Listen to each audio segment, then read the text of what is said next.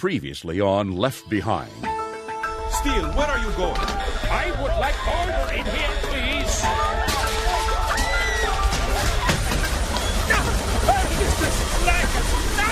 Hurry up, Ray, get in here. We gotta go.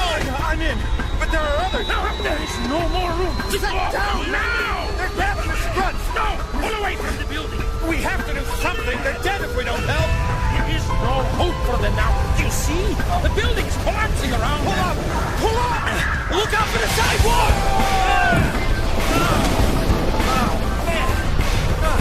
This is unbelievable. Straight limb! That's strange. The airport. For a minute, I thought it was moving.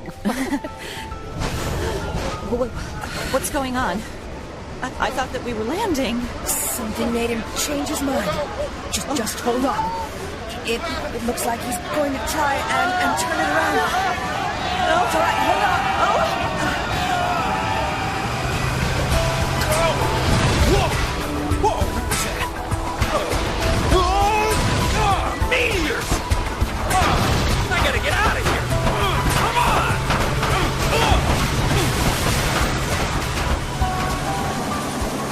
Either of you have a working phone. Get out! What? What are you doing? Out of the chopper now! Captain Steele, I understand you're upset, but you have no... Shut up! Ray, I would be careful. I said shut up! Ray, don't do it, man. I'll explain this away. You'll say it was a natural disaster. You'll use it for your own good. But I want to be the first to tell you.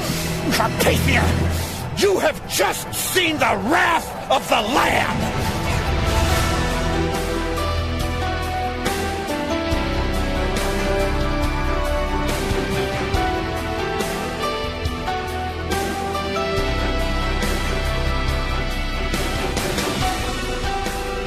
Based on Soul Harvest, the fourth book in the best-selling series, Tyndale House Publishers proudly presents Episode 37 of the dramatic audio edition of Left Behind.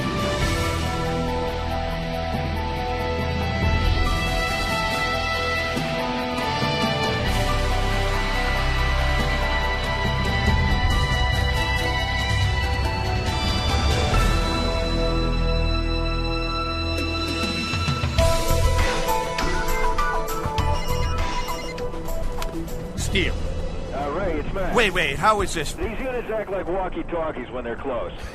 Ray, sorry we had to bust out of there and couldn't help you search for your wife. Aftershocks, you know. Are you okay? Oh, yeah, Mac, I'm Hey, fine. great. The potentate would like to speak to you, but before he does... Look, you tell him I have no interest in talking to him. Before he does, I wanted to remind you about our meeting tonight.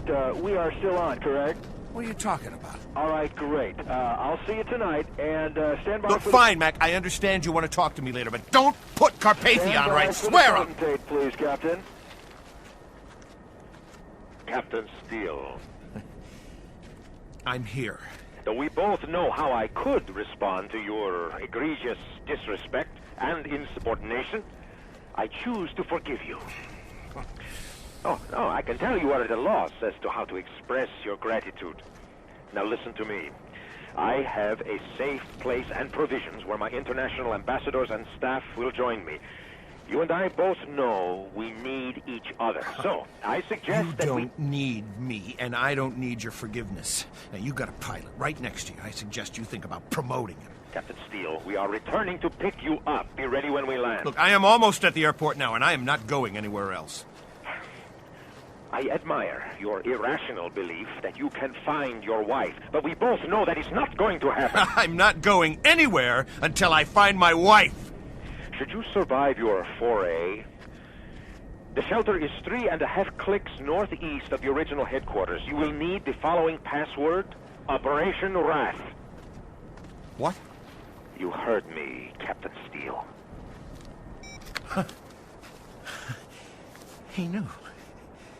He knew the earthquake was coming.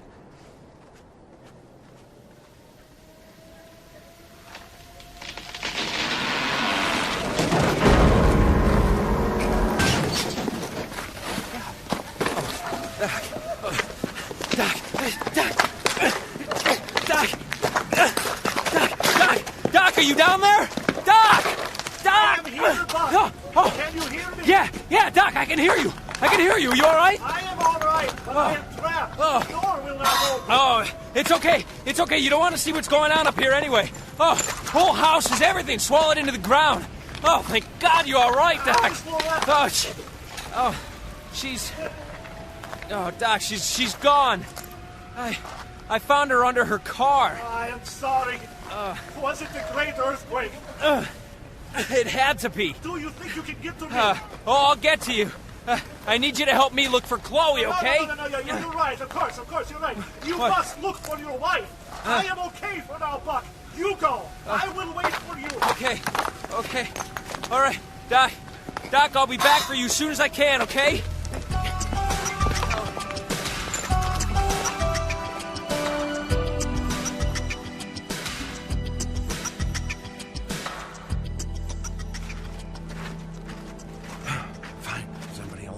Excuse me, English? Let's find water. Need water. Are you all right? Sir, you're bleeding. Come here, let me help you. You can't help me. Leave me alone. Well, at least let me try. Leave me alone. Sir, there's nothing in that direction but the tigress. Let me help you. McCallum here. Yeah, Mac, there's a guy here with a chunk of fuselage sticking out his back. I don't know how he's still alive, but can you swing back and give me a hand? I can't make that call, Cap. Then let me talk to Carpathia. All right. Listen, we're still set for that meeting tonight, right? Yeah, Mac, I don't know what you want, but I get the point, all right? Now let me talk to him. Hang on. I assume you've changed your mind, Captain Steele. No, I haven't. I need Mac for a transport. There's a man out here who's going to die of exposure if we don't do something. I was under the impression you were looking for your wife. Look, this guy is going to walk into the river and Millions are dead and dying. You cannot save them all, Captain. So you're just going to let him die? What, this is suddenly my problem? If you think you can save him, be my guest. I do not mean to be cold, but I have the whole world on my mind just now. Sir, wait! Let me help you. You said... Leave me...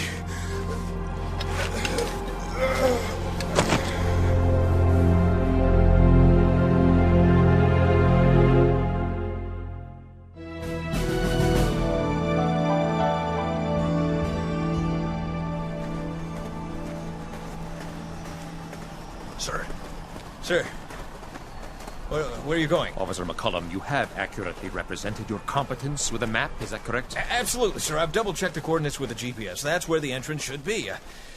Sir, it would take us a week to dig all that sand and rock together. There is a smaller entrance on this side.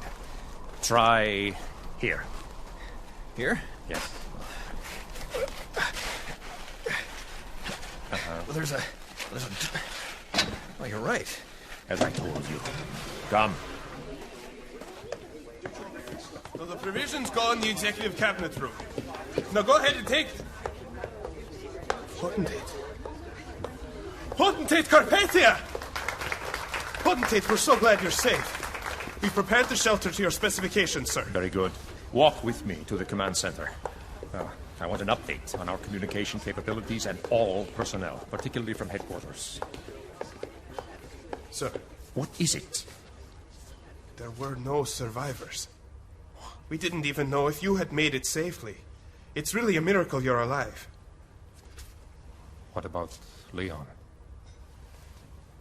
Where is Leonardo Fortunato? Mr. Fortunato was in the building as well, sir. He is dead. We will see about that. I will be back shortly. Can I take you somewhere, sir? No. I will go alone.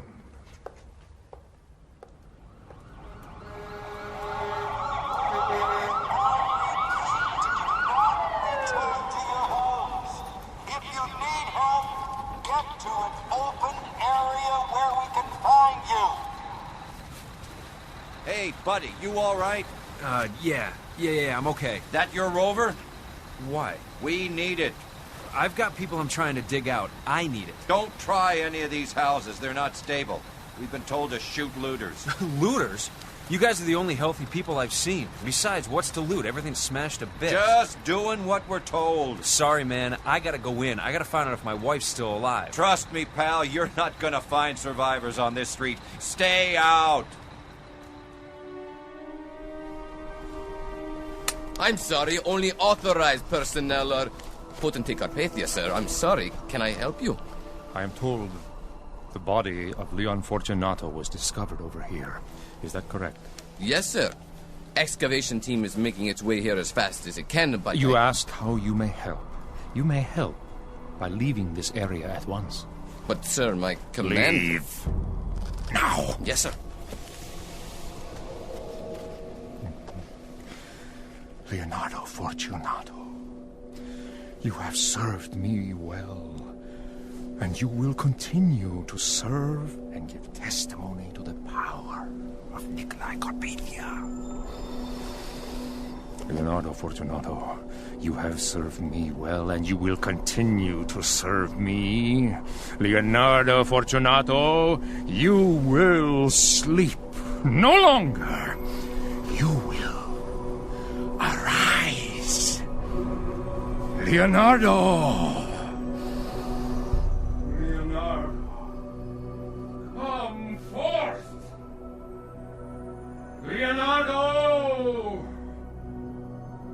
Come forth! Leonardo!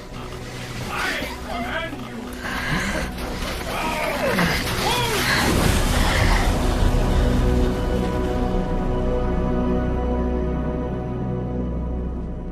Terminal's that way. You can see what's left of the runway. What happened to you? Trying to make a charter. Just got out of the terminal when it hit. Nice. Come here. On the other side of the mound, you can see it. What happened to that 747? It was in line with a DC-10 over there. Quake slammed them together. Looks like they were both full. So many bodies. Where's the smoke coming from? There's a plane over there. Fell into a huge crater and burst into flames. Did you see if it was a Pancon? Got me. Burned up pretty Well, bad. how big a plane was it? The size of that 47 over there? Oh, no, much smaller. Turboprop, I think. Oh. See that? That was the terminal. I'm glad I wasn't in there when it hit. Completely flat. Listen, I'm looking for a Pancon flight. It would have landed south to north on the big runway.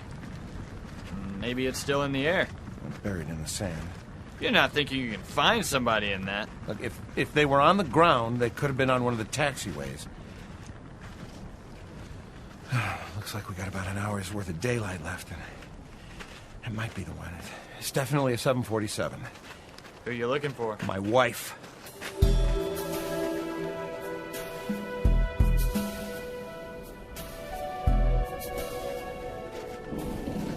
Don't look good. At least somebody had the presence of mind to get the doors open and deploy that evacuation chute. That thing's going down in the sand. No! British Airways. This isn't Amanda's plane. You got a crew member on the wing there. Hey! You okay? Can you help us? Look, stay where you are. We'll try to get you out. Are we on fire? No. It's very unstable down here. Should I move everyone to the back so we don't go nose down? You won't go nose down. Your wings are stuck. For now, anyway. Look, get everybody toward the middle and see if you can exit onto the wings. Are you sure? It's the best you've got since you can't wait for heavy equipment. These people want out of here now. Then get to it. An aftershock could drop the plane a lot farther in.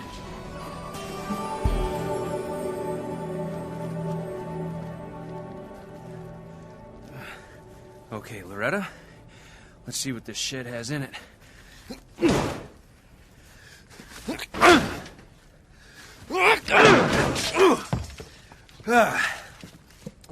Okay. Good. Shovel. Axe. Looks like I'm in business. Okay. People have stayed alive for days in collapsed buildings, right, Buck? God. If Chloe's in there, help me find her. But if this was her time, I pray it's already happened. Please, don't let her suffer. All right. Here we go. Guess the roof is as good a place to start as any. Especially since it's so convenient. One more thing, God. Give me the strength. No matter what I find in here.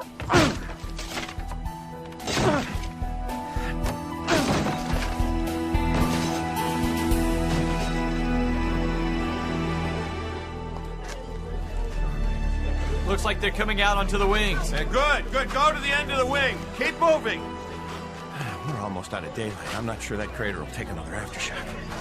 Think they can climb up that bank of sand? Well, they're gonna have to. We'll have to go down there. Oh, hey, don't jump yet. Keep moving toward the wingtip. It's gonna break up. Oh, it's rolling onto its side. Don't get under it! They're gonna die. Give me a hand. What are you doing? If the fuselage holds together, we may be able to dig them out. You coming?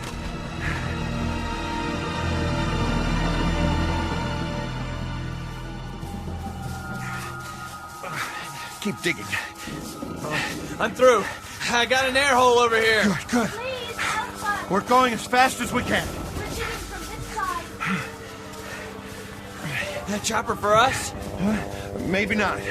What time is it? Well, almost 10. Why? Might be my ride. Mac, is that you? Yeah, listen, Mac. We got a bit of a rescue thing going on here. I want to try and get these people out of here if we can. Yeah, I thought I saw a flat area on the west side of the terminal. I'll meet you there. All right, I've got your hand. Let me pull you through. Oh, thank you. Oh, thank you.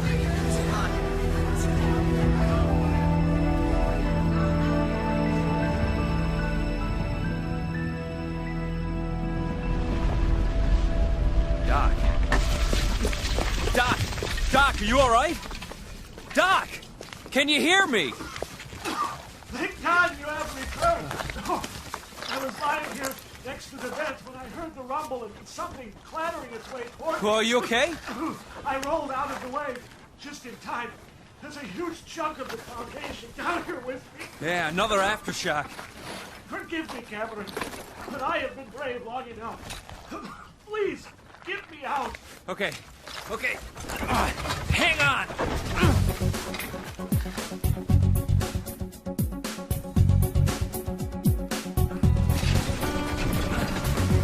There. Doc, try the door from your side. It will not open. Come on, push hard.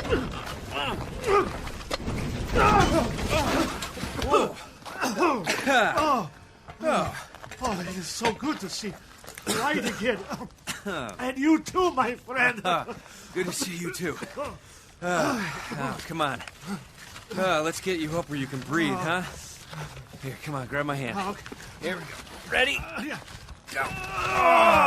Push. There you go. There you go. Thank you, Cameron. And what about Chloe? No sign of her yet. I started working my way into Loretta's house, but it's just too much of a mess.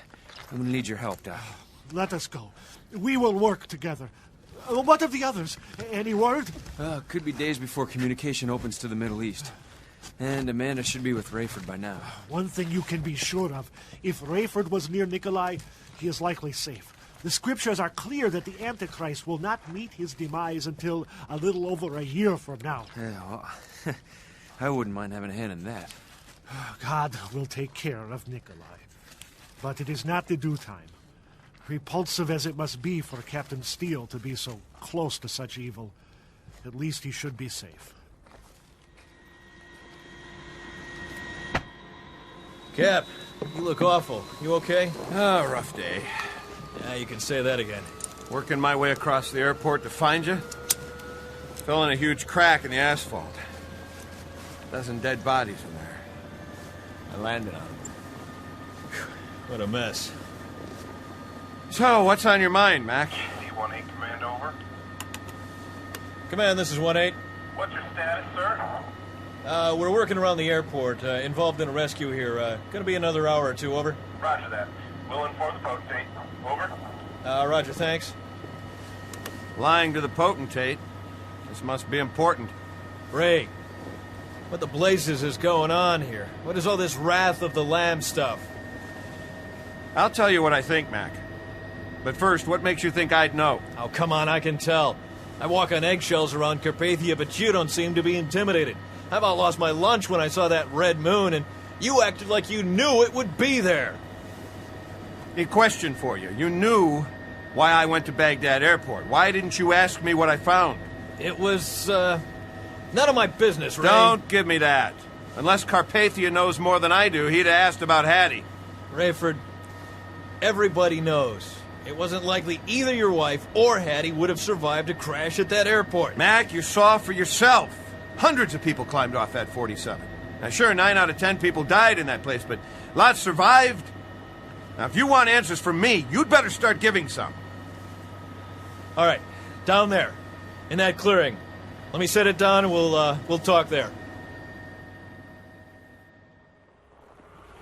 It's unbelievable, you know?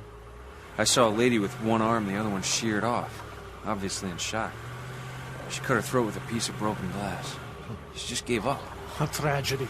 If I wasn't seeing it, Doc, I wouldn't believe it. There is no way to tell where the streets begin and the houses end. How did you find Loretta? Took a while. We're gonna have to climb over the asphalt to get back there. I am ready. It makes it a little tougher to get there, but I figure the cover may work for us. How do you mean? Well, first time through here, a cop told me they were authorized to shoot looters. Ah, I see. And how could one tell a looter from a desperate husband with both carry an axe? Doc, I told you about Loretta. The aftershock disposed of her body. It is a shame. Yeah, but I haven't told you about Donnie Moore. He's the guy who built our laptops. You have located him? Well, I found his body at the church. Right before the big aftershock hit, I saw legs sticking up from under a section of the roof. He was one of those quiet geniuses. He told me he went to the church for years. He ended up being embarrassed that he had this astronomical IQ but was spiritually blind. Scholastic aptitude is no guarantee of spiritual insight. If it was, you, my friend, would be alone in this car. You're assuming I'd be in this car? Good point. I apologize, my friend. Well, that's old history now, I guess. Donnie's wife hardly ever came with him. They lost a baby in the rapture. His wife became a believer almost immediately after Donnie did. How sad to die this way. But now he is reunited with their child. What do you think I ought to do about the briefcase? I found it next to his body. Do about it? He had it with him constantly, kind of guarding it, you know? And I think he was plugged into some things he didn't talk about much. Just a gut feeling, really. Should I leave it alone? At a time like this, you must decide if there is something that might further the cause of Christ. If so, I believe the young man would want you to have access. Should you break into it and find only personal things, it would be only right to maintain his privacy. Sounds good to me. All right, well, here we go. What's left of the house is behind that asphalt. You ready to go digging? As ready as one can be for a task like this.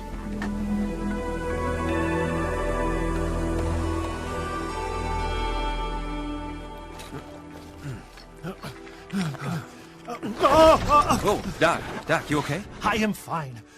But, Buck, where is Chloe's car? Her car? She always parked in front of the garage. I don't know. I guess it could have been tossed somewhere. Yes, but not so far away that we could not see it, don't you think? Well, it could have been swallowed up. We should look. If her car is here, we can assume she's here. And if we don't find her car... Cameron, we will not know unless we look.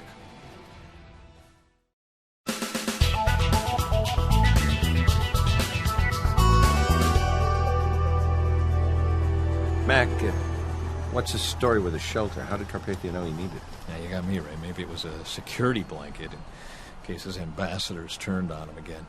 It's deep concrete. It'll protect him from radiation. And catch this, it's big enough for the 216. The Condor? I left it at the end of the runway. Yeah, they had me move it early this morning. Move it where? Remember you asked me about that utility road the other day? What, a single-lane thing that leads to a fence? Yep, well, now there's a gate in that fence. And the gate leads where? Across desert sand? Catch this, they treated the sand. You're telling me you taxied the 216 down that utility road and across the sand? To where? 3.5 clicks northeast of headquarters. Just like Carpathia said.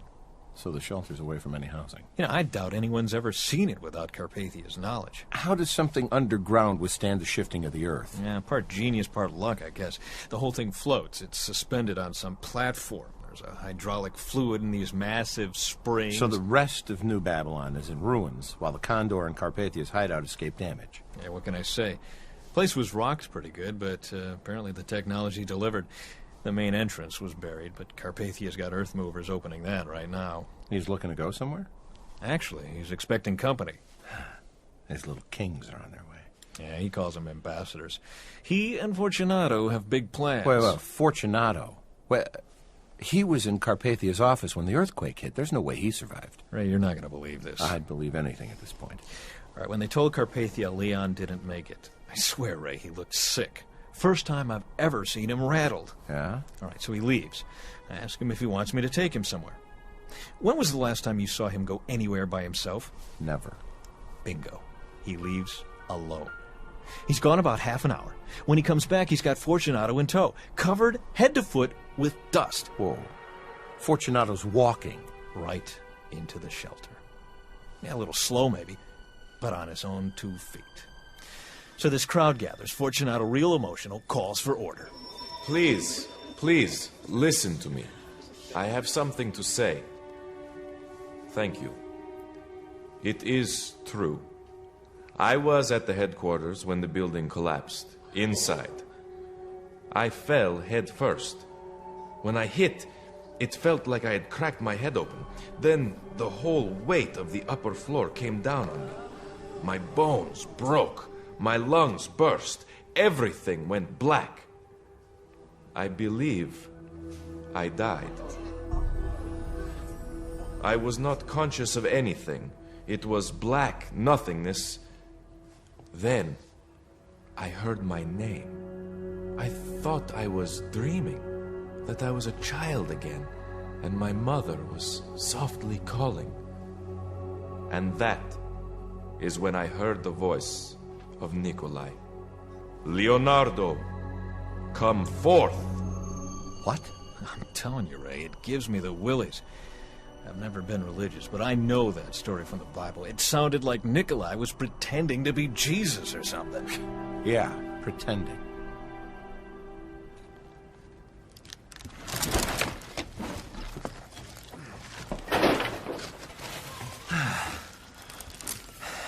Do you see a car? No. Doc, are you all right? Doc. I've seen devastation and waste, but this is simply overwhelming. Doc, look, we have to separate from this, okay? If I allow it to overwhelm me, I'll be no good to anybody. We've got to stay strong. Doc, we need each other. Yes, you are right.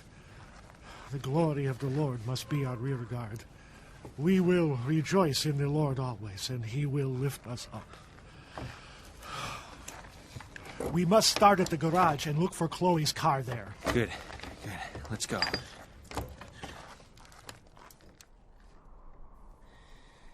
So, Ray, you gonna tell me what's going on here or what? Mac, I'm going to tell you the whole story and everything I feel about what's happening. About Nicolae, about what's still coming. But before I do, I need you to tell me what Carpathia knows about Amanda or Hattie. Ray, the truth is Carpathia knows Hattie's still in the States. She got as far as Boston, but then she pulls a U-turn and boards a nonstop to Denver. To Denver? Her family's there. I guess nobody knows why she went back. And Amanda? Carpathia's people are saying she was on a Pancon Heavy out of Boston that should have been on the ground in Baghdad before the quake. It lost a little time over the Atlantic for some reason, but the last they knew it was in Iraqi airspace. So it's underground somewhere. Why didn't I see the wreckage at the airport? I don't know. Maybe it was completely swallowed up by the desert, but all other planes on Baghdad radar at the time of the quake have been accounted for, so that doesn't seem likely. Maybe the flight was far enough behind schedule. It was still in the air, just stayed there till they could find a spot to put it down. Maybe. Now, I won't stop looking. I understand, Ray. Look, Mac, my gut says you're hiding something from me. Ray. Listen, I've already tipped my hand as to what I think of Carpathia. Now, that's a huge risk for me. Now, if you know something about Amanda that I need to know, you've got to tell me. Ray, I'm asking you to trust me. Is she dead, Mac? Probably. There's more, isn't there? I'm telling you, you don't want to know.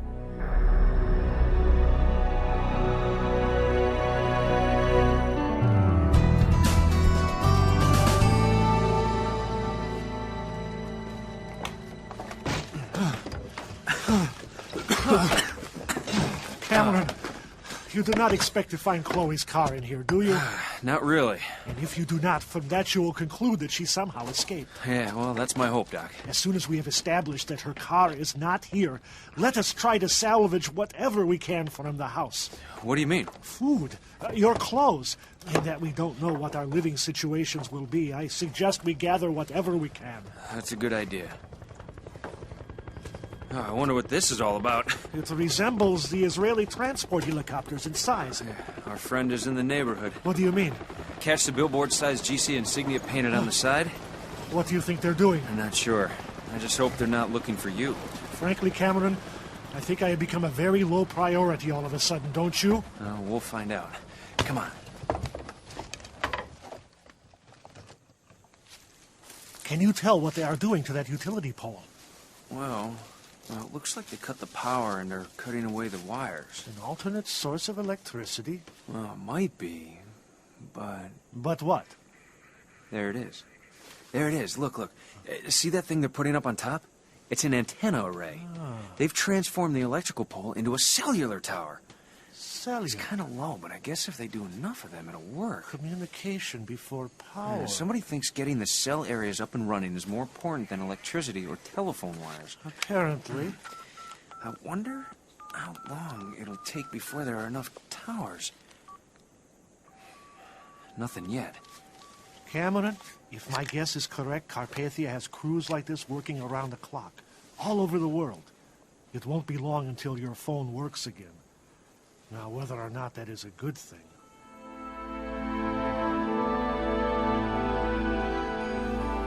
We better wind it up and head back, Ray. Oh, yeah, right. I'm going to let you take me back before you tell me something that's worse than knowing my wife's dead. Ray, please. I've said too much already. I can't corroborate any of this, and I don't trust Carpathia. Just tell me. I'm afraid after I tell you, you won't want to talk about what I came here for. Matt, I give you my word. I'll talk about anything you want, but you have to tell me what you know about Amanda. All right, listen.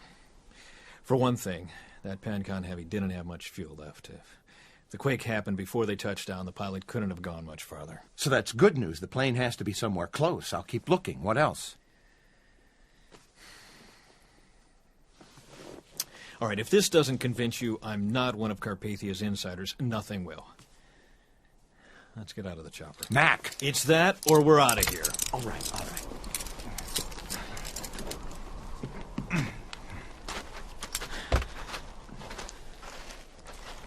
Okay. Here it is. Carpathia talks about Amanda like he knows her. Well, he does know her, so what? I mean, he talks about her as if he really knows her. And what's that supposed to mean? An affair? I know better than that.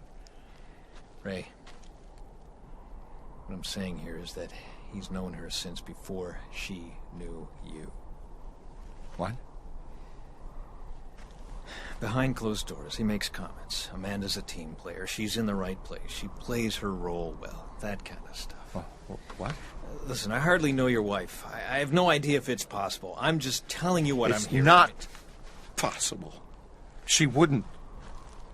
I didn't expect you to believe it. Man is a liar. He would say anything about anybody to further his own agenda. I don't know why he needs to trash her reputation. I told you I'm not saying I think he's right, but you have to admit he's getting information from somewhere. Don't even suggest that. I'm just saying Amanda is not a liar or a betrayer. No one could be that good. No one could share my bed and pledge her love that way without my suspecting. No way. All right. That's good enough for me, then. Now, you'd better get back. Let's go. Mac, since we're supposed to be on a rescue mission anyway, would you mind one more search? Be a lot easier during daylight. Want to come back tomorrow? Yeah, but let's do a quick look anyway. If that plane went down near Baghdad, the only hope of finding survivors is to find them quick. All right, good enough. I know I'm dreaming, but I can't run back to Carpathia for shelter if I don't exhaust every effort to find her. Hey, listen, I was just wondering if there was anything to Carpathia's claim. There's not, Mac. Now get off it. I'm just saying, if there is, you think there might be a chance he'd have her somewhere safe? Oh, I get it. The upside of my wife working for that devil is that she might still be alive? I wasn't... We don't have to talk about it anymore. We sure don't.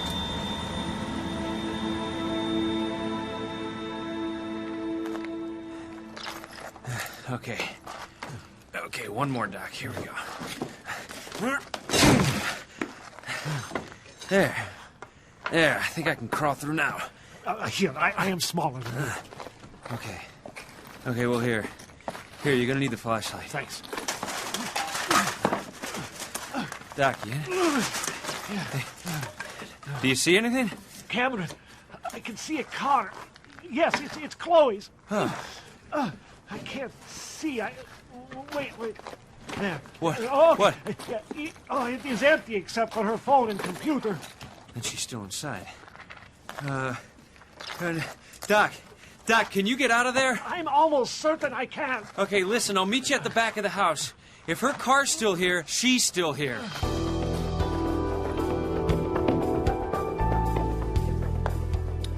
Yes, please. Captain Steele, sit. I prefer to stand if you don't mind. There is no need. You look weary, and we have important items on the agenda. Sir, my wife, Captain Steele, I have some bad news for you.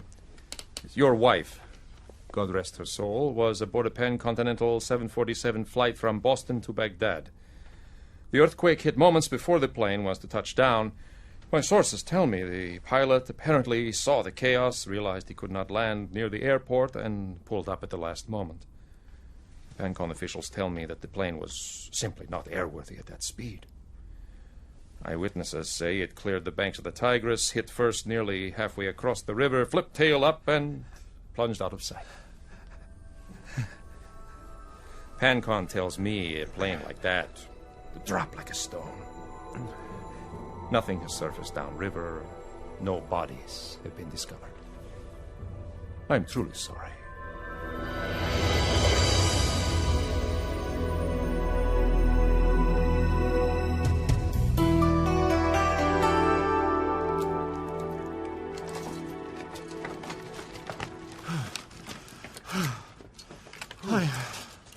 I do not understand why Chloe's car would have been in the garage where Loretta's car usually sits. Well, I don't know either, but it's there, you know?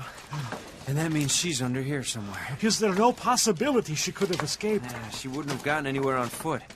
This thing hit so suddenly, there was no warning. Oh, but there was. You were underground. How would you know? I heard rumblings a couple of minutes before the shaking began. Yeah, I saw roadkill on my way back. Traffic signs and stoplights swaying, so I guess there was some warning.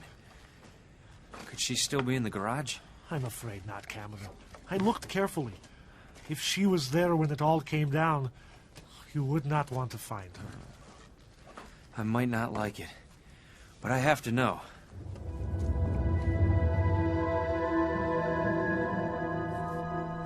I can sympathize with your grief. Perhaps you can understand my own feeling of loss over the many lives this calamity has taken. It was worldwide, every continent suffering severe damage. The only region spared was, of course, Israel. And you don't believe this was the wrath of the Lamb? Captain Steele. Oh, surely you do not lay at the feet of some supreme being an act so spiteful and capricious as this?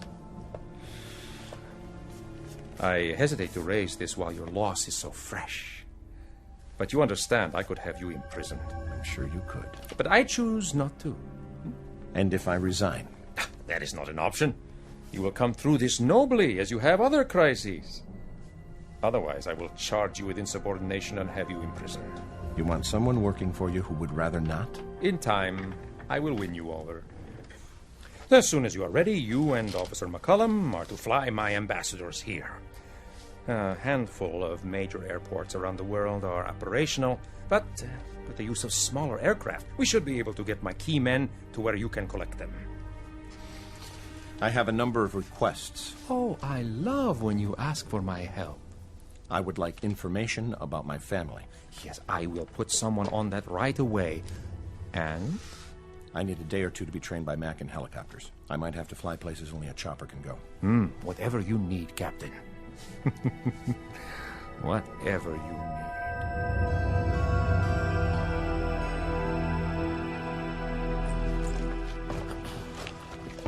I am weak from hunger, Cameron. Looks like one more layer and we can reach the basement. Maybe. Doc, you might get to the kitchen through that opening there. Yes, I see it. The power has been out for hours, but there must be something edible left. Here, I'll help you. I could use a bite myself. Did Loretta keep a well-stocked kitchen? Oh, she's been running a boarding house since the disappearances. She was always ready to feed an army. Oh, that is good. Oh, this is bad. What? The fridge has a bathtub smashed against it. Oh, great. Oh, wait. I have found what looks like the pantry. Ah, yes. Huh. Good work. Oh, crackers, dry cereal, rolls. Here, Cameron. Thanks. Oh.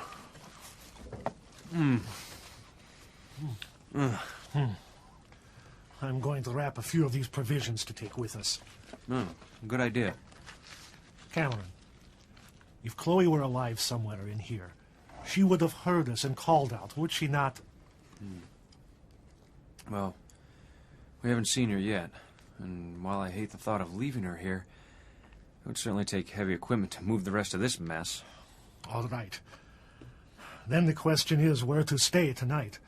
The church shelter is unstable. Another aftershock and it could come down on us. It may have already collapsed. Well, I think we've done what we can here for now. Let's get to the car.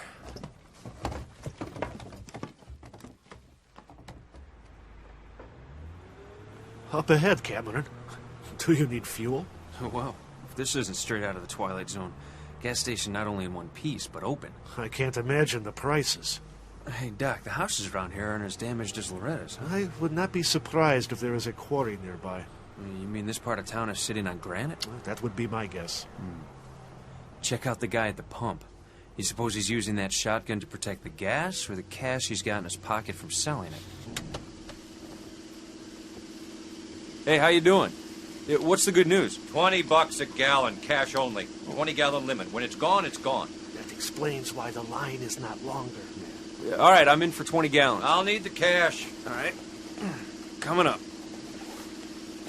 I'll give you 1,000 cash for the that generator? Take a number.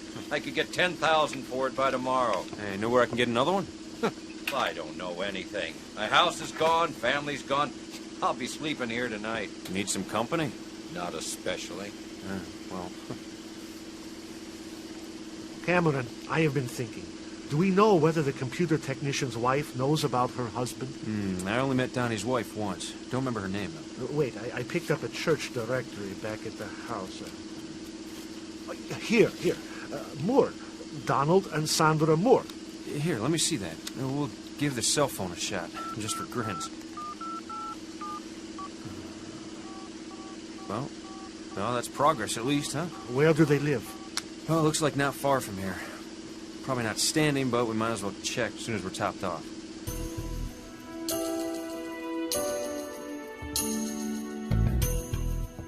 Structurally, it is not bad. Something's not right here, Doc. Sandy? Sandy? Oh, dear God! Back here, Cameron! Where? Oh, no. She still has the coffee cup in her hand. She and her husband must have died within seconds of each other, miles apart. We should bury her, but how do we get her out from under the tree? We'll need a chainsaw at the very least. Cameron, I confess I am thinking less of respect for her body than for the possibility that we have found a place to live. What? Is it not ideal?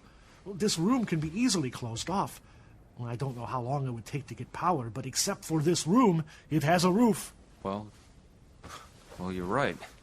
And we don't have too many other prospects, do we? Unless you wanted to go back and try again with your friend at the gas station. Yeah. Well, Donnie might have some tools downstairs. We could cut the floor from underneath. I'll be right back.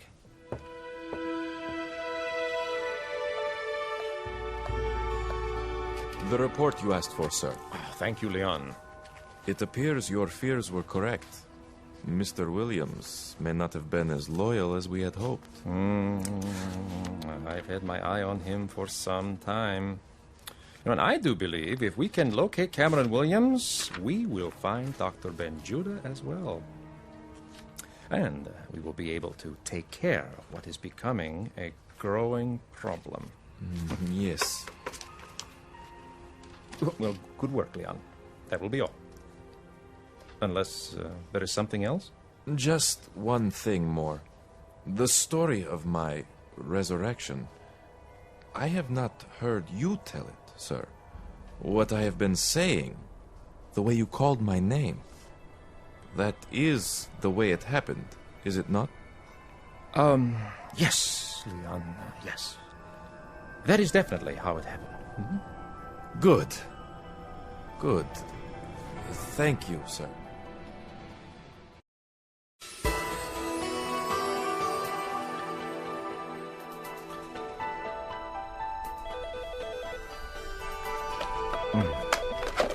Steele. Hey, Ray, time to get up. Lots to do.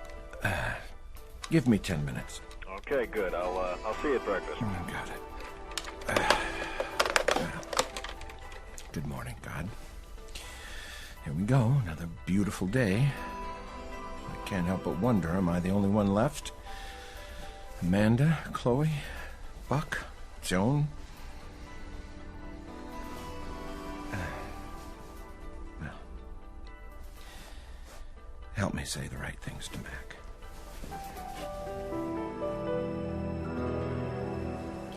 Eager to fly?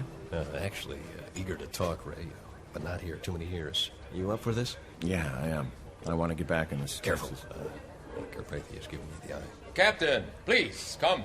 Let's get out of here. Ray, you can tell us here in jail. I wish he would. So what's on the syllabus today? I'm not teaching you anything new. You've flown choppers. Yeah, more than 20 years ago. Come on, it's like riding a bike. Ray, hang on. Potentate Carpathia, sir. Excuse Captain Steele and me for a moment. Would you, Officer McCullum? Yes, sir. I'll catch up with you in the hangar. Yes. Rayford, I hope you do not mind my calling you by your first name. I wish you had been here earlier. Those of us here were treated to Leon Fortunato's account of last night. Yeah, Max said something about it. Yes, I believe Officer McCullum has heard it twice. You should ask him to share it with you. Better yet, schedule some time with Mr. Fortunato. I'm aware of Leon's devotion to you. As am I.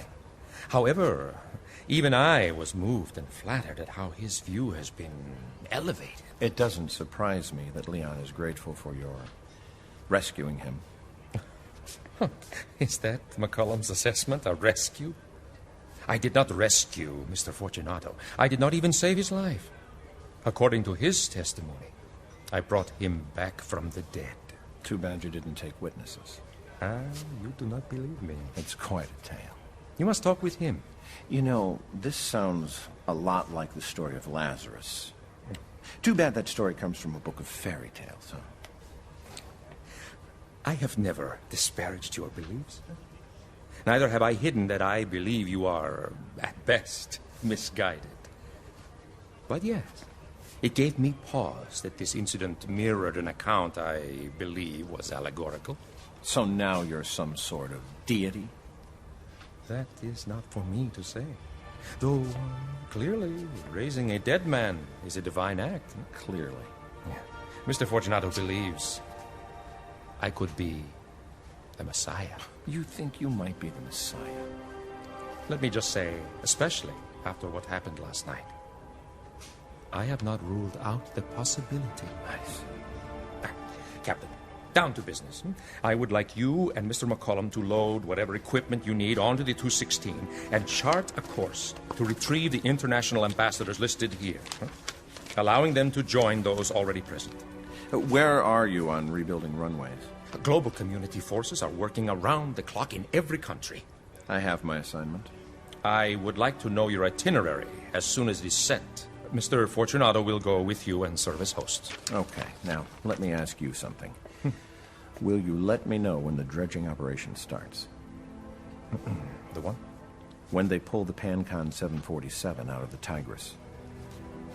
Oh, yes, that. No, Rayford, I have been advised it would be futile. The airline informed us who was aboard, and we know there are no survivors. We are already at a loss for what to do with the bodies of so many victims as it is. I have been advised to consider the aircraft a sacred burial vault. You're not going to prove my wife's dead, are you? Oh, Rayford, is there any doubt? As a matter of fact, there is.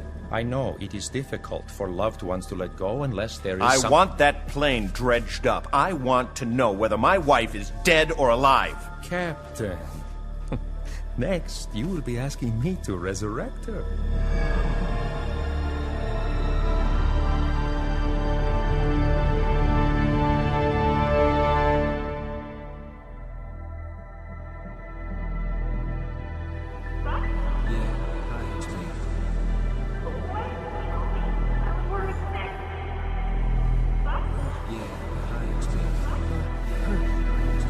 Chloe!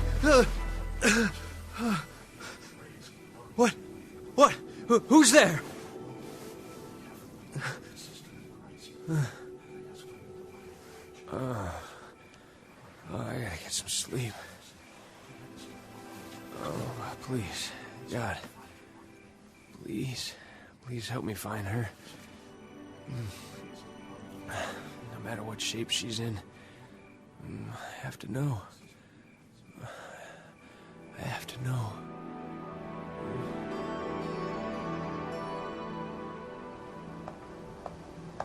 So he finally let you go, did he? I don't know how he does it. What's that? Look at this, the latest modern avionics. Now, where would Carpathia get this, and how would he know to stock it in the shelter? Who knows? Maybe he's the god he thinks he is. I told you about Leon's diatribe last night. Funny. Carpathia just mentioned it again. So, does he agree with Leon about his own divinity? Not going that far yet, but he will. The Bible says he will. Whoa, now. You're going to have to start from the beginning, Ray. Fair enough. First, let me show you this. What is it? After my refresher course, I want you to file a flight plan to these countries. All right. We have to pick up Matthews in Rome first. And we'll go to the States and pick up all the other ambassadors on the way back. Okay, should be pretty painless. Looks like about half an hour or so. Hey, have we got airstrips in all these places yet? Put the chopper and a fixed wing in the cargo hold, just in case. All right. So when are we going to talk? Our training session should take until about 5, don't you think? I told you, you'll be up to speed in no time. We'll break for a late lunch and still have several hours. You're not following me here, Ray. You don't need a whole day playing with this toy. You know what you're doing. Who's not following whom? You and I are away from the shelter today training until 1700 hours. Is that understood? You learn the bird by late lunch, say around 1, and we're still on leave until 5. See, that wasn't so hard. Okay, let's crank this baby up. Yeah. All right, release friction, cyclic neutral, collective flat, pedals neutral. Check. Engine de-ice off, control boost on. Got it. Altimeter to terrain, make it about 250. Okay, got it. All right, gen switch off, batch switch on. Done. TOT light test. TOT. Remind me. Turbine output temperature. You remember working on avoiding hot starts, right? Mac, my hours are all in gas-powered bells. Oh. I knew this was going too easy.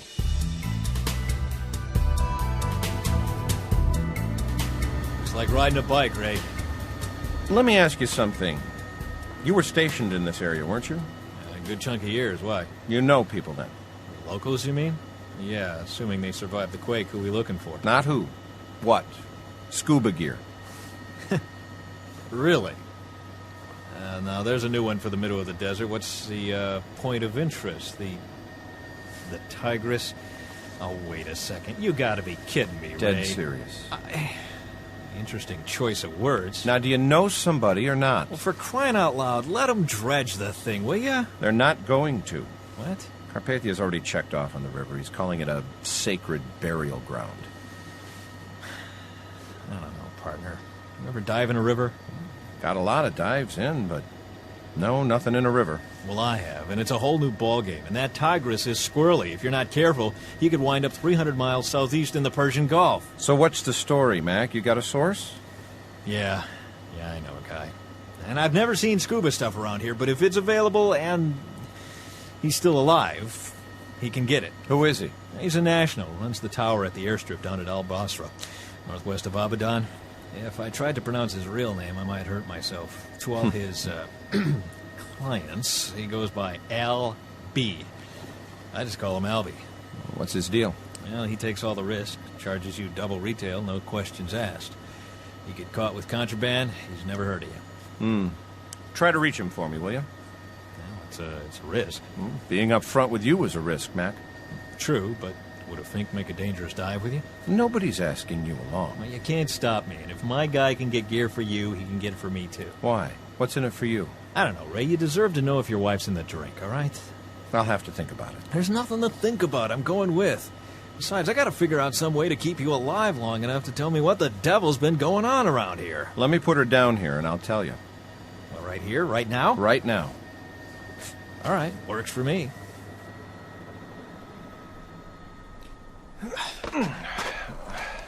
All right. You know, my military background led to commercial flying. I was a good citizen. Drank a little, chased a little. Never did anything illegal. Showed up at church now and then. That's when I met Irene. She was, goody-goody.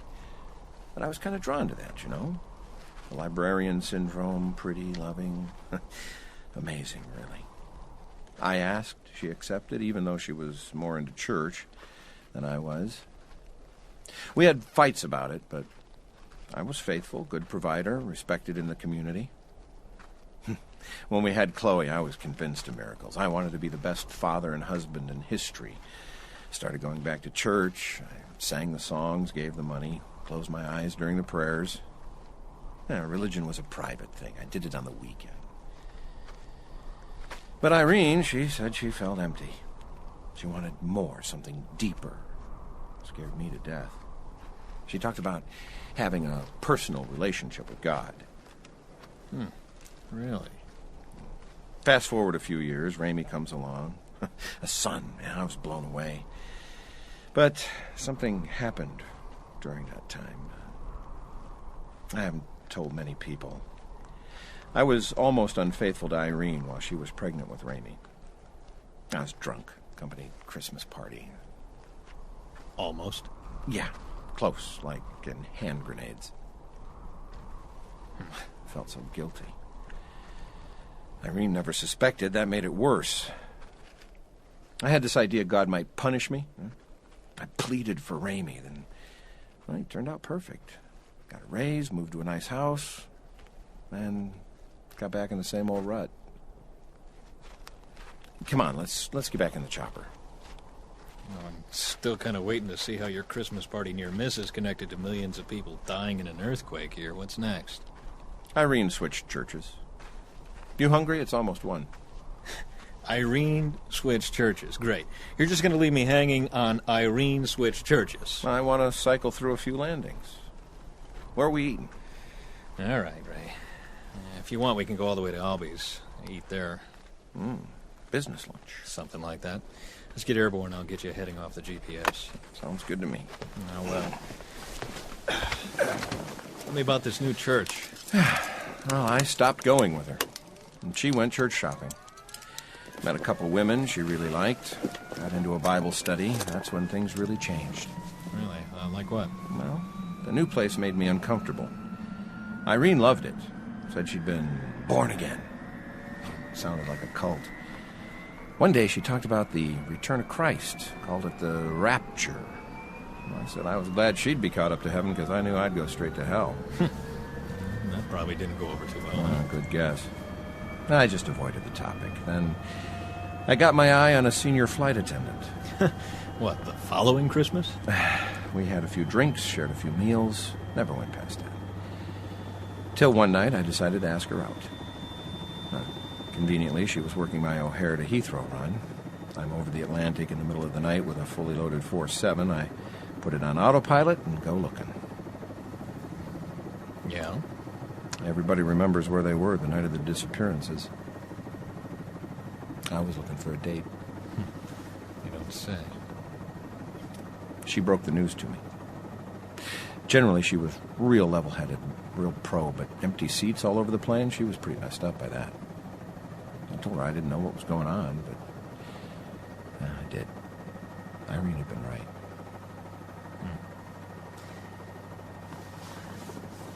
We're getting close. I gotta see what I can find out here. Al Basra Tower, Golf Charlie, 2-9er. 2-9er, Al Basra. LB around, over. Stand by, 2-9er. Here's hoping he made it. North Charlie, this is Albie, over. Hey, Albie, you son of a gun. Mac here. You in one piece? Not totally, my friend. We just raised our temporary tower. I'm on crutches. No fixed-wing service right now. Not for 2-3 days. No worries, Albie. We're in a chopper. Welcome, then. We need help. We need company. Roger. Can't stay long. ETA is 10 minutes. Roger that, Mac. We'll watch for you. Well, that's a relief. Now back to, where were we? That night? Yeah. When I finally got home, I found Irene and Ramey gone. Chloe made it back from Stanford, and I started doing some research. Mac, everything that's happened, from the disappearances to the treaties, the 2 guys in Israel, this earthquake, everything was predicted in the Bible. Well, I don't know if you're sincere in your interest. If you're not, you're a good actor. Nonetheless, here it is. Nicolae Carpathia is the Antichrist. Really? Does he know you think this way? I don't know. Why?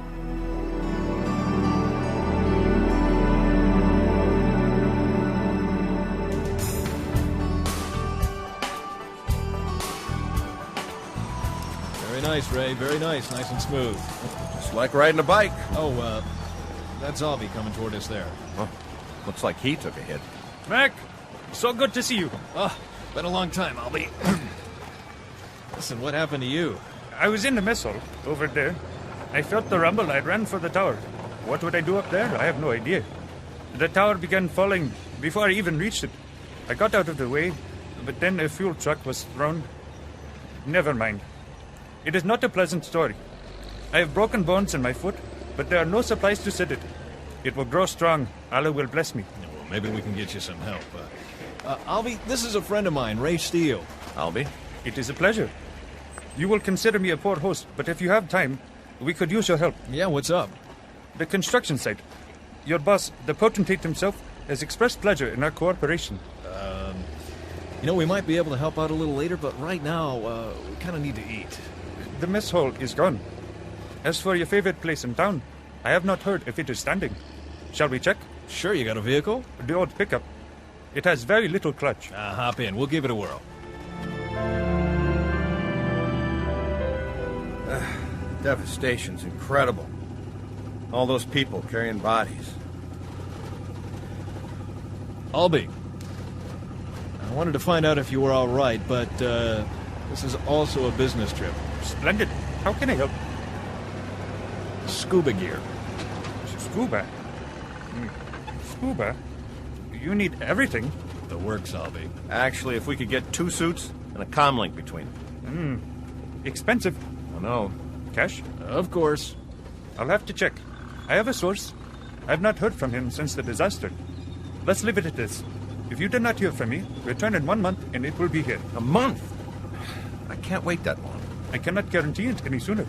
Even that long seems fast at a time like this.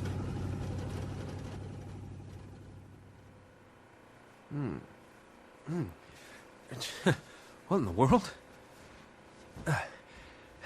Doc. Hey, Doc. Doc, we have power. What's going on? Sit down, my friend. Look at how resourceful your Hebrew scholar friend can be.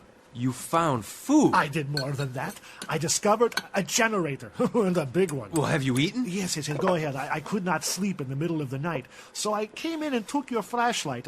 I did not disturb you, did I? No. But I thought I dreamed I saw lights in the hallway. It was not a dream. I lugged that generator out of the cellar and into the backyard myself. It took me forever to figure it out. But Donnie had provided a line into his fuse box, so as soon as I hooked it up, lights came on. The refrigerator came on. Everything started happening. I'm sorry to have disturbed you. That's okay. So that's what I heard, huh? Forgive me. No, it was like music, and this food is unbelievable. You need sustenance. You are going back to Loretta's, I assume. Yeah, I have to. I will stay here and see if I can get on the internet.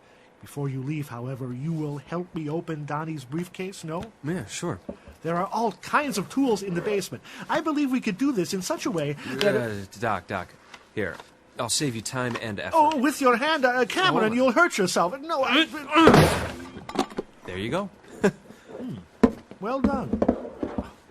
This is what Donnie has been lugging with him? What is it? Spiral notebooks. Looks like a diary. Yes, and if so, we must not violate his confidence. Well, hang on. Here, look at this. Talk to Bruce B. about underground necessities. He still seems reluctant about suggesting location. I guess I don't need to know. I outlined specifications, electric, water, phone, ventilation, etc. It does not seem personal. No. Let me study these and see if there is anything we can use. Hey, look at these. He hand-drew these schematics. Oh, that is my shelter at the church. So, he designed it. But it looks like Bruce never told him where he was building it. Look at this. What? Putting a duplicate shelter in yard has proven more labor-intensive than I expected. Is it possible? A shelter in his backyard? Well, how could we miss it, Doc? We were digging out there all last night. Well, perhaps you are parked over the entrance. What do you know? Something else we're digging to find.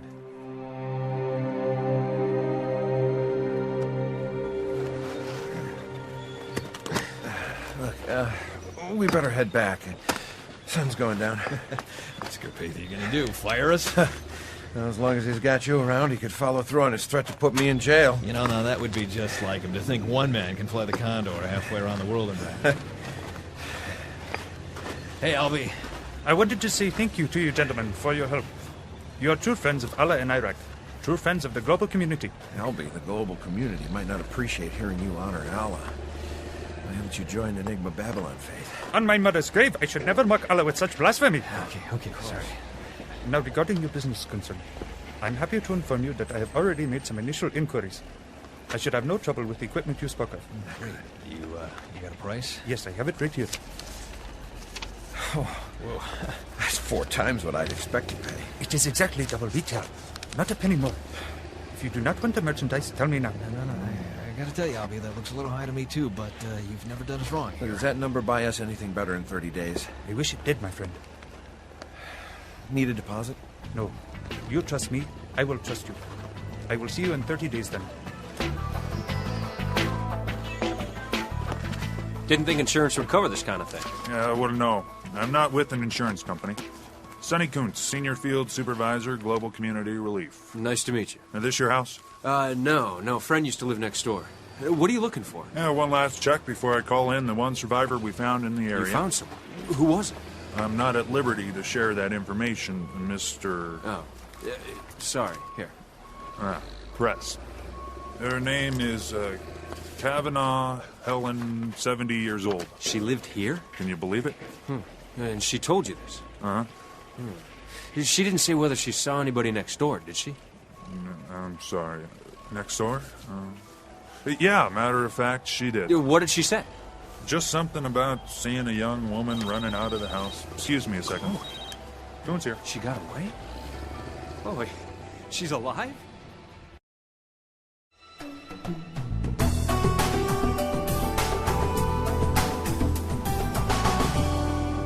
All right. I'll finish here and get right on it. Yeah, no problem. Hey, help me out here. Just a couple of questions. You gotta make it quick. Right. Now, what did she say, this Miss Kavanaugh? Said she thought it was a tornado, ran to the basement, which is the last place you want to be in an earthquake. But she survived. Right there, see those two openings, one up here and the other in the back? Yeah? Well, that's one long room. First she ran to the front. When the house shifted and glass blew from that window, she ran to the other end, wound up in the only corner of the house where she would not have been killed. Freaky. What about the woman she saw? Yeah, she mentioned a young woman ran out of the house. I made some notes somewhere. Here. The lady jumped in her car, then for some reason drove back into the garage. Probably saw what the road was doing out there. Well, then what? Then she saw the woman come out a side door of the garage and run through the backyard. Listen, I'm pretty sure that was my wife. Oh, I'm sorry. Well, do you have any more details? Didn't write any down. You could talk to this Mrs. Kavanaugh if you'd like. Where is she? About 6 miles east of here, in a shelter. Listen, can you tell me exactly where this place is, please? Mr. Williams, I gotta tell you, you shouldn't get your hopes up about your wife. This is the first hard proof I have. Don't tell me not to get my hopes up. I'm just trying to be realistic.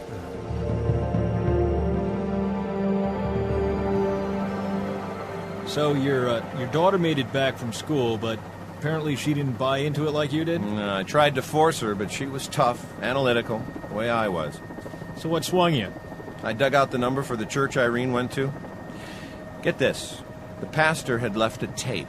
Tape? What do you mean a tape? A videotape, describing what had just happened. You mean he had the whole thing figured out? Oh, yeah. Just about anybody who was raptured knew it was coming.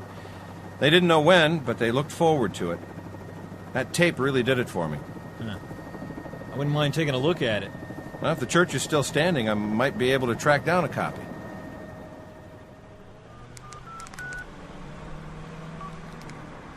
Come on. Huh. Well, at least I got something. Well, maybe Doc got on the internet. Let's see.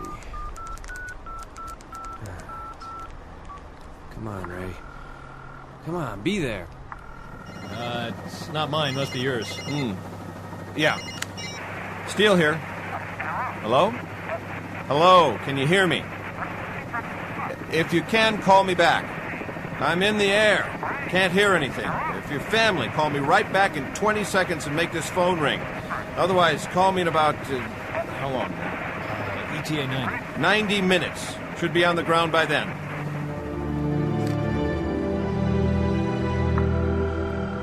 Global Community Weekly, Yeah, we're closed. Unless this is an emergency, please leave the line open. This is Buck Williams from Chicago. Oh, yes, Mr. Williams. You got the word then. No. What do you mean? You haven't been in touch with anyone in Chicago?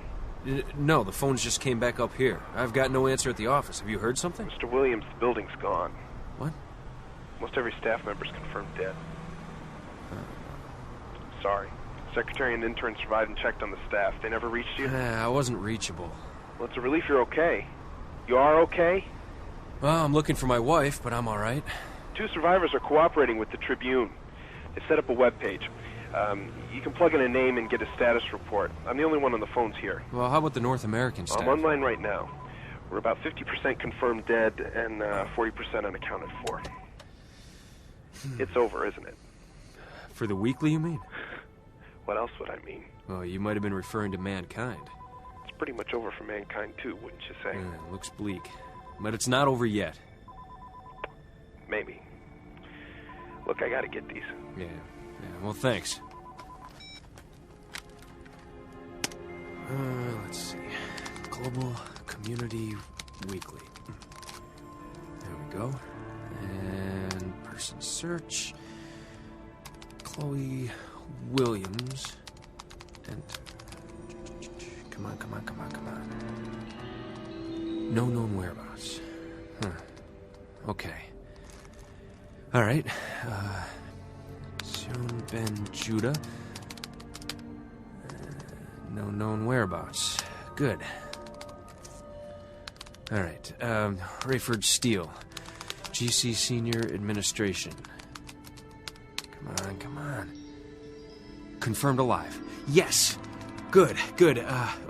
Global Community Temporary Headquarters, New Babylon, Iraq. Excellent. Oh, thank you, God. Thank you. Okay, let's see. Amanda Steele. Czech Airlines, Pan-Continental, and International. Amanda Steele. Oh, good. Here we go. Subject confirmed on Boston to New Babylon nonstop. Reported crashed and submerged in Tigris River. No survivors.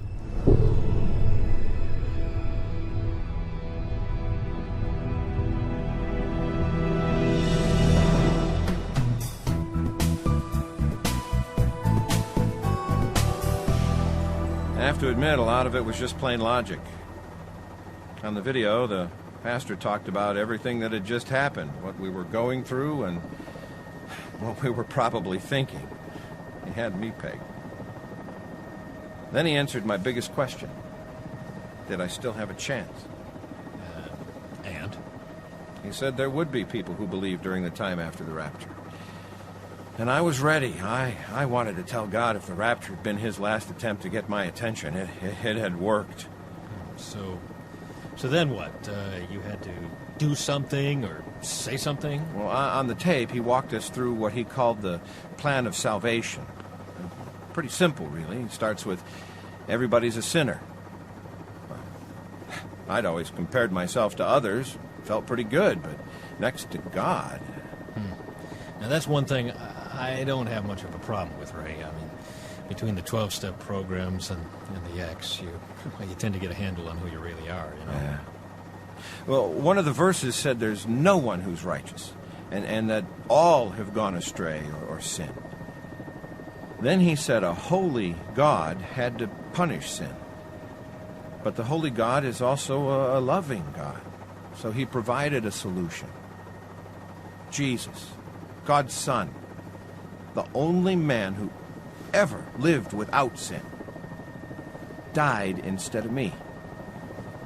He served the time for my sin. All I had to do was believe that, repent of those sins, and receive the gift of salvation. All right, so how does it work? I mean, how do you know when you've done whatever it is God wants you to do? On the tape, the viewers were given a prayer.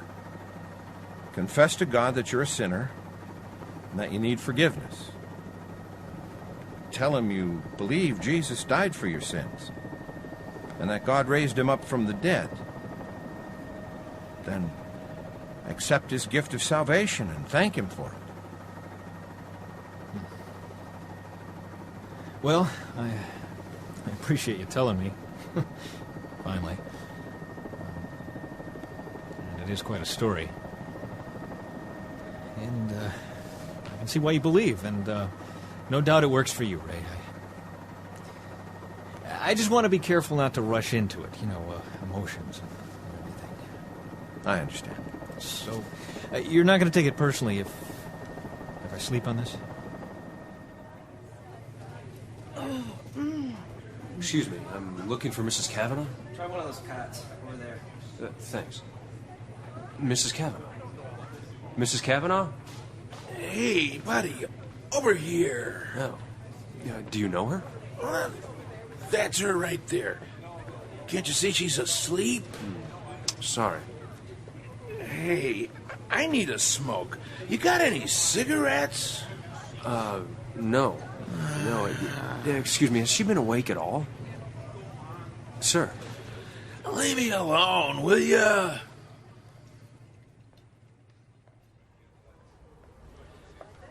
I just hope there's no aftershock or attack that might get you killed. You can be assured of heaven right now. Ray, are you pressuring me here or what, huh? Sorry. You're right. Sleep on it, Mac. I'll see you in a minute. All right. Captain Steele, Officer McCullum, you are requested in the Central Command area. Fortunato. Wonder what Leon wants at this time of night. Leon? Yeah, listen, I trumped you, Ray. I went a meeting with Carpathia.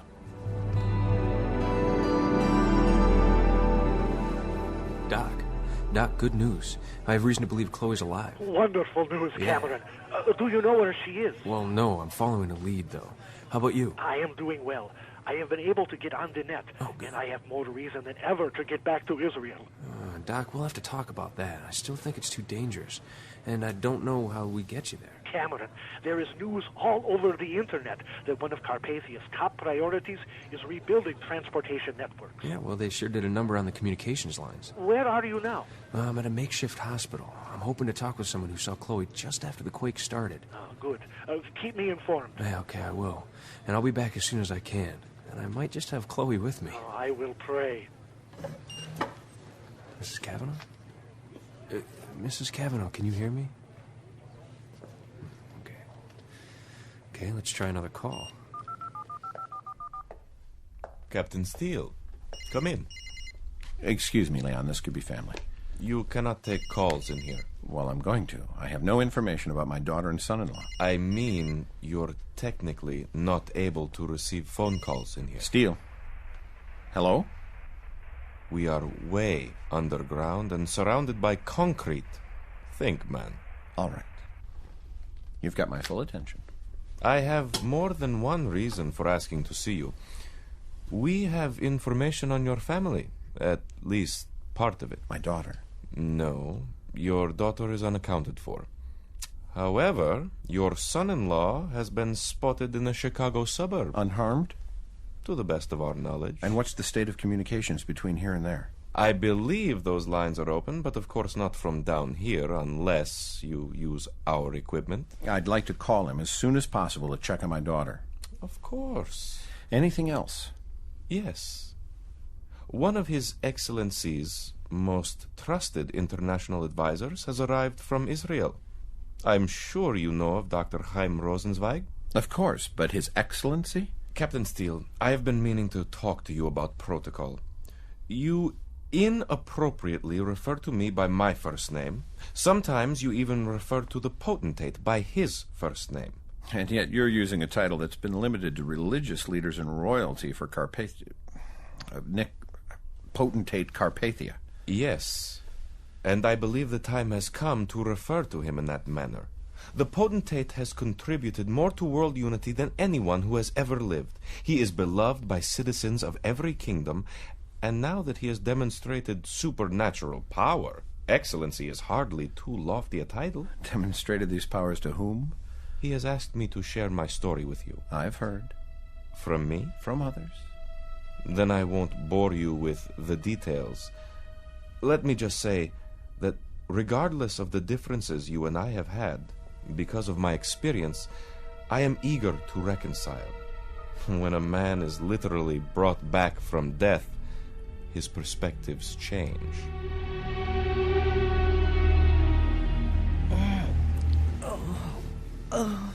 Mrs. Cavanaugh? Mrs. Cavanaugh? Oh, you. You were gone, weren't you? What? Oh, you're from next door. You and your wife lived with Loretta, didn't you? Yes, ma'am. Yes, we did. But you weren't there yesterday morning. No, I wasn't. You're right. And your wife? Is she all right? Well, that's what I want to talk to you about. Are you up to it? Oh, I'm all right. I got the dickens scared out of me, but... I'll be okay. Well, would you like to take a walk? Oh, there's nothing I'd like more. I'm not going anywhere with a man unless I know his name. Sorry. Buck Williams. I knew that. I never met you, but I met your wife, Corky. Chloe. Oh, right. Should have remembered. Well, come on. Help me out. Sure.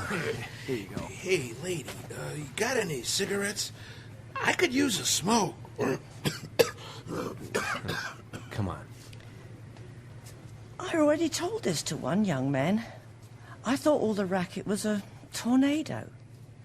So I ran to the basement. I went to the window to see if there was a funnel cloud. It was bright and sunny, but the noise was getting louder, and the house was banging all around me. That's when I saw your wife. Where exactly? At first, all I could see was the sky and the trees. My late husband kept a stepladder down there. I climbed just high enough so I could see the ground. That's when your wife came running out, carrying something. What was it? Don't know. Whatever it was more important than putting something on her feet. She was barefoot. Mrs. Cavanaugh, where did she run to? To your car. It's stupid, but I hollered at her. You don't want to be outside, girl. She finally got in and started it up, and that's when everything broke loose. I swear one of my basement walls actually moved. That car started to move, then the biggest tree in Loretta's yard tore itself right from the ground, roots and all. It took half of Loretta's yard with it, and it sounded like a bomb dropping in the street right in front of her car. She backed up, and the tree on the other side of Loretta's yard started to give way. I was still yelling. I was sure that second tree would land right on her. She jerked left, and the whole road twisted up right in front of her. If she'd pulled onto that pavement a split second earlier, that street flipping up would have tipped her over. She whipped around the first tree and raced right up the driveway into the garage. I was cheering for her. I'd hoped she'd have enough sense to get to the basement. Then I heard everything crash to the floor like the whole house was coming apart. Well, of course it was, and I finally got it into my thick head. This wasn't a tornado. I ran to the other end of the basement. That's when my front room furniture came right through the floor. I stepped over the sump pump and pulled myself up onto the concrete cutout for the window. I don't know what I was thinking. I screamed bloody murder out that window. She came out the side door white as a sheet. She went running to the back as fast as she could go. That was the last I saw of her. Then the rest of my house fell in and, well, here I am. Mrs. Cavanaugh, I'm glad you're all right. It was pretty exciting. I hope you find your wife. Do you remember what she was wearing? Oh, yes, it was a white, maybe off-white top. And slacks, I think. Ma'am, you have been a big help. Thank you. Dr. Rosenzweig asked about your well-being, Captain Steele. I hardly know the man, Supreme Commander Fortunato. Commander is sufficient, Captain. You can call me Ray. I could call you Private. Hey, good one, Commander. You're not going to bait me, Captain.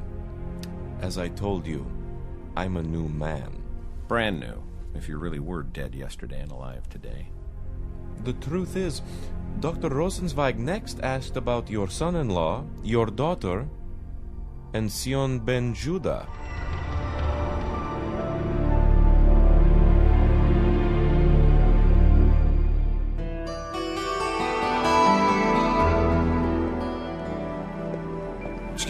Excuse me, are you Ernie? Yeah? Now, I was told you're in charge of the transfer of patients between shelters. What can I do for you? I'm trying to locate someone. You and the rest of the world. There's so many, it's hard to know where to start. No, start here. Let me see. Your daughter? My wife. Good for you. I was told she escaped from our house before the quake leveled it. Show me on the map. Here you go. There's the church. Here's Loretta Street. It was right here. Not good. The global community has pinpointed several epicenters. That part of Mount Prospect was close to the epicenter for northern Illinois. So it's worse here? Yeah. This is pretty much the worst of it in the state. There's a mile stretch from right here all the way to here. Major devastation. Whoa. She wouldn't have been able to get through that. Well, where could she have gone? Can't help you. Tell you what I can do, though. I can blow her picture up and fax it to the other shelters. That's about it. Well, I'd be grateful, Ernie. Thanks. Okay, give me your name and all the vitals. Chloe Steele Williams, 22, 5'7", 125, blonde hair, green eyes. You know what? She was probably barefoot. Might be wearing a white outfit. We'll get on it. Great. And here's how you can reach me. Okay. You know not to get your hopes up, right? Too late, Ernie. I'm sorry, sir. You'll have to have permission from a superior to use a secure outside line. I'm trying to reach my family. Sorry, sir. Look up my level of clearance. Sir, those are my orders. How long will you be here? Another 20 minutes, sir. Commander Fortunato, sir. A request. Certainly, Captain Steele. I need permission from a superior to use an outside line. And you're calling... My son-in-law in the States. Mr. Williams. I'm trying to find out about my daughter. Yes, Captain. You may use the phone. Take all the time you need, and best wishes on finding everything okay at home.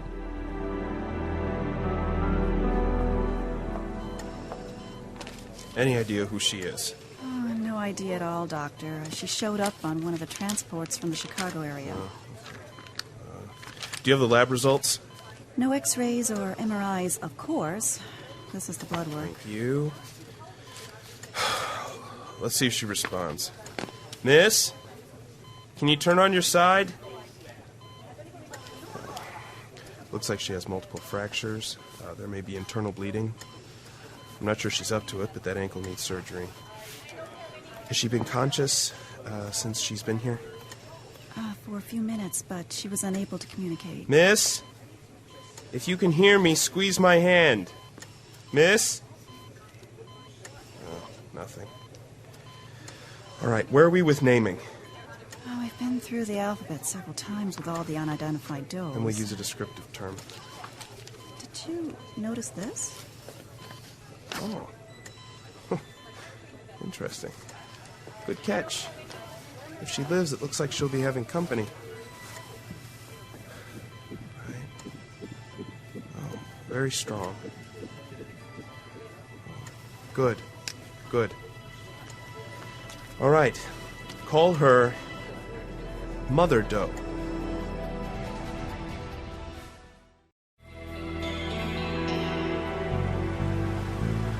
This is Ken Ritz. I'm either flying, eating, sleeping, or on the other line. Leave a message. Ken, Buck Williams, the two of us who flew with you a while back, we might need a return trip to that same area. Soon. Call me. Oh, God, let it be Ernie. This is Buck? Buck, this is Ray. Ray! I've been trying to reach you. This is a recorded message. Please call me at 7 o'clock in the morning my time. That's 10 p.m. Central Standard Time. I'm praying Chloe's all right. You and our friend, too, of course. I'm still looking for Amanda. I feel in my soul she's still alive. So, if you're ready, here's the number. You'll be calling GC headquarters. It's the only way I can get Doc, I need a pen and paper. Yes, okay. Here you are. Cameron, is it news from Chloe? Got it. No, her dad. He left me a number to call him. He's okay, by the way. That's good news, Cameron. Yeah. And Chloe, anything further? Couple of leads. They're faxing her picture around. Yeah. Hey, Doc, how about that shelter? Did you find it? Yes. Great. It is a duplicate of the one at the church. Let us pray we never have to use it. Oh, thank God it's there if we do. Now, Doc, you're moping. What's up? Moping? I have been accused of many things. Never moping. Doc, this is not about Chloe, is it? No, it is not. I am still praying for a joyful outcome in that regard. It is just that... What? For all the treasures in Donnie's briefcase, the journals also led me to a rather painful discovery. It's okay. I mean, whatever it is, I can take it. Oh, I almost forgot. You will be happy to know I was able to connect with the internet. You kept your own email address invisible, I hope. Oh, you have taught me well. I posted my teaching on a central bulletin board. Good. But you digress. I digress. Cameron, Donnie taught Bruce to encrypt personal messages. That's right. I made sure of it. Donnie must have been protecting Bruce's privacy when he told you Bruce's documents were secure. Then he did know the password. It was not that Donnie knew the password. I don't believe he did. Instead, he developed his own code-breaking software. You got a copy on all the computers he sold you. Cameron, come with me. What I found, I thought better to not risk printing. It is on my computer in the bedroom. I copied the files and decrypted them there.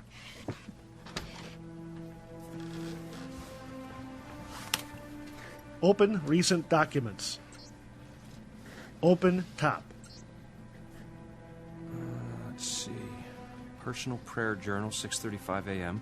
My question this morning, Father, is what would you have me do with this information? I don't know it to be true, but I cannot ignore it. I feel my responsibility as shepherd and mentor to the tribulation force quite heavily right now. If an interloper has compromised us, I must confront the issue. Interloper. I don't claim special powers of discernment, but I loved this woman and trusted her and believed in her from the day I met her. I thought her perfect for Rayford, and she seemed so spiritually attuned.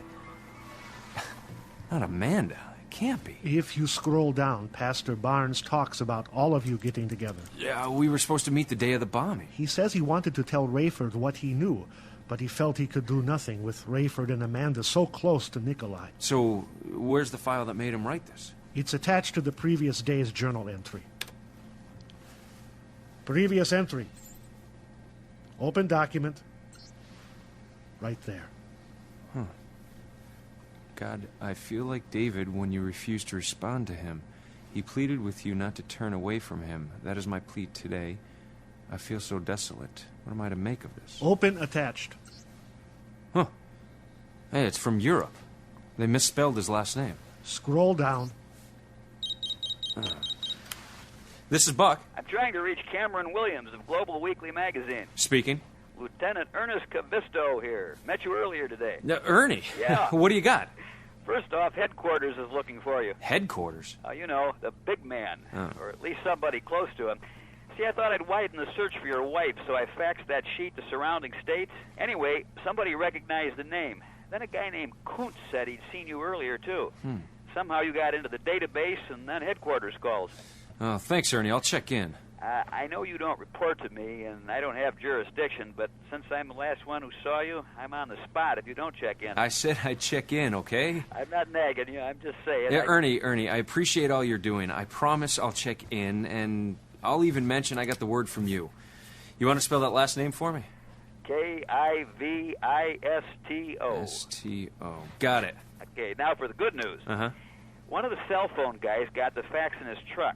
Wasn't too happy about me tying up the network, but he said that they saw a young woman who might fit your wife's description being lifted into one of those ambuvans late yesterday. Where?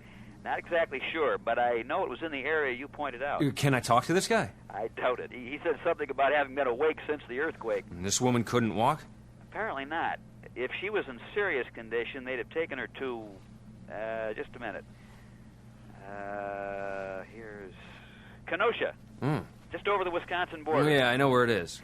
They turned a couple of hotels right next to each other into a hospital. I'll get the number for you. You know, in case I can't get through, what are the odds I can drive to Kenosha? Got a four-wheel drive? Yeah. You're gonna need it.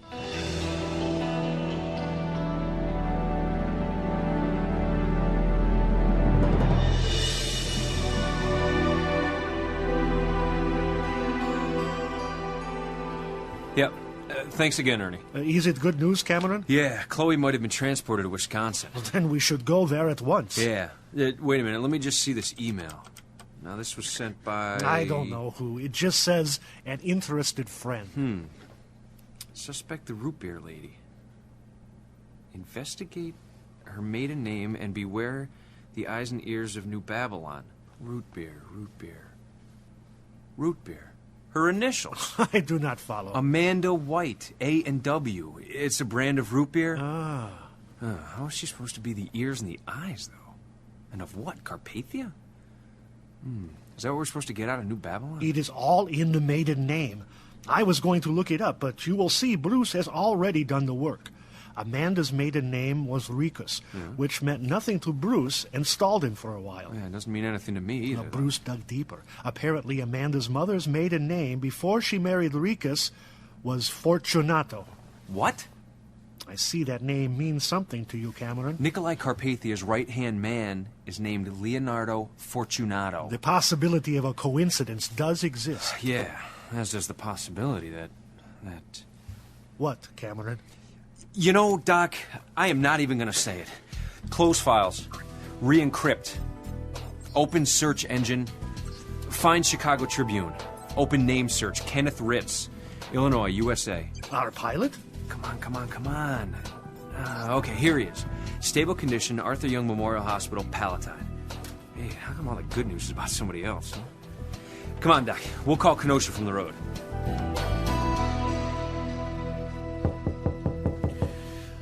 Give me a minute.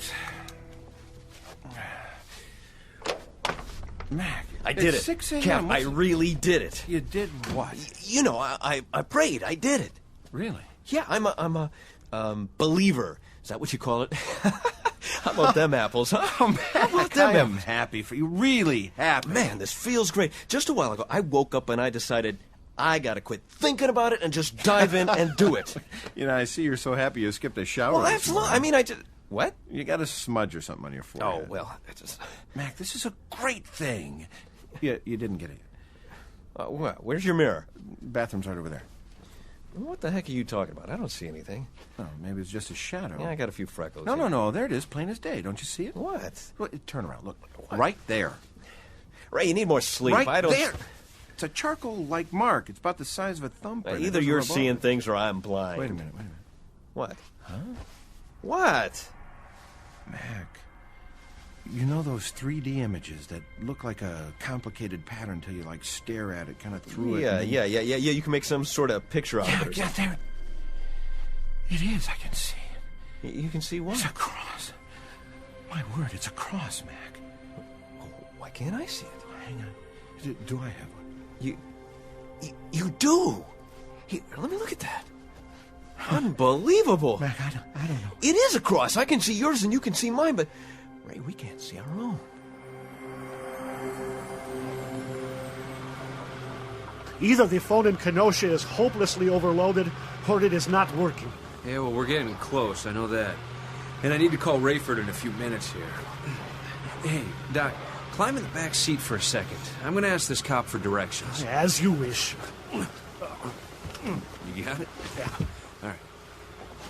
Excuse me, I'm looking for a makeshift hospital in Kenosha.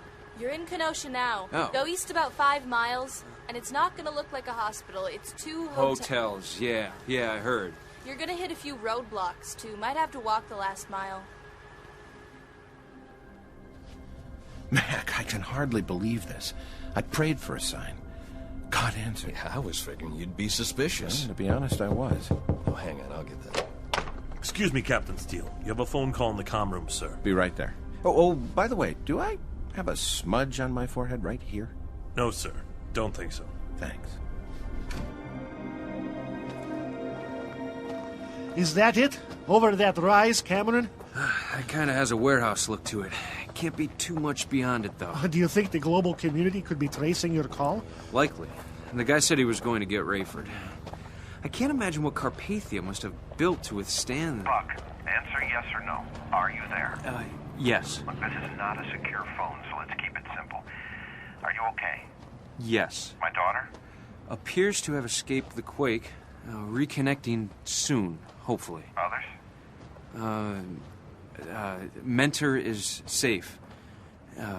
Secretary is gone. Computer techie and wife are gone. That hurt. Yeah. You?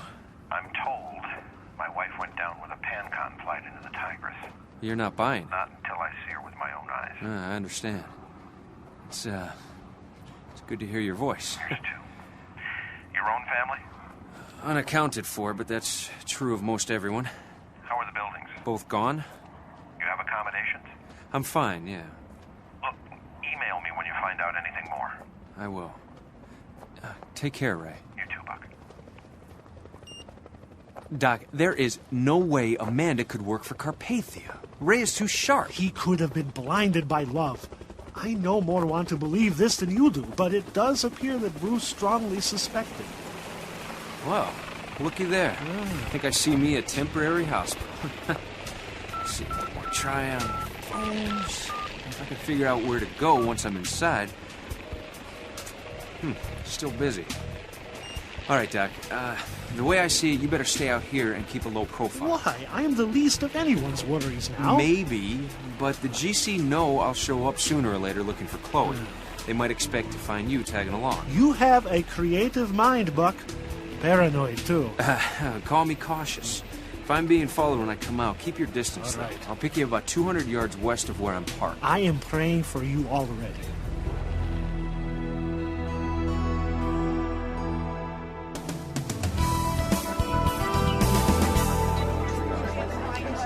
No, ma'am. There's no way to check. The best I can do is... Carolyn, the crushed pelvis and floor, get his chart for me? Yes, sir. Please, ma'am. Understand, I Today? can't. I'm right on it. Ma'am, I can't help you. If you can come in... Excuse me, I'm looking for this woman. You don't understand. My manager? My manager? This is not the Ritz. You want help, you show up. Sir, hang on.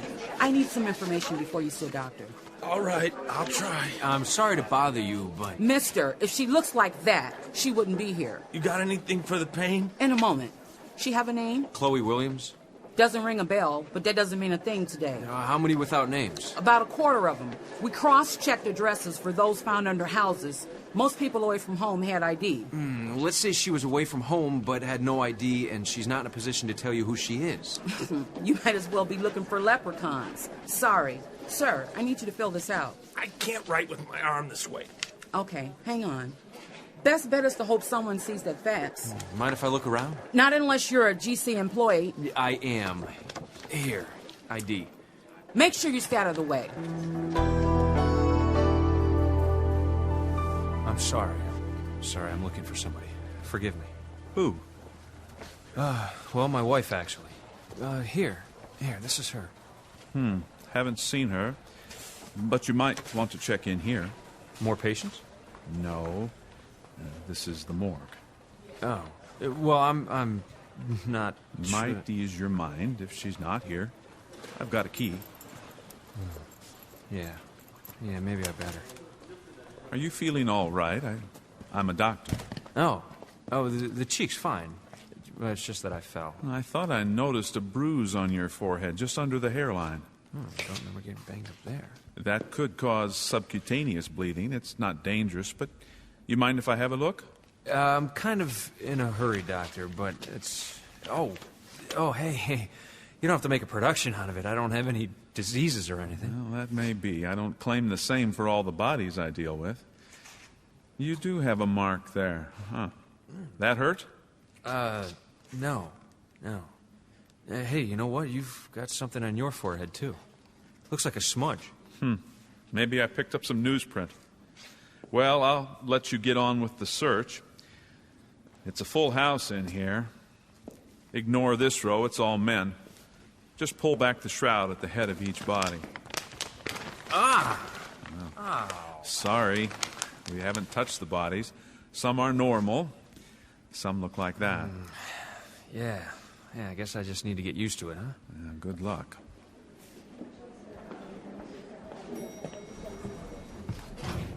May I? Sure. She belonged to you? My wife. I heard she was sent up here. I just checked the morgue. I saw her. What? You did? Where is she? Don't you mean how is she? Where? How? Please. Last I saw her, she was alive. Step off on fort, we can talk. Over here. I advised she needed surgery, but we're not operating here. If they followed my advice, they scheduled her for Milwaukee, Madison, or Minneapolis. What's wrong with her? Well, at first I thought she'd been run over. Her right side was pretty banged up from her ankle to her head. She had what appeared to be chunks of asphalt embedded into that side of her body. Oh, Chloe. And she had broken bones and possibly a fractured skull, all on that one side. Is she gonna live? I don't know. We don't have x-rays or MRIs here yet, so I have no idea about the extent of damage to bones or internal organs. I understand she was unconscious when they found her, and they had no idea how long she'd been lying there. Has she regained consciousness, though? Yes, but she was unable to communicate. And you're sure she's not here? I'd be disappointed if she was. Who would know where she was sent? Right down there. Ask at that desk there for the disposition of Mother Doe. Thank you very much, Doctor. Wait, Mother Doe? Well, we've been through the alphabet several times with all the unidentified does. By the time your wife arrived, we were into descriptive terms. But she's not. Not what? A mother. Well, if she and the baby survive this, then she will be. In about 7 months. What?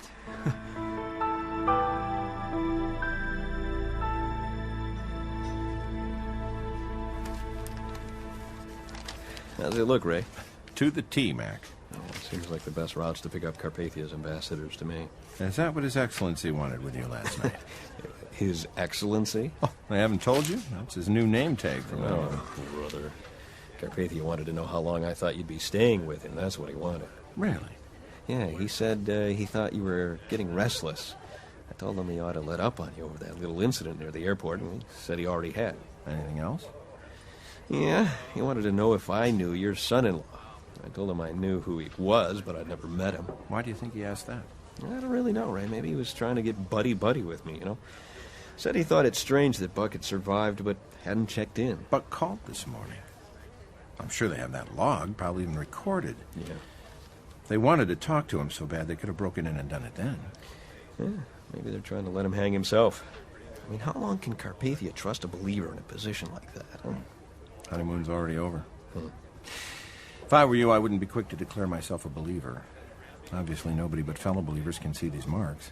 Yeah, but what about that verse about confessing with your mouth? I don't know. Do the rules still stand at a time like this? Are you supposed to confess your faith to the Antichrist? I just don't know.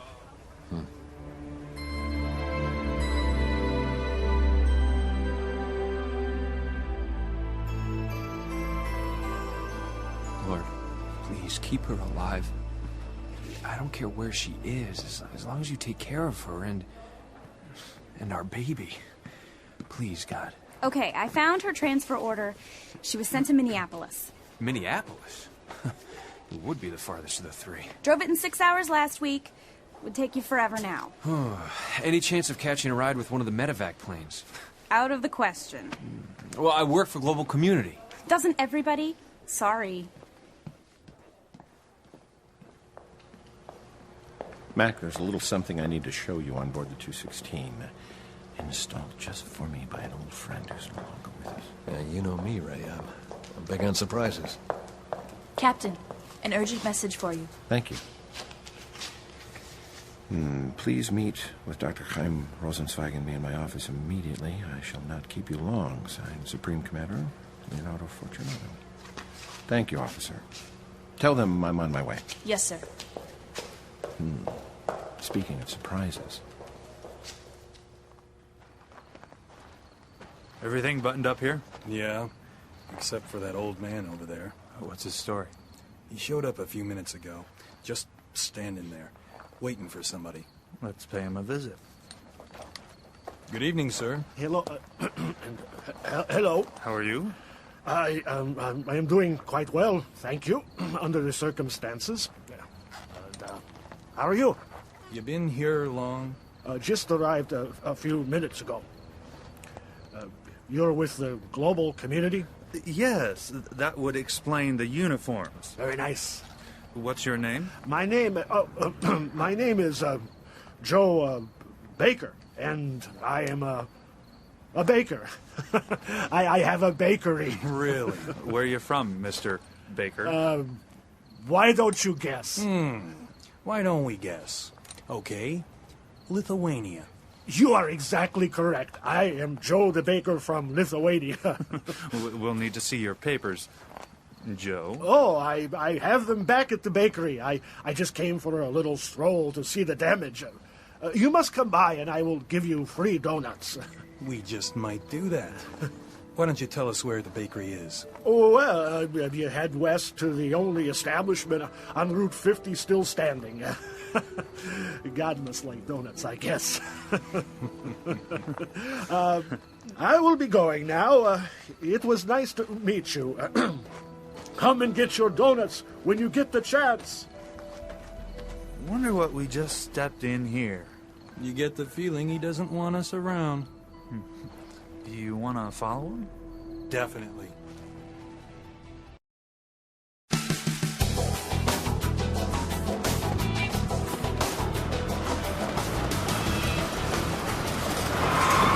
Doc, get in! Hey, Argady, on me, Cameron. Yeah, well, I'll take care of that. Come on, hang on. Hell, hope they can't read the license plate. Hey, what were you doing back there anyway? I am Joe Baker. What? I run a bakery shop and make the rolls for you because I am Joe Baker. Have you lost your mind? The officers, those brilliant, highly trained bloodhounds, they asked me who I was, and I told them. My name is Joe Baker, and I am a baker. You didn't. Oh, they asked for my papers, and I told them they were at my bakery. My bakery survived, you know. Yeah, I'd heard that. As I left, they followed me. I knew you would know where to look, but I was getting concerned. If your timing had been off, they would have overtaken me. God was watching over us, as usual. Yes, he was. So, what have you learned about Chloe?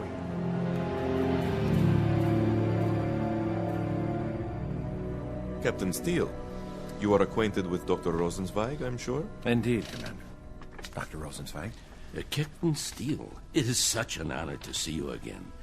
I came to ask after your son-in-law, Cameron. I spoke with him by phone this morning. He's fine. Thanks for asking. Everyone's fine, Doctor. Yes, and what about Dr. Benjuda? Dr. Benjuda? Surely you know him. An old protege of mine. Cameron helped him escape the zealots in Israel with the help of Excellency Carpathia. You know how much His Excellency thinks of you, Doctor. We did everything we could. So where did Cameron take him? And why has he not reported to the global community? If what you say is true, Doctor, I certainly wasn't involved.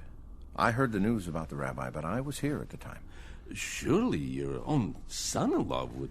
As I said, I have no first-hand knowledge of the operation, nor was I aware that the global community was involved. Oh, this is awful.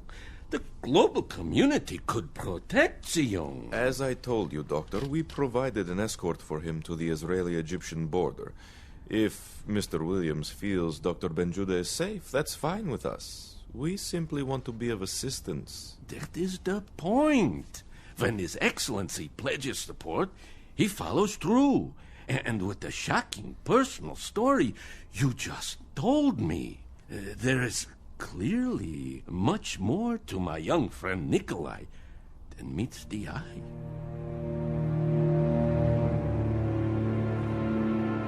So I have to get to Minneapolis. But you had no idea. Hang on, Doc, hold on a second. Yes, ma'am. The patient is stable but sleeping. I'm not going to disturb him tonight. You can call back. It's urgent. I have to talk to him now. You've said that, sir. Please try again tomorrow. Listen to me, Cameron, please. look out!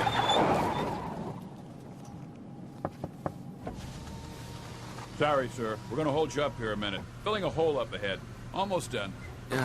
Yeah, okay. Oh. Doc, what is... Your forehead.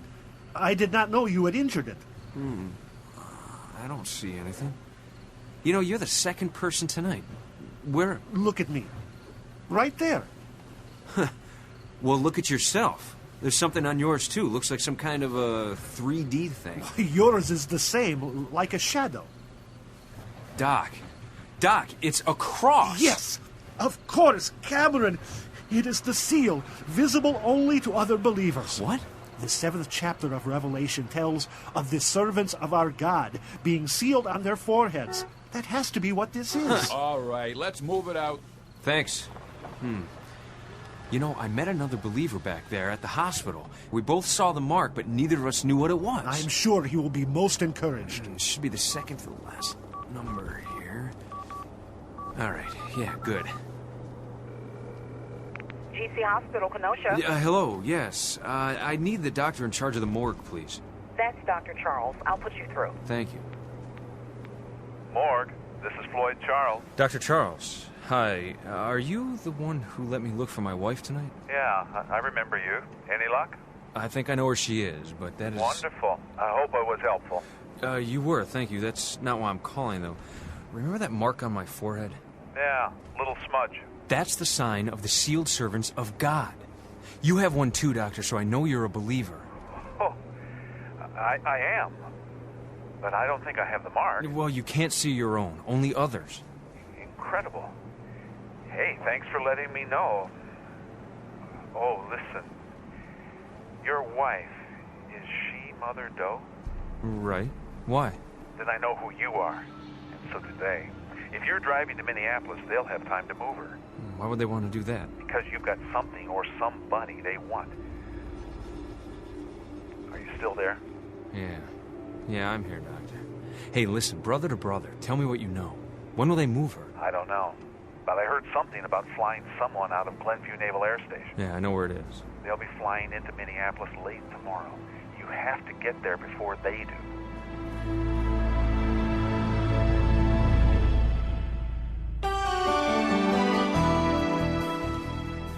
And now they have Rosenzweig convinced Carpathia helped you get out. Rosenzweig is so naive. I told him not to trust Carpathia, but he loves the guy. He more than loves him. He believes he's divine. Yeah, well, if that Fortunato story gets out, he won't be alone. There's something else. Carpathia tried to make Mac think Amanda was working for him. Amanda? Working for Carpathia? Unbelievable. I know her like I know myself, and I'll tell you something else. I'm convinced she's alive. She wasn't on the plane that went down? Well, that's what I'm being told. If she was on it, she's gone, but I plan on confirming that. Really?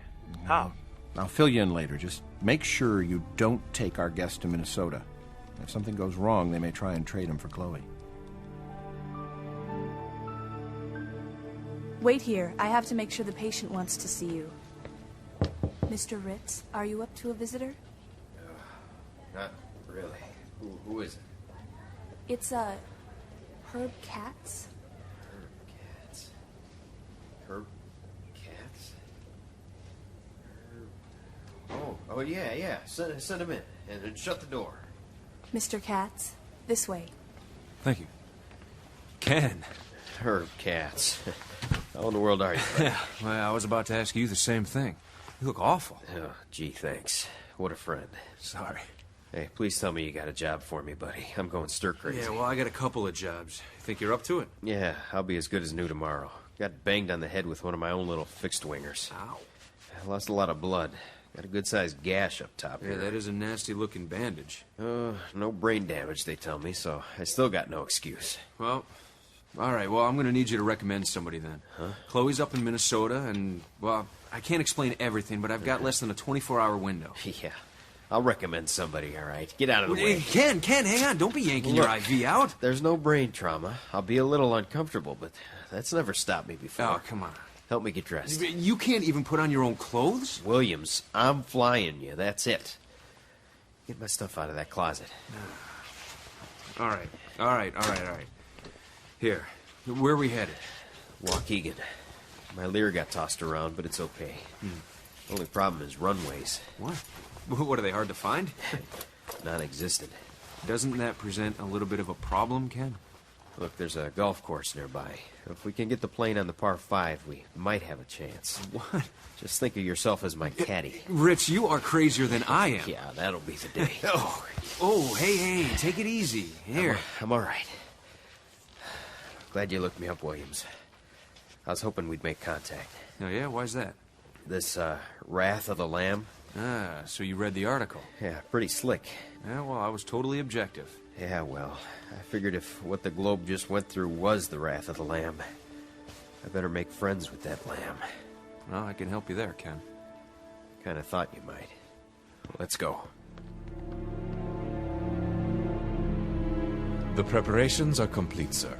Is everything to your specifications? The script is fine. I am concerned about the visual aspect of the broadcast. I anticipated that. I wish to make the viewers dizzy with excitement. I assure you, Your Excellency, the virtual reality generator will take the viewer through the new city in sparkling detail. Very good, Leon. And I would like to give you an opportunity, if you would like it, to tell your story. Briefly, of course. It would be an honor, sir. The world will know of your power. Global community potentate Nicolae Carpathia will address So it's interesting, the world right? God in 1 provides minute. a teacher for you guys in Bruce, and then when he dies, a new one pops up. God doesn't always answer our prayers the way we think he will. Ray, you can show me how to study this stuff, right?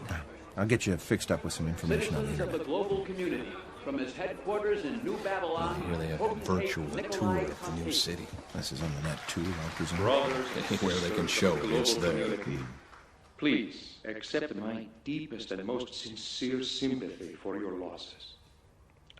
We were in the final stages of our rebuilding effort following the war against the resistant minority. And now, as I trust you are able to witness, rebuilding has begun.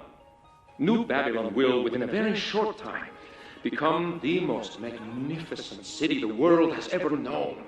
It will be the center of banking and commerce, the headquarters for all governing agencies, and eventually, the new holy city, where Enigma Babylon One World Faith will He relocate. never thinks small, does he? You know, those It will gold be my spires joy look like Sunday to school welcome pictures you of heaven. to Both Bruce and Sion have said Give that us a few the months to Antichrist finish just and counterfeits what God plan does. your pilgrimage. Every citizen should make it his or her life's goal to experience this new utopia and see the prototype for every city. Let us work together to make our world a global phoenix, rising from the ashes of tragedy to become the greatest society ever known. I bid you goodbye and goodwill. Until next I speak with you. Guess we better at least stand, huh, Mac? What is it? There's somebody 4 or 5 aisles over, a young guy. Works in communications, I think. What about him?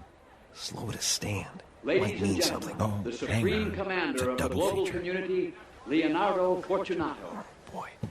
You know what's coming here, Members don't you? of the global community, I'm gonna go see if I can I catch have that kid. asked I'll be for back. this time, and the potentate has graciously allowed it. I want to tell you what happened to me immediately after. Then I heard a voice calling me. Leonardo Fortunato, come forth. And I rose from the dead. My only regret? O God of Israel, I see before me the fulfillment of your word, and I shudder to think what is to come. Gift our supreme commander possesses will be used in public in the very near future. A man bestowed with this power is worthy of a new title. I propose to you that he hereafter be referred to as His Excellency Nicolae Carpathia.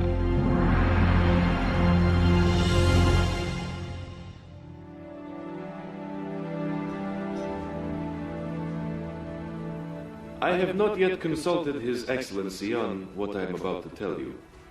Most of you could not know that he is going through intense personal pain. I don't believe where this is Our going. leader and his fiancée joyfully anticipate the birth of their child within the next several months. But the soon-to-be Mrs. Carpathia is currently unaccounted for. If anyone knows the whereabouts of this woman, Miss Hattie, That kid had the mark on his forehead. When I said I knew he was a believer, he turned white. I showed him my mark and told him about you and me, and he nearly went ballistic. What's his name? David Hasid. He's Jewish from Eastern Europe. Said he joined the GC because he was impressed with Carpathia. So he's been surfing the net for 6 months, and get this, he considers Ben Judah his spiritual mentor. Captain Steele, His Excellency would like to see you.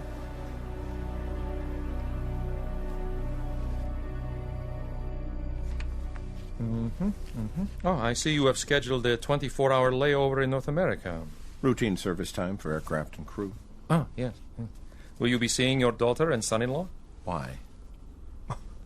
I'm not implying your personal time is my business, but I need a favor. It's the same matter we discussed before the earthquake. Hattie. Yes. You know where she is, then? No, but I assume you do. How would I if you don't? Is it time for the gloves to come off, Captain Steele? Do you really think I could run the international government and not have eyes and ears everywhere? I have sources you could not even imagine. The last time you and Miss Durham flew to North America, you were on the same flight. I haven't seen her since. But she interacted with your people. Now, whatever she was doing over there, she missed her original flight, and we know she was then traveling with your wife. That was my understanding, too. She did not board that plane, Captain Steele. If she had, as you know, she would no longer be a problem. Oh. So she's a problem again. From your broadcast, I was under the impression you were despairing over your fiancée. I did not say that. I did. I was on my own there. What if she chooses to keep the child? No, I must end this relationship. But it will not go over well if there is a child. I understand. You will talk to her then? I have no idea where she is or if she's even alive. Could she have been lost in the earthquake? Yeah. That'd solve everything for you, wouldn't it? Actually, yes. But my contacts believe she is hiding. And you think I know where?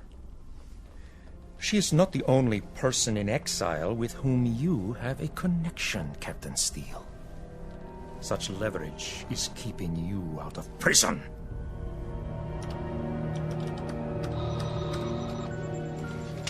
Uh-oh. What are you doing? I work here. Who are you? Let me see your identification. Are you Rayford Steele? I asked you. Oh, wait a minute. Are you the guy Mac talked to? David. David Hasid. May I see your forehead? Sure. Like the young Americans say, that is so cool. I have one too. So I see. What are you doing here? There's no phone jack in my room. I brought my laptop. You do have a phone jack. It's covered with a metal plate. You don't need to risk getting caught out here. That's good to know. I wouldn't be surprised if they could tell where I've been on the web through here. Oh, they can. They can trace it through the lines in your room, too. I was just downloading a Bible, trying to see where Tzion Ben Judah was posting new teachings, if any. Oh, I can tell you the URL by heart. He is my spiritual father. To a degree, mine too. Well, let me write down the address of the central bulletin board where I found his message for today. And you should go back to your room. Give me a minute. Did you know that I'm probably one of the 144,000 witnesses? Well, that would make sense, wouldn't it? Can't wait to find out my assignment, but I'm so new to this. We're all new to this, David. Wait till you see the messages on the bulletin board. Thousands are pleading with him to come to their countries and train them. Well, you know, of course, that Dr. Ben Judah is a fugitive. Yes, but he believes he is one of the 144,000 as well. He's teaching that we are sealed, at least for a time, and the forces of evil cannot come against us. Really? Yes, that protection is not for everyone who has the mark, apparently, but it is for the converted Jewish evangelists. In other words, I could be in danger, but you're not, at least for a while. That seems to be what he's teaching. Oh, it is so good to know that I am not alone. Welcome to the family, David.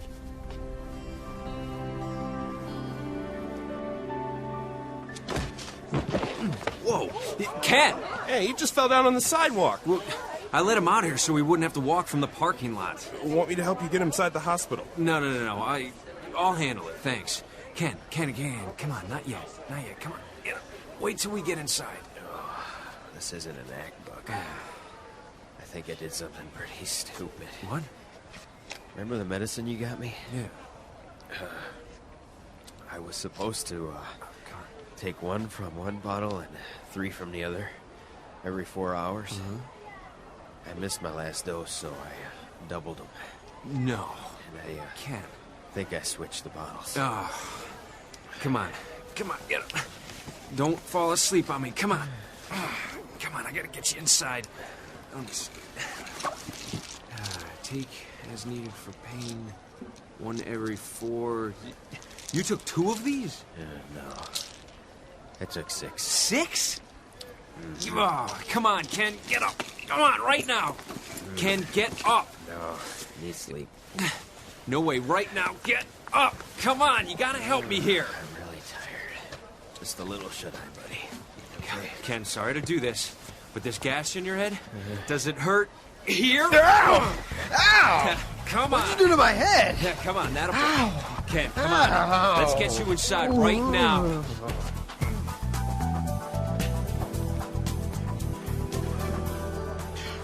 Come on, Ken.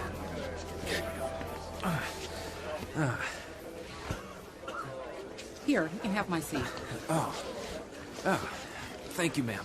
There you go. Ooh, that's some wound. Yeah, he's pretty bad. Look, could you watch him a minute, do you mind? I just need to go check something. It's all right, I'll stay. Good, thanks. Hey, take a number, pal. Yeah, well, I have an emergency here. Well, we all do. Excuse me, can you point me to the nearest washroom? Down the hall to your right. Thanks.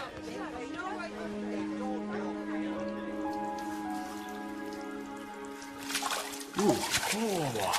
Oh, I hope this works. All right.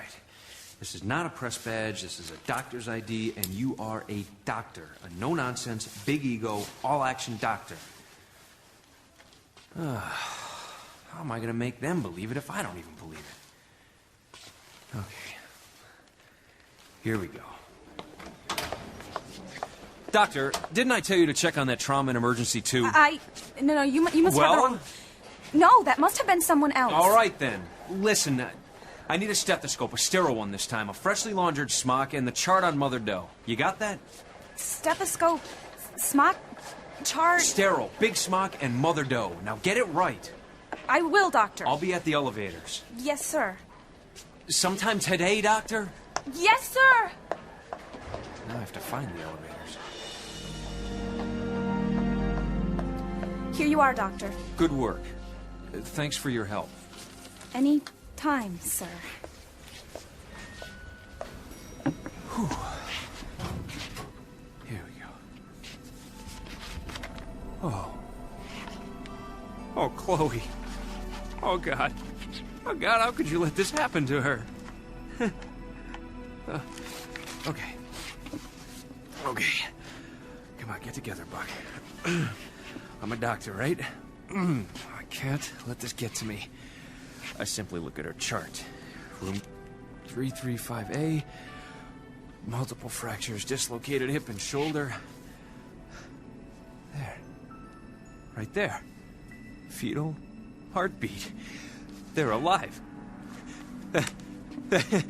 They're both alive. For now. Please, God. Save them both.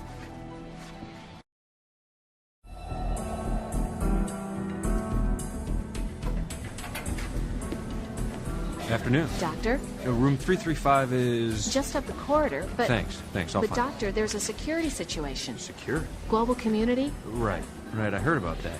Thank you. You ever to watch Doe and Ash? Any idea what the situation is? None. Could be either one of them, or both, for that matter. Hello? Doctor? Anyway, shouldn't be much longer. There's a contingent from Glenview coming pretty soon. Glenview? That's Midwest Regional Staging. They really want to keep an eye on whoever's in there.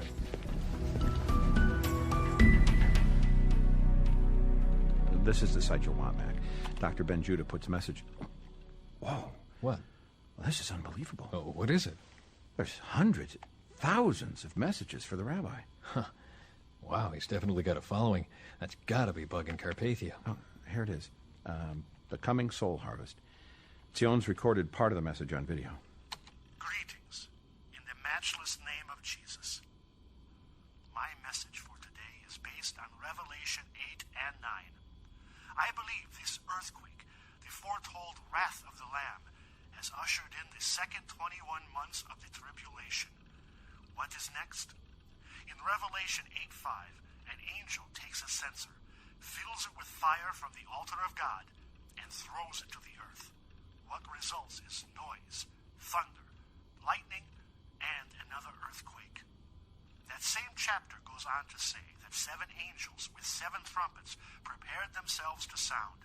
Sometime over the next 21 months, the first angel will sound. First angel, second angel, third angel. Can we not silence this pedantic blather? Leon, how close are we? We have few leads, sir. We're doing everything possible to locate... Then we are not doing enough. I want him eliminated. Do you understand? Sir, you have a message pleading with you to return the rabbi safely to Israel. They write, "We're counting on you." Let them beg. But if you do grant their wish, sir, there may develop certain strategic advantages. So, if we cannot eliminate him, then we will protect him and gain the approval of those who hold his message in such high regard. Oh, interesting. 7:9 says, "After these things I looked, and behold, a great multitude, which no one could number. These are the tribulation saints." In a later verse, the writer numbers the army of horsemen in a battle at 200 million. If such a vast army can be numbered, what might the scriptures mean when they refer to the tribulation saints as a great multitude which no one could number? Do you see why I believe we are justified in trusting God for more than 1 billion?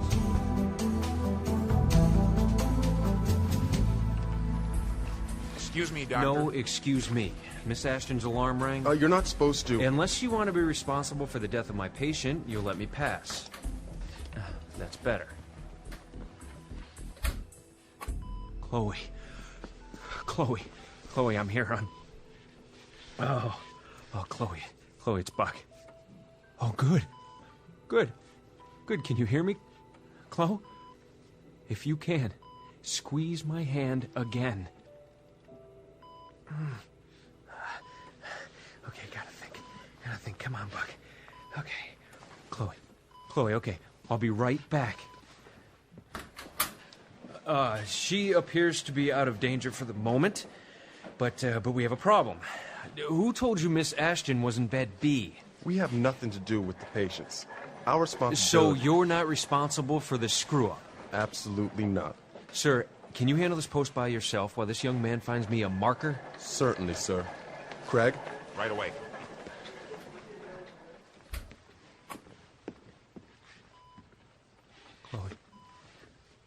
Chloe, I'm here. Chloe, it's Buck. Please, just let me know you're with me. Oh, God, why couldn't you have let this happen to me? Why her? Help me get her out of here, God, please. That's it. Oh, that's it, kid. I'm here. Yes. Chloe, it's Buck. Sweetheart, I don't know if you can understand me, but try to concentrate, okay? I'm switching your name with the woman's in the other bed. Her name is Ashton, and I'm pretending to be your doctor, okay? Can you grasp that? I got you those. What? I got you those, and you broke them. Well, you're not thinking clearly, hon. Stick with me. Dr. Rebecca. Yeah, Chloe, Dr. Buck, that's right. You know me. Yeah, you should take better care of gifts. What? Glasses. You broke the ones I gave you. My sunglasses. Yeah, I broke them trying to get the doc out. Listen, honey, I switched the names on the door. Your... Ashton. Yes, and your first initial is A. What's a good A name? Annie. Perfect. Annie Ashton. Oh. Now, Chloe, who am I? Buck. My doctor. Oh, good. Now I just have to convince those two up there. Doctor. Yeah. The wristband. The wrist? Oh, right. Right. Good thinking. I'll switch hers with yours. Hey, I may not be a real doctor, but, I'd say this woman is no longer with us. Okay, but somebody's coming.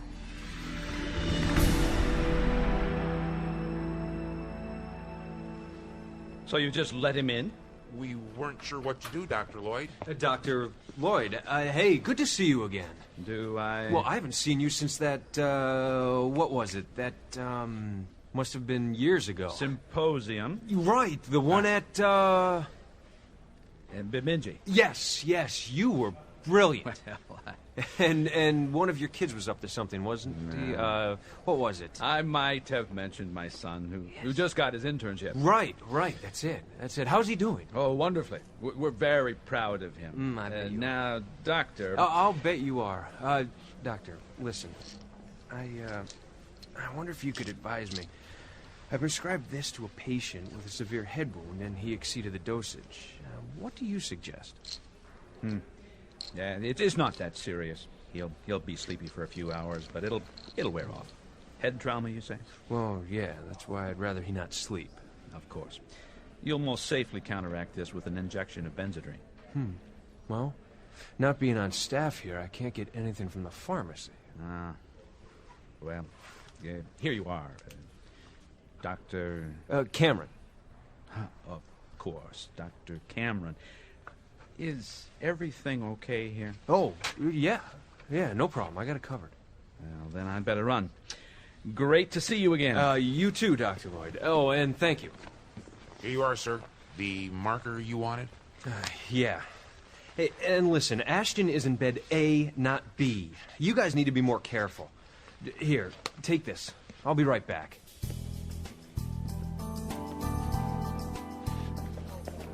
Ken, this is gonna help, all right? Hey, shouldn't you be wearing gloves to give it a shot? This is an emergency, sir. You want to help me get him into this wheelchair? Me? Yeah, you. Here, grab his arm. Oh, I got it. Hey, watch it. Put him down easy, all right? Whoa, the brake's not on. Whoa, hey, don't let go. I can't reach it. Hey, look out. I got him. Charlie Bravo. We have visual contact. It's okay, Ken, it's okay. Sorry, everybody, sorry. We got it under control. Oh, yeah. Right, pal? Aye. Right, pal? We're under control now, right? Yeah, roger. Tower, Charlie Bravo. 279er. Ken, come on, snap out of it. Ken, I need your help. All right? You up to it? Roger. Tower. Ken, we need to take somebody to the morgue. Huh? That is not Chloe, is it? Ken, come on. You gotta keep your leg in the chair. Oh, come sorry, Cap. Oh, that shot is working fast. You feel up to playing an orderly? Ooh, yeah. Yeah, just give me a minute. Man, can I get some of that to go? Come on, buddy. We gotta find you a smock. Doctor, we just got the call. A delegation is on its way from the airport and... They may not enjoy hearing this, but the patient you're guarding has expired. Died? Yeah, Well, it certainly wasn't our fault. No one's saying it's your fault. We need to take the body to the morgue. You can tell your delegation to find her there.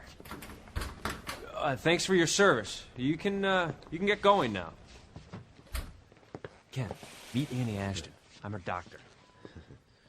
Dr. Buck. He broke his glasses. Sounds like Annie and I are on the same juice. Look, I'm gonna wheel our friend here down to the morgue. Ken, you stay with Chloe. Annie, just in case. In case what? Well, in case those GC guys show up. You mean I get to play doctor? Just stay here. I'll be right back. Let me get the door there. Doctor. What's the number? Room 335. Hey, look alive, kid. We got company. What do we do? You just let me do the talking. Why are there no guards here? It was a directive. Supposed to be in bed B. Hey, 2 visitors at a time, please. And I'd appreciate you keeping it down. B is empty. Excuse me, who is... If you don't want typhoid fever, you better pull your face out of here. Doctor, may we speak to you in private, please? I can't leave my patient. I'm immune, but I can carry the disease. Then, can you tell us the name of that patient? Sure. Her name's on the door. Helpful. Is she conscious, sir? If you're not a doctor, it's none of your business. Look, ask me what you need to know and get out, okay? We were told Mother Doe was in that bed. I'm not going to stand here and argue. My patient is not Mother Doe. You mind if we ask her? Yes, as a matter of fact, I do. Ma'am, if you can hear me, tell me your name. Annie Ashton. Anything else? Dr. Airplane. The medication's getting to her. I'm Dr. LaHaye, but we'd better not shake hands. All things considered. Do you have any idea what happened to Mother Doe? They wheeled the patient in this bed to the morgue. That's all I know. And you say this lady has typhoid? That's right. I'm going to have our physician examine her. Look, I don't know how they do it where you're from, but in this hospital, only the attending physician or the patient can ask for a second opinion. We are from the global community, here under orders from His Excellency himself. And our doctor will examine this woman.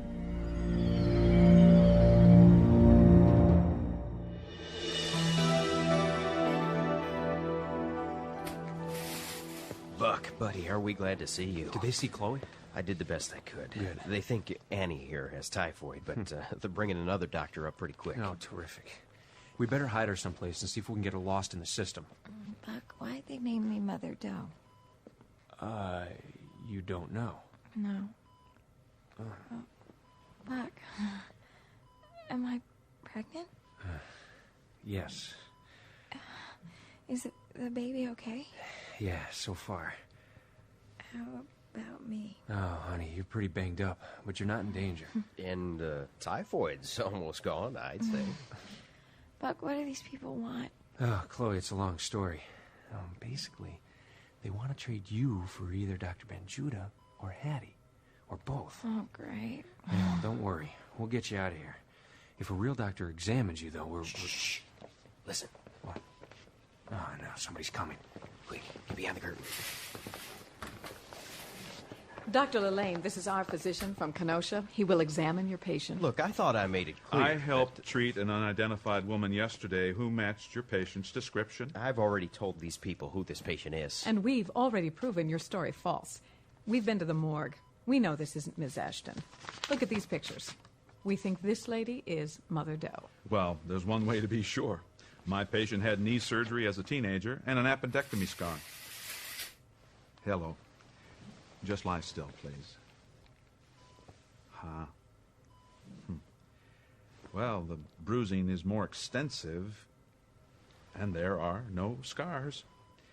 This isn't your woman. This doctor said she had typhoid fever. Nobody in this hospital has typhoid. I say that to keep people's noses out of my patient's business. I want this man brought up on charges. He wouldn't I'll even... talk to the chief of staff right away. I suggest you go through the admissions records again. Let's get going.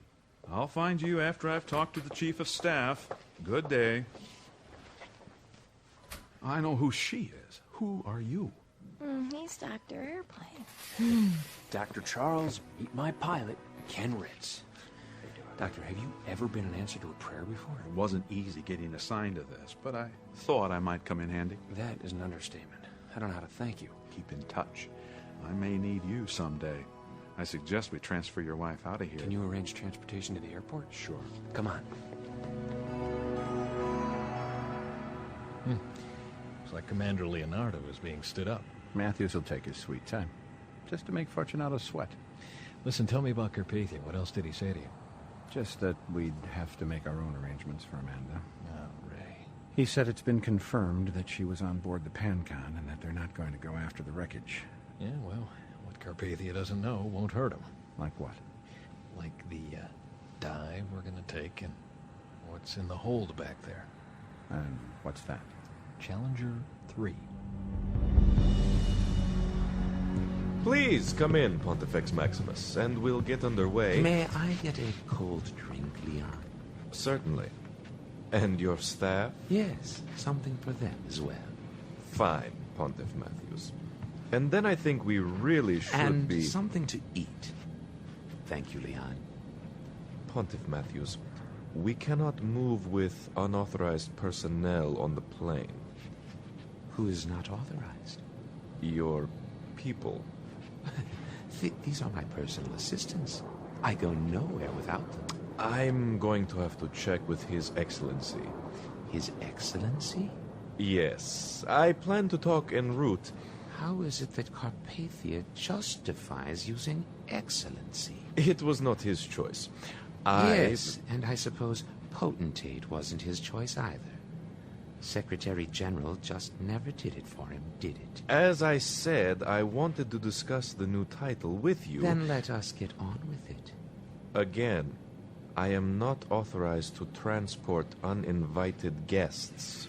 Mr. Fortunato, you know as well as I that if you were to call His Excellency, he would be chagrined you even asked. My title is not Mr. No?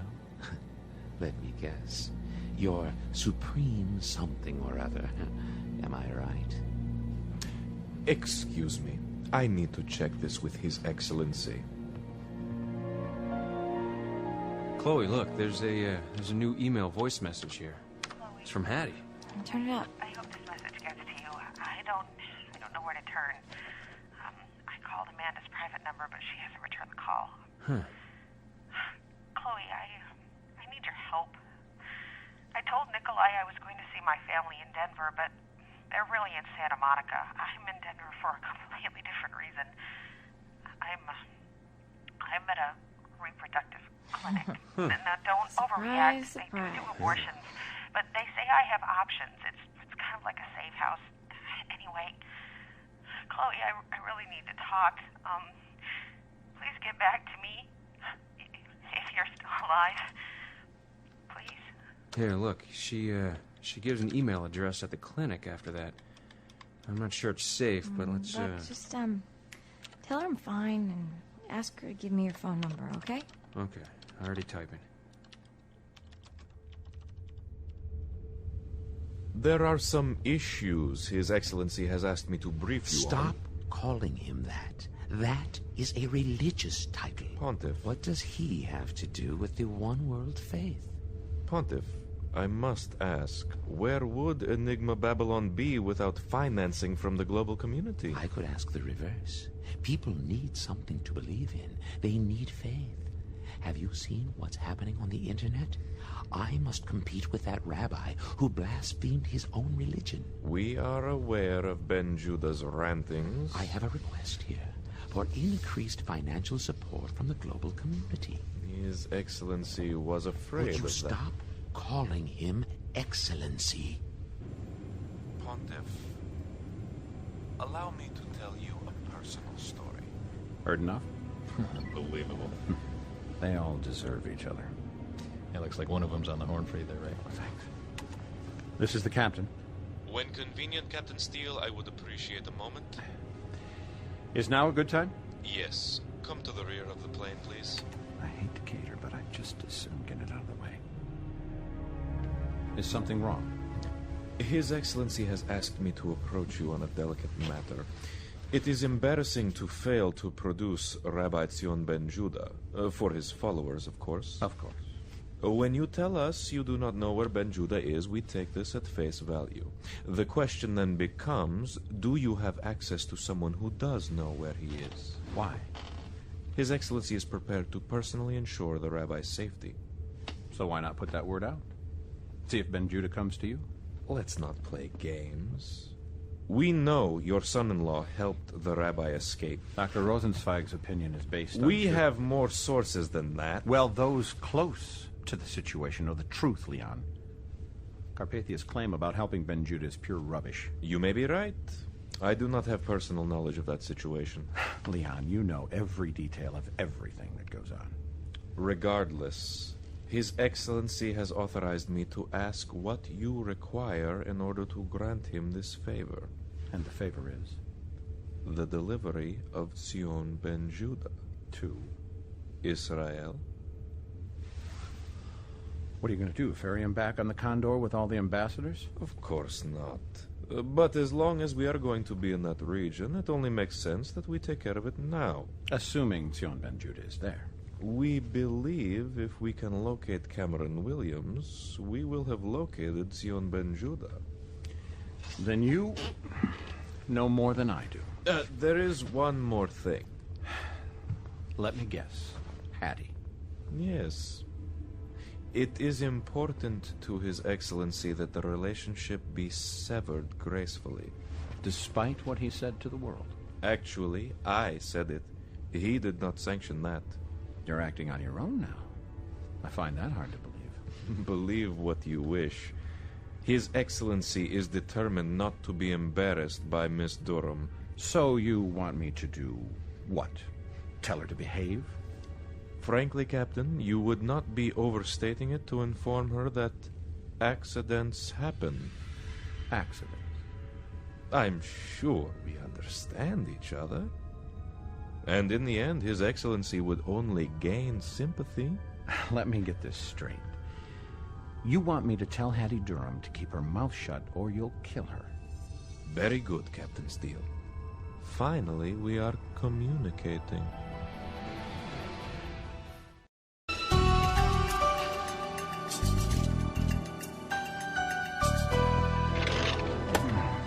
You happen to hear that little conversation? Yeah, that was a doozy. Let's see. We have a death threat to your friend Hattie and a promise of safety to the rabbi. A little bit of irony there, huh? Wish I'd taped it. Who would you play it for?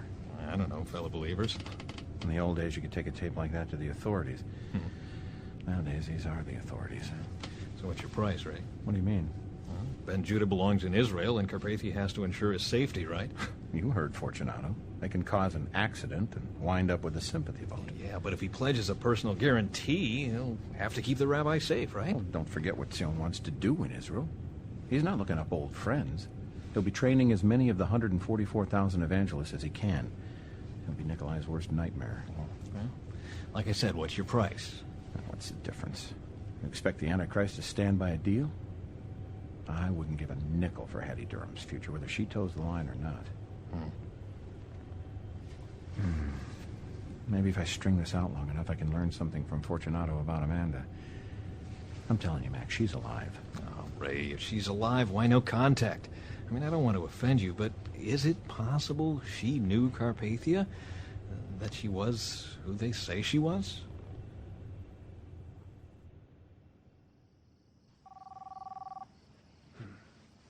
Oh, closed phone. Hello? Hattie? Oh, Buck! Hattie, Chloe finally went to sleep. I know she wants to talk to you. Don't wake her. I'm sorry to call so late.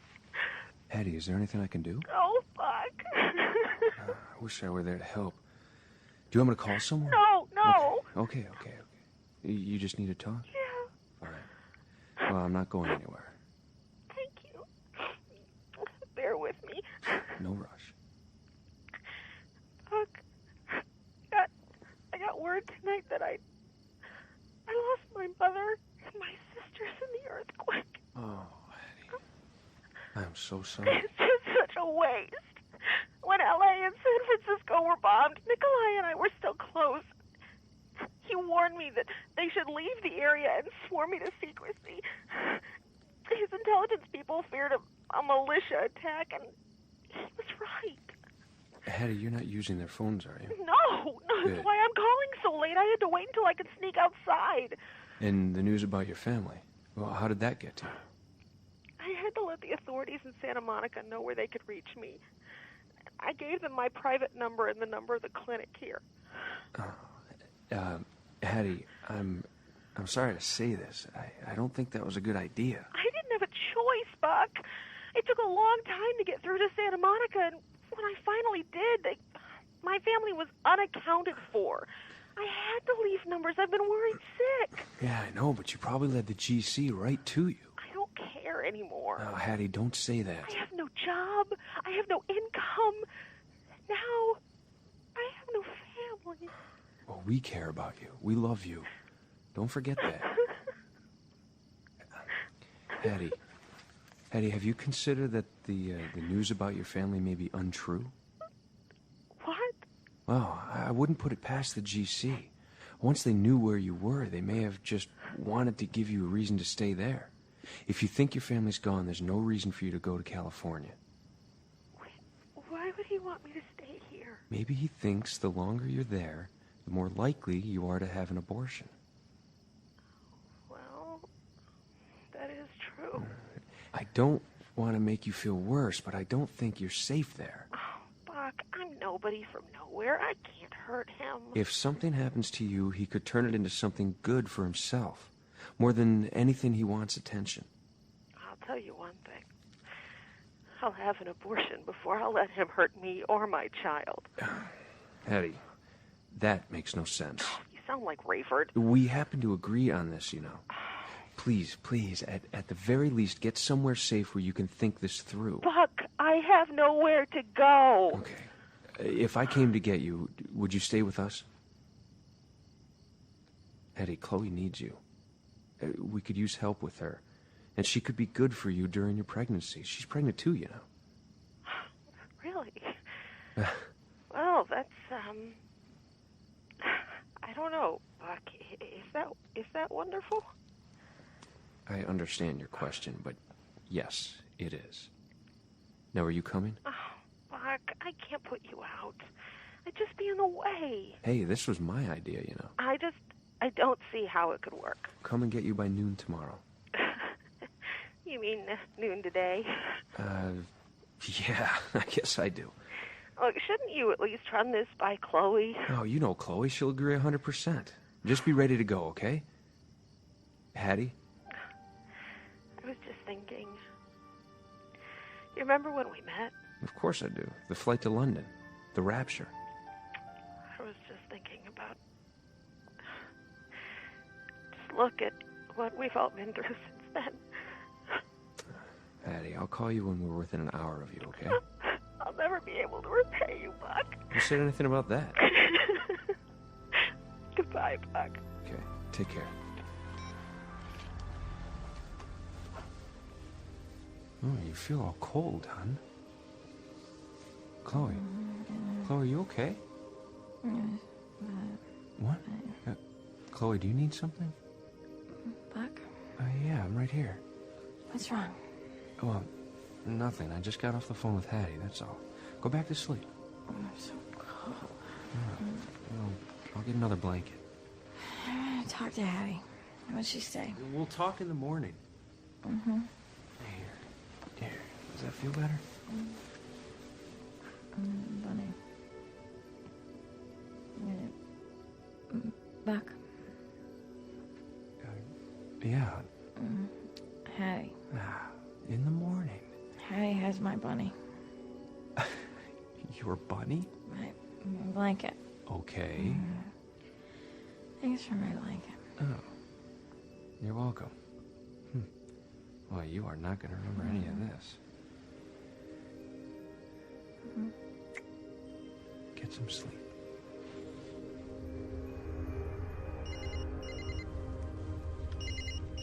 Steele here. Ray, it's Buck. Oh, Buck, good. Where are you? I'd rather not say. Donnie assured us these phones were secure. Yeah, well, that was last month. Hey, look, I just want you to know that Chloe's safe. We're taking good care of her, and I've located Hattie. I'm going to try to get her back here with us if I can. Good. Get her away from there as fast as you can. Yeah. It appears she's in real danger. Is Sion willing to go to Israel? Willing? I practically have to sit on him to keep him here. He's going to be suspicious, though, if Carpathia wants to take credit for getting him there. I don't see how he could go otherwise. The prophecies say that he and the rest of the 144,000 witnesses are sealed and protected, at least for now. He feels he could walk into the enemy's backyard and come out without a scratch on him. He's the expert. Can you see him with the two witnesses at the Wailing Wall and this soul harvest he's been predicting? Wouldn't mind being there. Have you checked in with headquarters? I keep hearing from the top that you're on dangerous ground. Yeah, funny you should ask. I just transmitted a long message to the big boss. Is it going to do you any good? Well, you've survived by being straight with him. I'm doing the same now. I told them I've been too busy rescuing friends and burying others to worry about my publication. Besides, 90% of the staff is gone and virtually all the production capabilities. I'm proposing continuing the magazine on the net until Carpathia decides whether to rebuild printing plants and all that. Sharp idea. Yeah, well, the fact is there might be 2 magazines coming out of the internet at the same time, if you know what I mean. There are already dozens. I mean, there might be 2 coming out simultaneously, edited by the same guy. But only one of them financed and sanctioned by the king of the world. Right. The other wouldn't be funded at all. It would tell the truth, and no one would know where it's coming from. I like the way your mind works, Buck. I'm glad you're part of the family. Well, it certainly hasn't been dull, I can say that. So, what should I tell Leon I'll do about Hattie and Tion? Well, tell him you'll get the message to Hattie. As far as Dr. Ben-Judah, we'll negotiate whatever you want, and we'll get him to Israel inside a month. You think there's that kind of patience in the East? It's important to stretch it out, make it a huge event, keep control of timing. Now, that'll drive Doc crazy, but it'll give us time to rally everybody on the internet so they can show up. Like I said, I like your mind. You ought to be a magazine publisher. Yeah, or there's always that other career choice. Huh? Professional fugitive.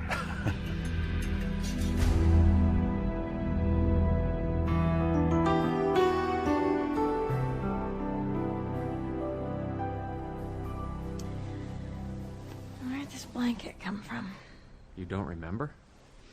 I woke up toasty and knew somebody had brought it. Well, do you remember me telling you that Hattie called? Vaguely. Is this her number? Yeah. I'm gonna call her. I could use some female companionship around here. Hey. Huh. No answer? That's strange. Yeah. Well, you better hang up. If she's where she can't talk, she probably turned it off at the first ring. You can try her later. You two are not going to believe this. So easily entertained. I find it quite amusing. I am reading through some of the thousands of messages on the bulletin board. I'm guessing I've seen only about 10% of the total. There's no way you can answer all of them. I feel bad about that, but this morning I received an anonymous message from one who knows. Of course, I cannot be sure he actually is one who knows. What did he write that was so funny? Oh, forgive me. I printed it out. It's still in my printer. Do not go away. He is going to be thrilled he's going home. And you're going with him? Wouldn't miss it. It's a big story. You will make sure I get maternity-approved seating, right? Oh, no, you don't. Oh, yes, I do. Here it is. Rabbi, it is only fair to tell you that one person who has been assigned to carefully monitor all your transmissions is the top military advisor for the global community. That may not mean much to you, but he is particularly interested in your interpretation of the prophecies about things falling to the earth and causing great damage. The fact that you take these prophecies literally has him feverishly working on nuclear defenses against such catastrophes. Signed, One Who Knows. Think about it. Carpathia, who continually tries to explain as natural phenomenon anything that supports biblical prophecy, has his senior military advisor planning to what? Shoot a burning mountain from the sky? This is like a gnat shaking his tiny fist in the elephant's eye. Is this not a private admission on his part that there is something to these prophecies? Intriguing. And now, are you ready for some good news? Remind me what good news is. Doc, you're about to get your wish. My wish? Uh-huh. You mean we are going to Israel? Yes! Yes! Thank you! Yes! And, and Chloe, I don't have the energy to fight over whether or not you're going. Then let's not fight. I'm going. Oh, no, you must not. You are not nearly up to it. Joan, it's not for another month. And by then, Another month? No, why so long? I am ready now. I must go soon. The people are clamoring for it, and I believe God wants me there. We're concerned about security, and a month will allow us to gather as many of the witnesses as possible. But a month? Well, works for me. I'll be walking on my own by then. You do not need to worry about security. God will protect me. He will protect the witnesses. I do not know about other believers. I know they are sealed, but I do not know yet if they are also supernaturally protected. Well, if God can protect you, he can protect me. Chloe, you know I only want the best for you. I'd love for you to go, but I'd never forgive myself if something were to happen to you. I'm just as vulnerable here. Every day's a risk. It's not the same, hon. We have a shelter here. And So all this... you're allowed to risk your life, but not me? She has a point. Doc. Honey, Hattie will be closer to her delivery date. She'll need you. And what about our child? I'll hardly be showing by then. Besides, you're gonna need me. You haven't answered the Hattie question. Hattie's more independent than I am. She can take care of herself. Well, it's just that... Chloe, I almost lost you in the quake. Oh, listen to yourself. I knew enough to get out of that house before it crushed me. You can't blame that flying roof on me. Okay, well, we'll see how healthy you are in a few weeks. I'll start packing. Now, don't jump to conclusions. Don't parent me, Buck. Seriously, I don't have a problem submitting to you because I know how much you love me, but don't be unreasonable. Don't do it out of some old-fashioned macho sense of protecting the little woman. Macho? I'll take your help for now, but when I'm better, I want back in the game full-time. I thought that was one of the things you liked about me. You really should listen to her, Buck. Thank you. Doc, I thought you were on my side. Well, I thought you'd agree that this was no place for any... For what? A girl? The little woman? An injured, pregnant woman? Well, that's not what I Am meant. I still a member of the Tribulation Force, or have I been demoted to mascot? You want to just go ahead and 3-count me while I'm down? I've made my point. I won't say another word. Uh-huh. If you two chauvinists will excuse me, I want to try Hattie again. We're going to have a telephone meeting of the Frail Sister Club. Not another word? Well, then get out of here so you don't have to listen. Well, I need to call Ken Ritz anyway. When you reach Hattie, be sure to find out what name she was admitted under, okay? Oh, come here a minute, you big pain in the butt. What? Ow, oh, careful. Sorry. Well. You're so easy. Yeah, well, who loves you, baby? Hey, I'll be back in a minute. Hey, if you see my husband up there, tell him I'm tired of sleeping alone.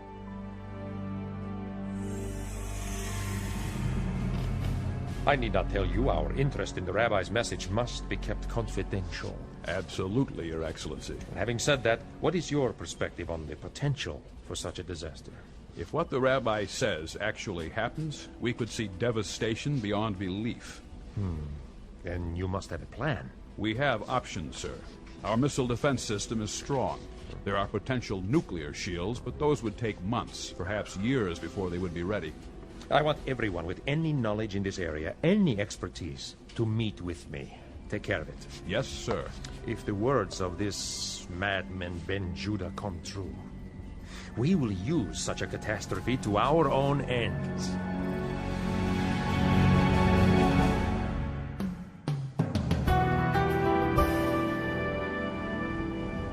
I would like you gentlemen to assist the ground crew with the exit as soon as we come to a stop. Before post-flight checks, sir? Yes, before post-flight checks. Be sure everything is in order. Tell the cabin crew to wait until after the welcoming ceremony to the plane, and you two should be last off. Understood. Okay, if we're putting off post-flight checks, we'll be the last off anyway. From where I sit, priority would be making sure this rig is airworthy for the return trip. Probably figures we got 36 hours. I was trained to check the important stuff while it's hot. Me too. But we'll do what we're told when we're told.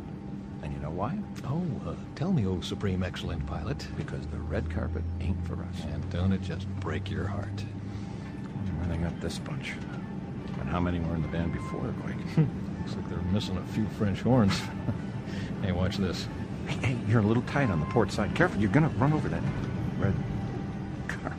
Oh, I didn't see any red carpet down there. Well, I guess the red carpet was for us, Mac. Nicely done. Thank you. Remember, the cabin crew and the pilots wait until everyone is announced. We understand, sir.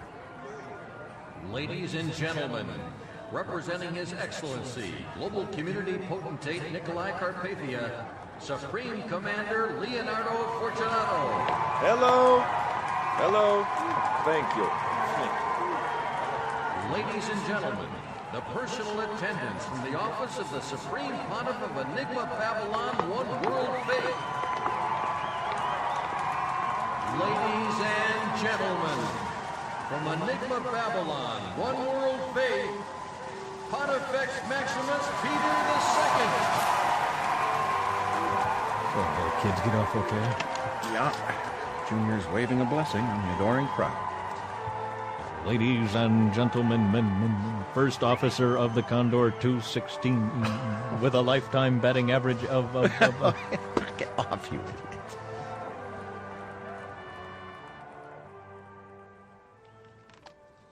How's the noggin, Ken? I've been better. There are times when I wonder if I really did install 2 ceiling fans, but I've improved since the last time I saw you. Supposed to get the stitches out Monday. Hey, listen, I got another job for you if you're up to it. I'm always game. Where are we going? Denver. I hear the old airport's open, and the new one's gone for good. We pick up an hour going that way. I told my client I'd pick her up by noon. Another damsel in distress? As a matter of fact, yeah. You got wheels? You better believe it. All right, I need you to pick me up on the way this time so I can leave a vehicle here. Hey, how's Chloe doing? Well, come see for yourself. Sounds good. Hey, I better get going if you're going to keep your commitment, buddy. You never schedule a lot of playtime, do you? Yeah, sorry. Hey, did you check out the website I told you about? Yeah. Actually, I spent a good bit of time there. Yeah? Come to any conclusions? We'll talk about it. Hey, I appreciate the flying time, Ray. It's been a good trip. Had an ulterior motive. I know the FAA rules are out the window now, but I still follow the maximum flying hours. Yeah, I do too, when I can. So, you headed somewhere? As soon as you teach me how to get around in the Challenger, I'd like to drop in on my daughter and surprise her. Buck gave me directions. Oh, good for you. What are you going to do? I'll probably hole up here, I guess. I got some buddies I might look up a couple 100 miles west. If I can track them down, I'll use the chopper.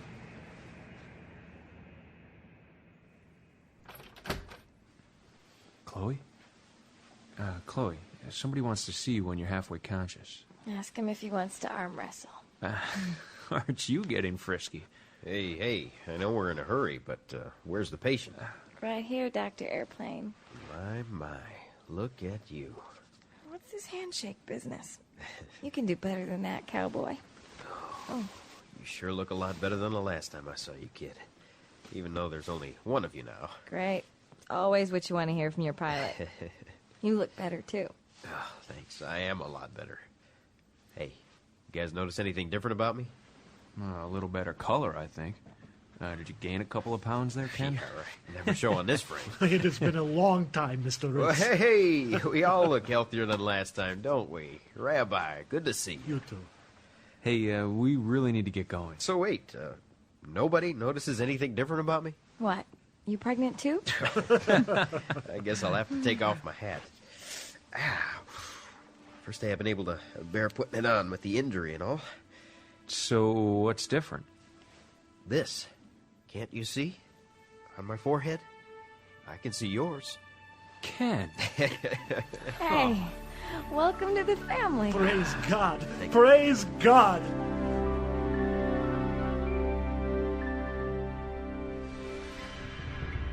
It was wonderful, Your Excellency. The welcome for the Pontiff and myself was exquisite. I am pleased to hear it. I have some very good news about my fiancée. I'm listening, sir. Our intelligence sources say she is in Denver, at a family planning clinic operated by the global community. That is good news, sir. In assessing the situation, I believe it would be good to send our #1 pilot there to deliver my message. I can make that happen immediately, sir, but couldn't he contact her by phone? This trip could delay our return. This is top priority for a number of reasons. I would like Captain Steele to be there in person. Really? We have a controlled situation in case the subject does not want to cooperate. And I am thinking that it might be good to take care of 2 problems in one afternoon. You mean... You have another pilot, do you not? Yes, sir. McCollum. Good.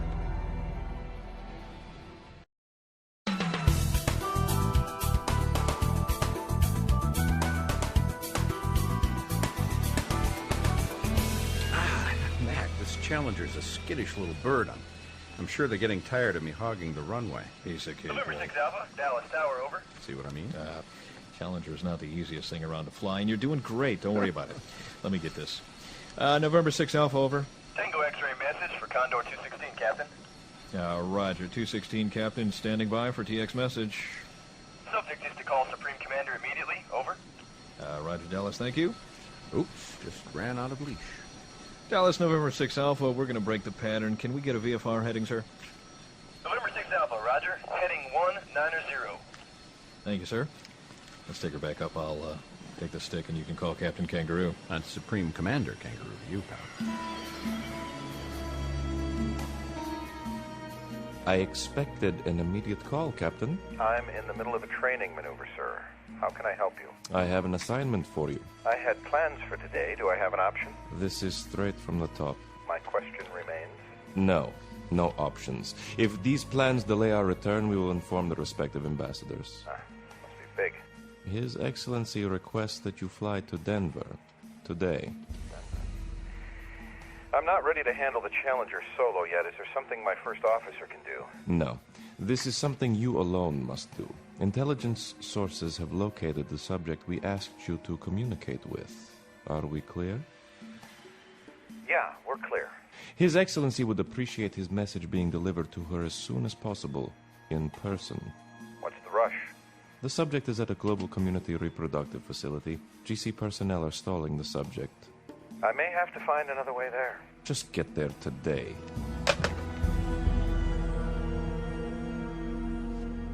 Before you go to the airport, Cameron, we must thank the Lord for our new brother. Sounds good to me. Lord God Almighty, your word tells us the angels rejoice with us over Ken Ritz. We believe the prophecy of a great soul harvest, and we thank you that Ken is merely one of the first of many millions. We pray especially that our new brother develops a hunger for your word, that you will give him boldness in the face of persecution, and that he be used to bring others into the family. We pray in the matchless name of Jesus, the Messiah and our Redeemer. Amen. As the new elder of this little group, allow me to welcome you to the Tribulation Force. We now number 6, and 1/3 of us are pilots. Thank you, sir. Now, about my return trip to Israel. When do you think it would be possible to get back there? Well, you'll have to talk with Buck about that. I don't have any problem taking you anytime you want. Did you ever get a hold of Hattie? No. So we don't know what name she's going by. Well, I'll keep trying her. You're still following the doctor's orders too, right? You need to take care of yourself, you know. And Junior in there? Yeah, doctor's orders. I'm more worried about what you're doing to me. Me? What did I do? Every time you wander off, something really bad happens. Last time you left me, I woke up in Minnesota. It's gotta be your fault. Yeah, well, what can I say? Every now and then you just gotta cause an earthquake or two. You are so influential. Hey, listen, next week we'll sneak Doc Charles over here and get your stitches out, okay? I can't wait. I'm ready to dump the cast and the cane and the stitches and this limp. Oh. The whole mess. I just don't know how you can stand to look at me. Chloe. Chloe, when I look at you, I see the love of my life. Slightly beat up, a couple of dents, maybe a scratch or two, but... Great. When it comes to your emotions, I rank right up there with vintage cars. Oh, hon, look at me. When I thought I'd lost you, I'd have given anything just to have you back for just 1 minute. Really? Uh-huh. And yeah, we don't know what else we'll have to put these bodies through here, but think about it. Just a few more years and you'll have a perfect body, which I will enjoy being able to look at for eternity. Sounds nice. Uh-huh. So, you're saying my body isn't perfect now? Is that it? Oh, brother. I'm kidding, you big dope. Kiss me.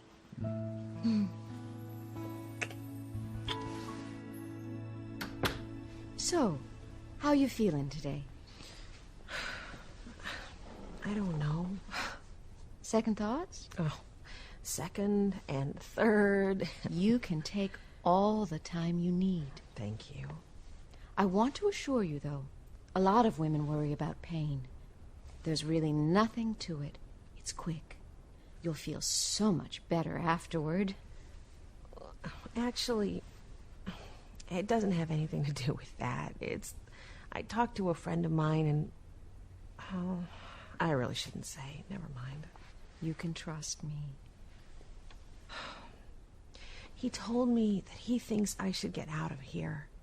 He doesn't think it's safe. What danger could there be in here? Oh, I couldn't expect you to understand. And I can't expect people on the outside to understand what goes on in here either.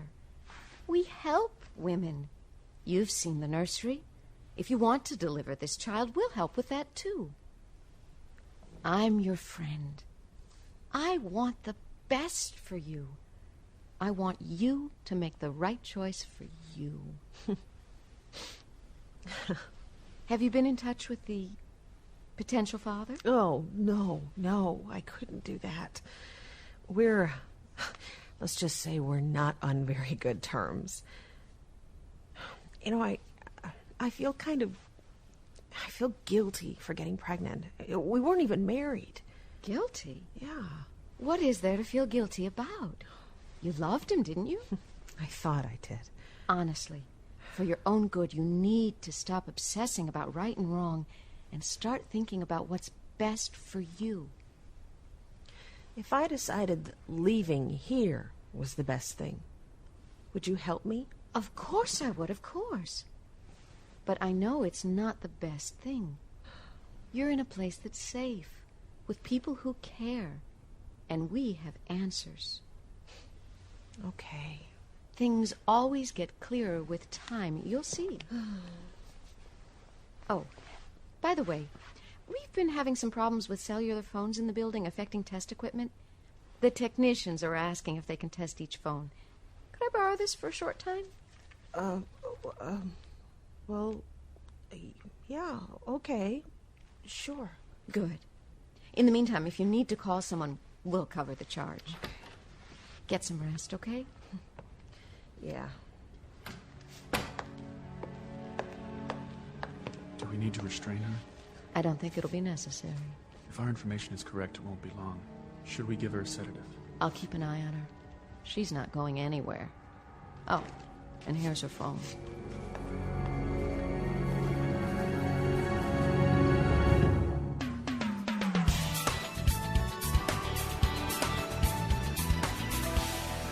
Our ETA is noon at Stapleton. Ken tells me I was a little ambitious to promise we'd see her that early. Still haven't figured out how to get there. We can't even reach Hattie. I don't even know where Ailey is. I can't help you there. I know it's a GC clinic, but I'm being met by an envoy. Ray, you don't want to get there before we do. I'll pull back on this. Just that I'm in a bind with Fortunato. I don't trust any of them, you know, or anything they say. The whole thing's squirrely. I'll make sure I don't get there until round 2. That'll make it work from Leon's perspective. He can't expect me to get there any faster than that. Hold on a minute, Buck. This is Scuba. Need your 1020 Scuba, over. Stand by. Buck, hang on. I'm going to have to check something out with Mac. Okay. Wichita Falls, over. Put down at Liberal, please. What? Albie, come back. Stay put. I will find you in Liberal, out. Stand by, Albie. Buck, you still there? Yeah, what's up? Changing course. Not sure why. Something wrong in Dallas? Could be. Hey, keep me posted, Ray. Yeah, you got it. Scuba to Albie, over. We're standing by. Just wondering if I could head back and meet you on your way. Over.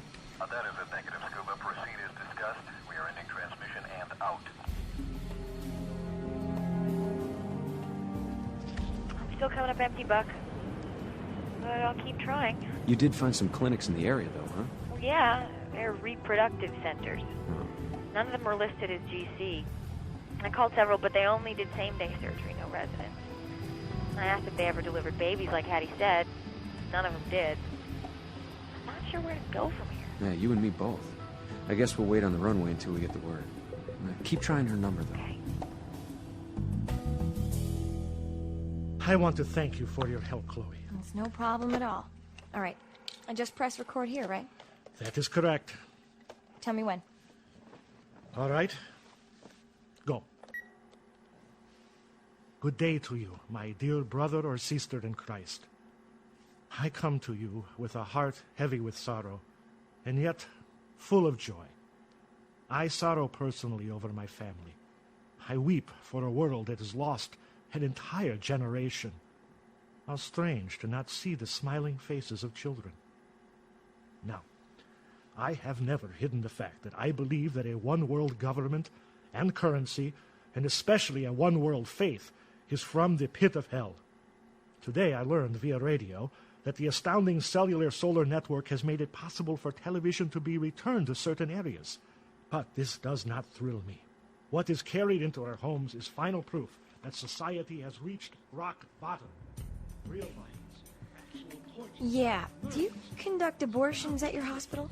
For a few more days. We're shutting down in less than a month. Why? The owner is better off selling to the global community than paying the taxes. Do you have any patients right now awaiting an abortion? It's all outpatient until we close. You asking for yourself, or...? No, a friend of mine. Would there be any place else where a person could go and stay to get an abortion? Well, there's a place in Littleton. It's a big GC testing laboratory. The clinic takes up one wing. I think the long-term patients stay there. But I wouldn't recommend it. Why not? The clinic and the lab work hand in hand. There's lots of cloning and fetal tissue research, stuff like that. Well, thanks. I appreciate that. You wouldn't happen to have the number of that place, would you? Those who pride themselves on tolerance and call us judgmental are illogical. Enigma Babylon welcomes every religion and says none are to be discriminated against. I say to you, when everything is tolerated, nothing is limited. Nothing is limited. I wish there was something more we could do. Just sitting here is going to drive me nuts, you know? Here you go. Take a look at this. What is it? The rabbis on the net, rallying the troops. There is only relativism. My challenge to you today is to choose sides. If one side is right, the other is wrong. We cannot both be right. This webpage includes a text section. He's got to be getting under Carpathia's skin. I mean, our numbers are small now. Well, not according to that number of responses. See that counter right there? This is incredible. Carpathia has to be tearing his hair out. Think he knows? In light of this, I call you not to a life of ease. Your Excellency. Just a moment. I want to hear this.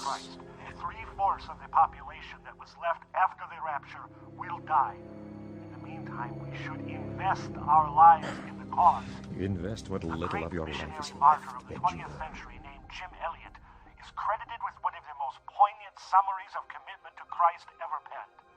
He is no fool who gives up what he cannot keep to gain what he cannot lose. Rubbish. Then what is it? Your advisors are prepared for the meeting in the conference room, sir. Very well. We believe we have come up with a solution to the potential problems the rabbi suggests. About 5'5", real pretty. I'm sorry. This is your friend, but you don't know her name? No, I'm sure she's using a different name so that no one will know. If one of our patients is using a phony name, they probably don't want to be contacted. All right, you don't understand. This is extremely important. My husband talked with her, I'm sorry, and they... ma'am. We're under strict orders. Look, my name's Chloe. Maybe you could tell each of the patients that Chloe called, and I'm sorry. I wish I could help you, but I'm not allowed to do that. Goodbye. I think we just found her. Finally, for my fellow converted Jews from each of the 12 tribes, we will rally in Jerusalem 1 month from today as we fellowship and learn to evangelize with the fervor of the Apostle Paul. Pray that God will grant a great soul harvest. And now unto him who is able to keep you from falling, to Christ, the great shepherd of the sheep. This is Scuba. Power and dominion, glory, now Roger. and forevermore. World without end. Amen. Amen. Amanda, did you just see that? Are you watching it somewhere? I won't stop looking for you. I'll find you, and I'll prove you weren't on that plane. Buck, I gotta wonder, why would the global community want to sponsor Sion's return to Israel when he's just condemned Enigma Babylon? Well, Carpathia will use whatever he can to his advantage. The interesting thing is Matthews, the guy in charge of Enigma Babylon. Well, he sees himself as bigger and more important than even the global community. So there's a showdown coming. Yeah, the Bible teaches that Matthews will only last so long. Well, according to Doc. Oh, maybe she found Hattie. Chloe? Buck, where are you? We're still on the runway, hon. Well, you and Ken get the rental car, and I'll just talk as you walk. Okay, what's up? Hey, come on, Ken. Well, there's a big GC testing laboratory in Littleton. And there's a reproductive clinic in the old educational wing of what used to be a church attached to it. And they take long-term patients. Oh, well, did you reach Hattie, then? Well, I called and described Hattie, but the lady got suspicious. And as far as I'm concerned, set up a bunch of red flags. So I called back a little later. I disguised my voice, and then I said, I need to talk to my uncle, the janitor. A little more tap dancing, and they put me through. Oh, good. I told this guy my husband was on the way there with a gift, but he didn't know who to ask for. Hey, Ken, you see one you like? Yeah, right over there. I'm just finding the rental desk. Hey, did the janitor have anything to say? Not much, till I told him my husband would give him $100. $100? Then he started coughing up everybody's names. And there are 4 women staying there right now. Excellent, excellent. Hey, hang on. Yes, sir. How may I help you? Yeah, we need a car. Yeah, let's hope they have a decent sized one. I'll need you to fill this out. I'll take care of it. Good, thanks. Chloe, give me the names. I'll give you all 4, but it's pretty much a no-brainer. Oh, yeah? How so? The 4 women are Conchita Fernandez, Susie Eng, Mary Johnson, and Lee Yamamoto. Boy, that's a tough one. Here you are, Mr. Ritz. I'll process this and get your keys. Yeah, thanks.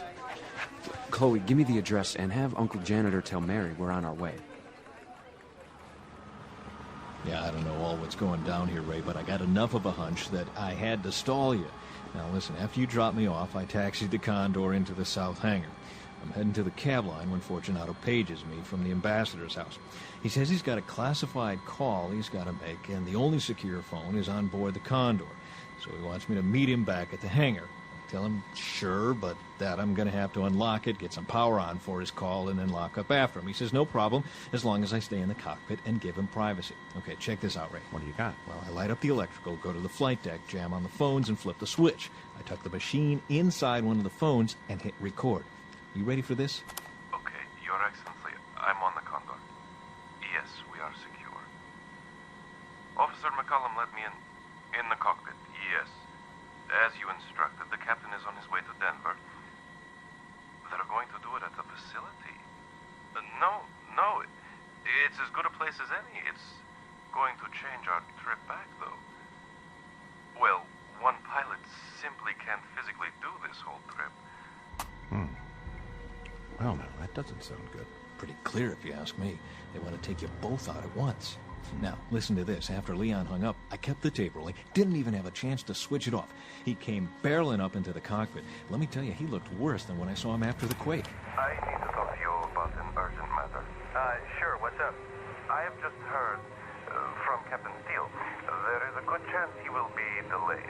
Oh, really? Yes. I would like to ask you to plot our return and work in enough rest time in case you have to do all the flying. All the flying? But Sir Ray told me himself he'd be back. His plans have changed. Officer McCollum, your service to the global community is very much appreciated. You will find His Excellency much in your debt. Congratulations, Mac. You just got promoted. And congratulations to you, my friend.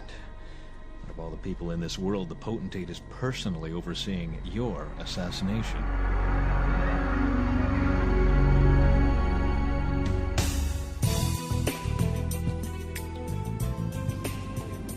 Well, this must be the place. You ready? Yeah. Hey, listen, Ken, I don't want us both to go in, all right? Let me see if I can find her. Keep an eye on my phone. Stay with the car, all right? Keep it running. I'll be right here.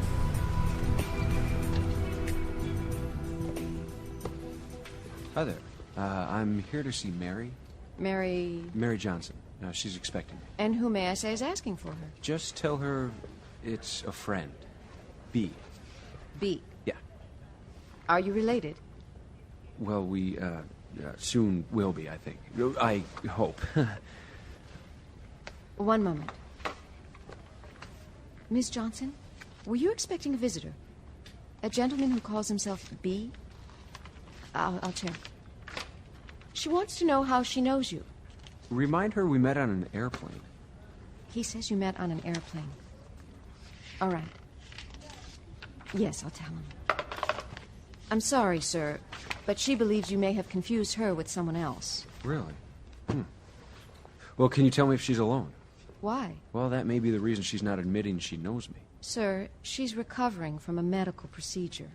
Already? I'm quite sure she's alone and well taken care of. Without her permission, I'm not at liberty to share anything more with you.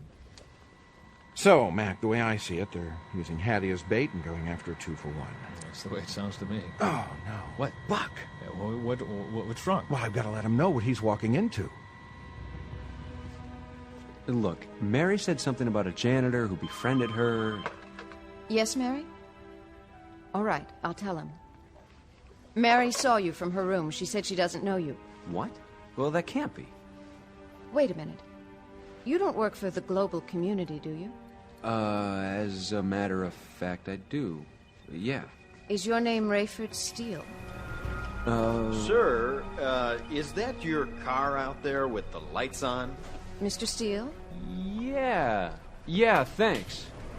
I'll be right back. But, sir, Captain Steele... Ken, they thought I was Rayford. I was almost in. You don't want in. Rayford's been set up. He figures you walked into an ambush. What? Well, that's funny. I left the car running. Hey, somebody took the keys. Pardon me. Which of you is Captain Steele? Right here. Were you expecting me? Yes, we were, Captain. When your driver left the car, I thought I'd shut it off and bring him the keys. Captain Steele, we have your cargo inside. If you'll join us, please. Cargo? The young lady. Are you also with the global community? Me? No. I work for the rental company. The captain here wasn't sure he'd be bringing the car back, so I drove him. He still pays for a round trip, of course. Of course. We had a driver at the airport, sir. Yeah. Well, I didn't want to wait. Well, if there's nothing you need from the car, then, Captain, follow me. We'll provide the captain's transportation back to the airport. Right. Excuse me, let me settle up with him. I'll be with you in a moment. Very well. Captain Steele, there is no need to get back in the car. Right. I can settle up here. I'll just be a minute. You can't go back in there, Buck. You know that. I can't not go in either, Buck. They're gonna kill you.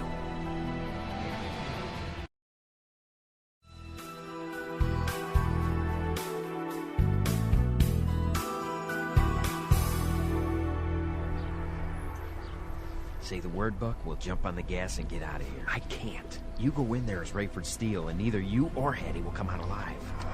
Here, take this. At least act like I'm paying you. I have to go in. She's gonna recognize you straight off. She may say your name. Yeah, well, if they think I smelled a rat, Hattie's as good as dead.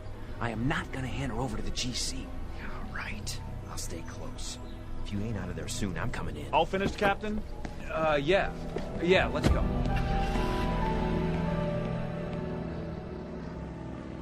Ray, you know where your daughter is. If they found a place to hide, that's the place for you to go. By the time Carpathia finds out you didn't show in Denver, you'd already be safe. I'm not really good at hiding out. Ray, you're no good to us dead.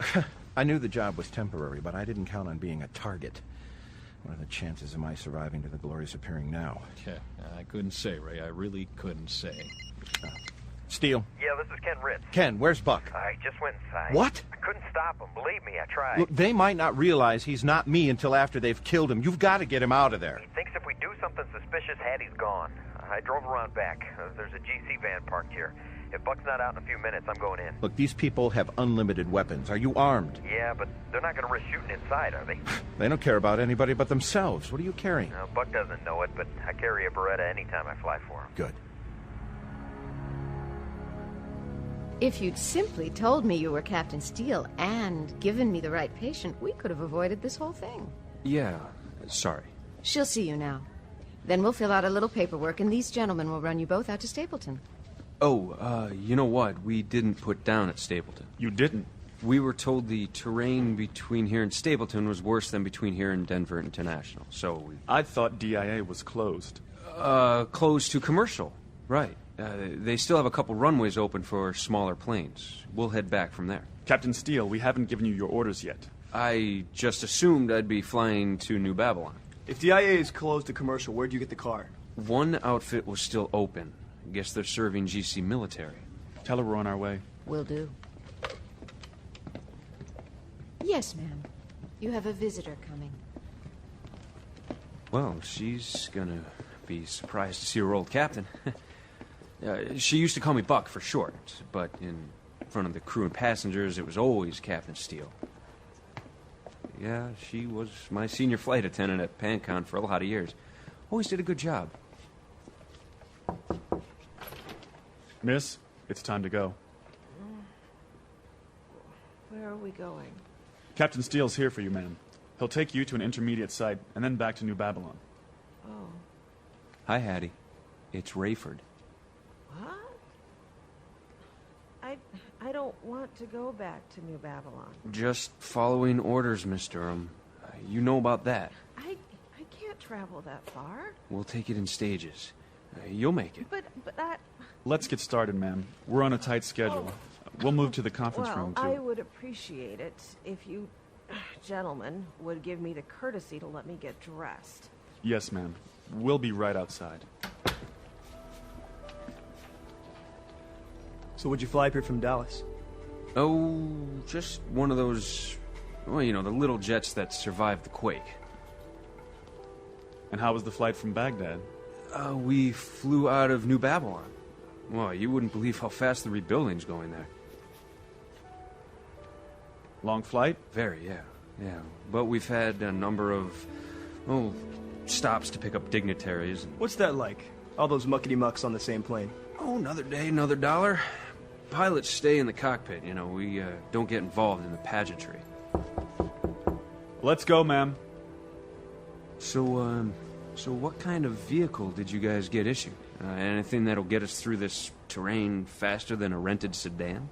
Not really, a minivan. Rear-wheel drive, unfortunately, but we can get you to DIA with no trouble. Where are they sending us, anyway? I'll give you this in a few minutes in the other room, but it says Washington Dulles. Dulles. I'll be another second. What's in the other room? Debriefing. It's standard.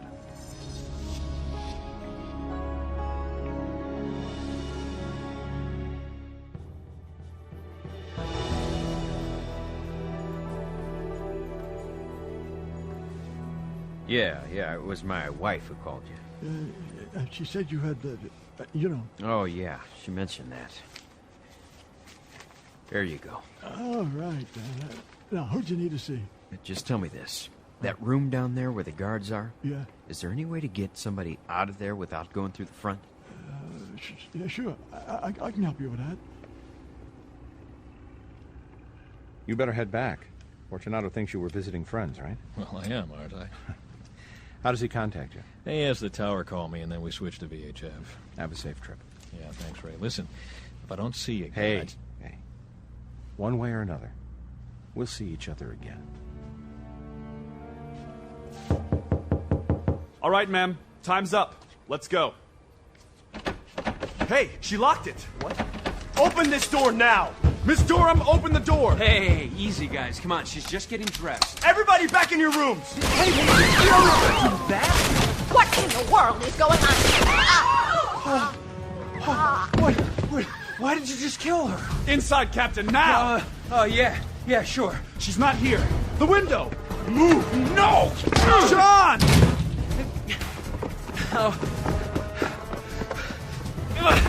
Don't hurt me! Lock that door and stay under the bed. Please, I don't want to die. Yeah, lock the door now, or you will. Open this door now! No! Please don't kill me! Where is... Through there! Please don't hurt me! Hurry, ma'am. Buck, over here! Buck, look out! Get behind the van!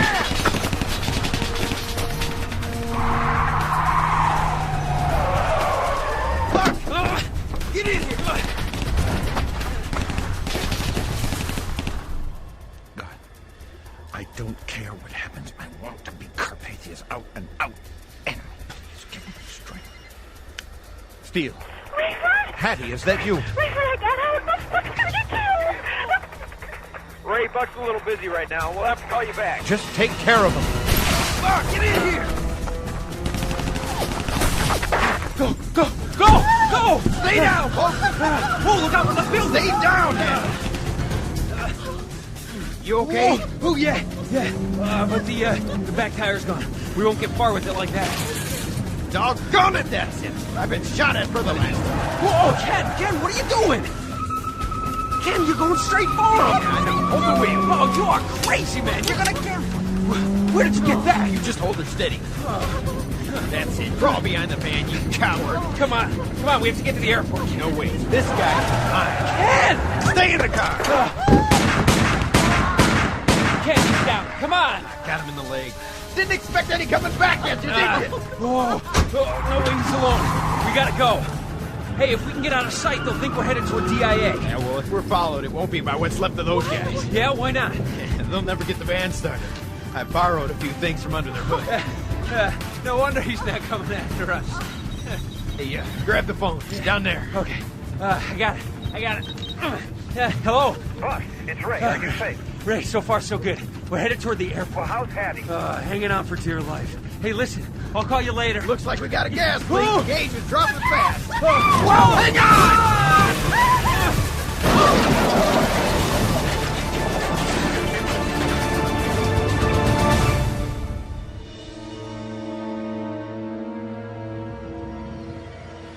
Scuba to Albie. Go ahead, Scuba. Need your help on that end. Get back to base as fast as you can and find out what they know. Roger that. Scuba, what happened with the lady over? Safe for the moment. I'm gonna need some kind of story when I show up. Okay, roger that. Can I suggest a Minot? Come again? North Dakota, remember? Oh, yeah, I do. Good call, Albie. Will do. Need everything you can give me ASAP. Roger, we're on it. Not bad. Not bad at all. She's overheating. Well, I'm overheating too. Oh, we have to keep going. Temperature gauge is in the red, There's Buck. fire coming from the back tire. Yeah, well, if you stop, the gas will hit those flames. What? Hey, listen, even if we get to the airport, Ken, make sure we're empty before we stop. What if the tire ignites the gas anyway? Then I hope you're right with God. I took the words right out of my mouth. Officer McCollum, this is the Supreme Commander. Go ahead, sir. What is your location? 2 hours west of you, sir. Returning. Are you coming straight back? No, sir, not planning to, but I can. Please do. There was a major tactical fall up north of us. What happened, sir? We're not sure yet. We're sorting through the details now, and then we need to get back on schedule as soon as possible. I'm on my way, sir. Keep it rolling, Ken. Come on. It's the only reason the gas tank hasn't exploded. Yeah, the engine will blow before I run out of gas. We may have to jump. Jump! No, I'm getting up here with you guys. Help me, Buck, help me! What are you doing? Emergency number. Yes, please inform Stapleton Tower. There's a small craft approaching on fire. Get the foam trucks out, now! You think they understood that? Yeah, they'll be ready for something. It just won't be falling out of the sky. Keep it rolling, come on. One more rise and we're on the back side of the runway. How in the world did you get out of there? Wonder that myself. That guard back there flat out murdered the lady working in there. What, Claire? Claire Blackburn's dead? Hattie, if that was her name, she's dead all right. That's what they wanted to do to me. Yeah, you got that right. Man, I'll stay with you guys as long as you put up with me. Engine's gone. Could be out of gas. Come on. Something's still burning. Shift to neutral, Ken. Already there. Grab your door handle. Oh, no. The foam truck's over there. Don't wait for it. Get out now. Hattie, jump! Oh, Hattie, you okay? I'm not sure. Oh, I hit pretty hard. Here, let me help you.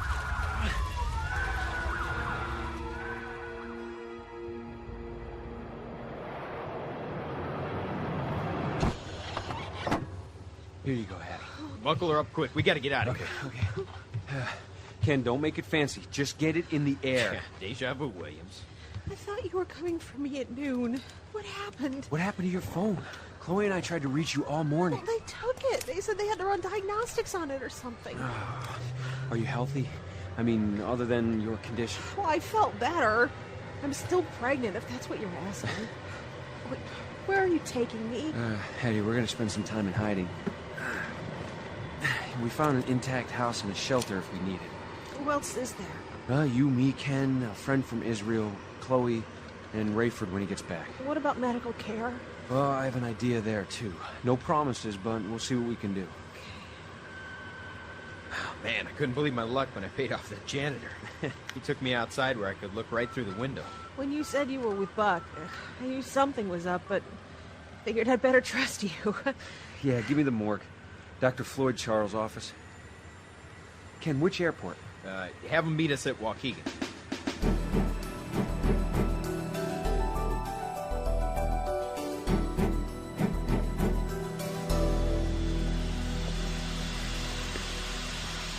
Dr. Charles.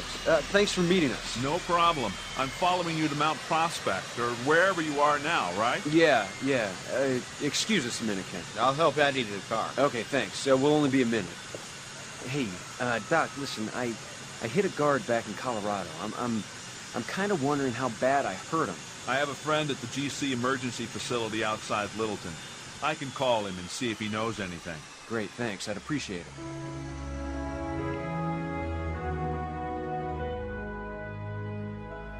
Hattie, you take the downstairs bed here. Oh, Chloe, I couldn't. Not with the shape your Oh, legs no, it's in. not even an issue. Please. We're going to put your stuff right here.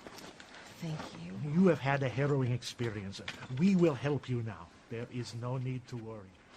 Buck, you trying to make me a widow again? Oh, Chloe, I can't shake what happened to the guard. I think I might have killed him. Tell me what happened. I don't know. I couldn't believe it. There was all this just commotion, and the guard behind me just turned and shot down this lady that worked there. I knew he would do the same to us, so I just reacted. And you punched him? Well, I had to do something. It was self-defense. I know, but I just got this bad feeling that I killed him.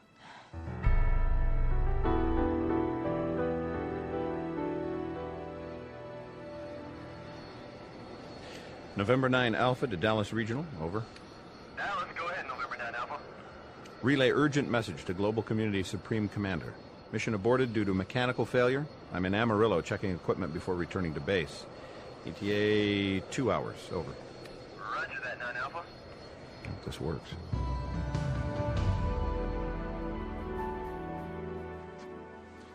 I still want to check on Hattie one more time before I head back to Kenosha. It's going to be touch and go for her and the baby for a while. She's been through a good bit of trauma. We'll do everything you said. Yeah, we'll keep an eye on her. And you need to lay low a few days. No flying or whatever you did that gave you these stitches. What, no more shootouts? That's standard fare working for this bozo. Hey, not like I planned it that way. And you, time's your best friend. The cast won't be ready to come off for a while. Do the exercises I showed you. The rehab will go faster once they're off. I will. Let me change the bandage on that forehead, Buck. Yeah, thanks. Hey, Doc, I'd feel better if you tell me what you found out. You were on the phone an awfully long time. Doc? The man is dead. Really? I don't see how you had any choice. They'll come looking for me, though. They had cameras throughout the place. From what I've learned, this is not the first reason they'd have to come looking for you. No, but I didn't mean to kill him. But if you hadn't, he would have killed you. You know his assignment was to take out both, you and Hattie. I know, but how can a punch kill somebody? Ow! My friend in Littleton says either the blow to the face or to the back of the head could have done it. They're leaning toward the posterior cranial damage as the cause of death.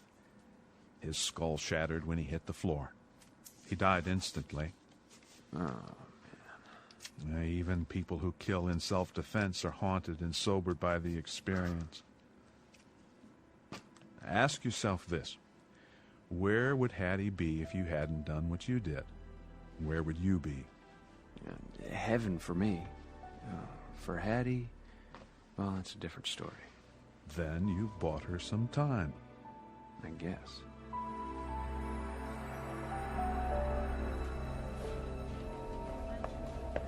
Captain Steele, what happened? Commander, Mac. It was sluggish, unresponsive. Went as far as I dared, had to check it out. I was able to make an adjustment, but by then I was so far behind schedule, I thought I'd better check in. You don't know what happened then? The plane, not entirely, but it wouldn't surprise me if one of the hydraulic lines... I mean what happened in Denver. In Denver? I told you, Commander, I was unable to reach him. Follow me. We knew Miss Durham was unwilling to return to New Babylon, but His Excellency believed it was in her best interest and in the best interest of global security. To protect his fiancée and their child, we assigned 2 security officers to meet you and her.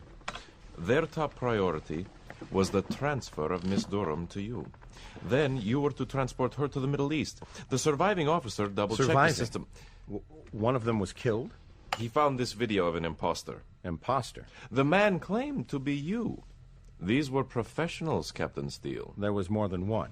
At least two, maybe more. The security cameras in front of the building and in the reception area were not operating. The action you'll see here took place at the north end of the corridor. The tape begins with the security guards and the perpetrator stepping outside Miss Durham's door while she dressed. Kind of blurry. Now watch. When the security guard knocks on Miss Durham's door, the other also turns toward the door, but the perp glances down the hall. That's the clearest view we see of his face. Still not very clear. The senior guard believes the perp was distracted by two janitors who appear earlier. We will interview them later today.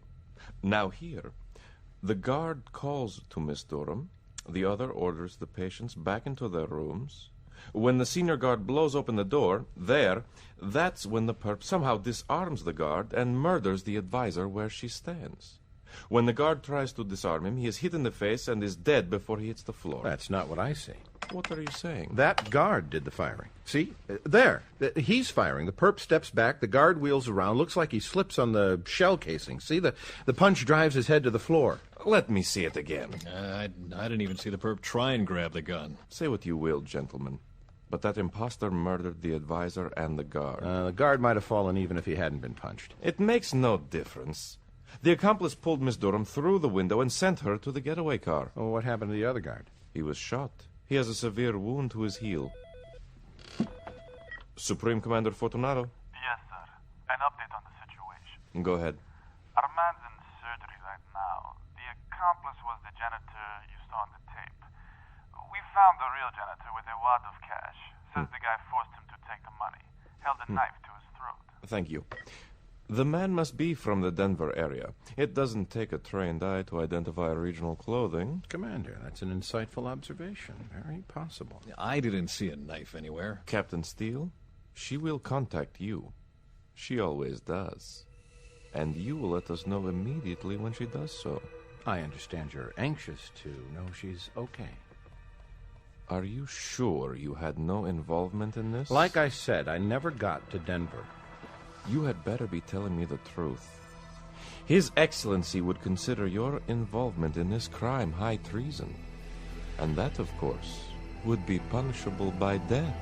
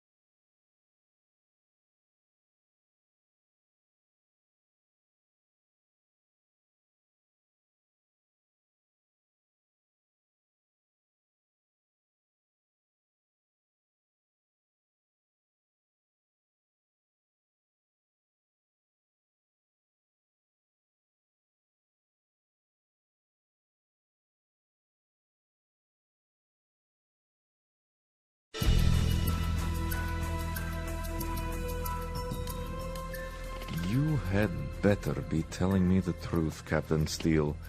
His Excellency would consider your involvement in this crime high treason, and that would be punishable by death. It sounds as though you suspect me, Supreme Commander. If you are not guilty, you have nothing to worry about. Supreme Commander, the ambassador has arrived. We have shown him to the rear suite on board the Condor. Very well. Gentlemen, please get on with preparations. I will be on board shortly. All right, I got the next leg of the flight plan filed, Ray. Can you believe this? You want to know what bugs me the most? What? Fortunato asked me to do you in. And if he decides that I was involved with Hattie's rescue, there's no telling what they'll do.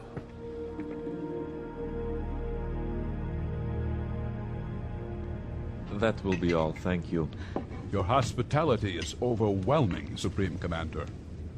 I assume you know that you're among His Excellency's favorite two regional potentates? I did not want to be presumptuous, but I cannot say it surprises me. I am most supportive of His Excellency's regime. And that has not gone unnoticed. Now, sir, His Excellency asked that I broach a delicate matter with you that must remain confidential. May I count on you? Most certainly. Thank you. He is gathering sensitive data on Enigma Babylon One World Faith. Being careful not to prejudice you, how do you feel about Pontifex Maximus Peter Matthew's No, that is pejorative. Let me, do you share His Excellency's, shall we say, hesitation over the Pontiff's independence from the rest of the global community administration? I am glad for the opportunity to speak my mind. I am outraged. I believe the man is a true threat to the global community. Well, then let me broach an even more sensitive issue. Absolutely. If it came to taking an extreme course of action against the very person of the Pontiff, would you be one upon whom His Excellency could depend? You mean? I believe you understand. Supreme Commander, rest assured, you may count on me. Okay, let's bring everybody up to date. Dr. Charles should be here late today or tomorrow to check on Hattie. He's still holding out on joining the troop force? Yeah. His main concern is if he drove over here every day, he might lead the wrong people here. Well, could be some truth to that. Yeah, no kidding. In the meantime, Ken, I gotta tell you, you are a welcome addition around here. I'll say. Indeed. Well, I feel real welcome. Thank you. Buck, you gotta check out some of the work he's done in the shelter over the last few weeks. Oh, yeah? Just some touch-up. We could move in now if we had to, though. Good. Oh, and Chloe, what's the latest from your dad? Well, he still believes Amanda's alive, though he hasn't heard anything from her. He said he's working on something that'll prove she wasn't on the plane. What's up, Mac? And Ray, I just got a jingle from Albie. Our little delivery is early. You ready? I've been ready since the day we ordered. Great. He told me it's top-of-the-line stuff. We even have that comm line we asked for. So when do we dive? Well, we're going to want to be fresh, so maybe fly over Thursday to Tonight. get the gear. About 9? Tonight? You can pick up the gear with the chopper this afternoon, right?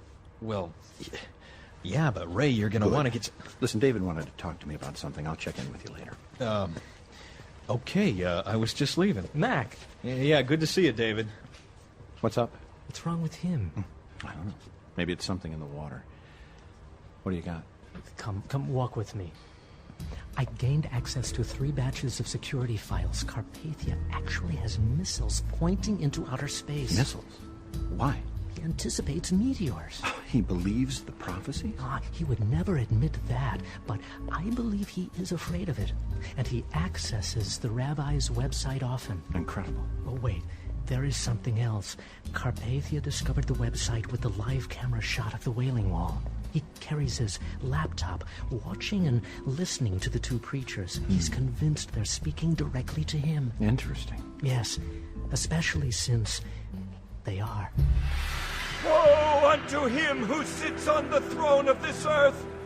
Should he dare stand in the way of God's sealed and anointed witnesses, he shall surely suffer for it. Yea, any attempts to impede the moving of God among the sealed will cause your plants to wither and die. Rain to remain in the clouds. And your water, all of it, to turn to blood. Beware, men of Jerusalem! continue to blaspheme the name of Jesus Christ, the Lord and Savior, and you will continue to see your land parched and your throats dry. To reject Jesus as Messiah is to spit in the face of Almighty God. He will not be mocked!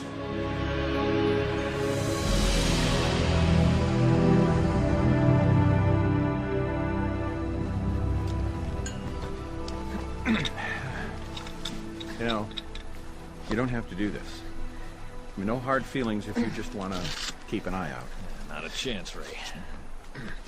Well, your choice. Yes.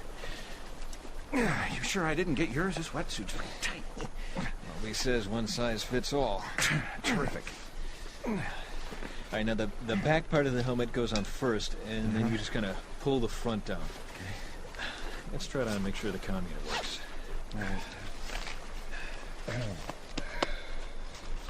Okay, you got air pressure?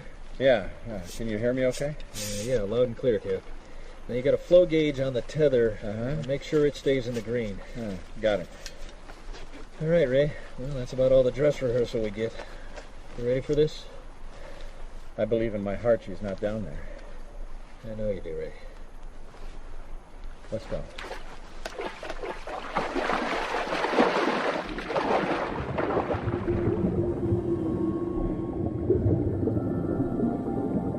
How far do you think it went, Ray? The 47 was out of fuel but full. Otherwise, I figure where it went in is pretty much where it stayed. Boy, you were right about visibility. I already lost you. Try the larger light. That's good for about 10 feet. Whoa. What is it? Where'd you go? I told you the current was stiff. Can you still see my light? How'd you get way over there? Probably good if we stay within arm's length. Good idea.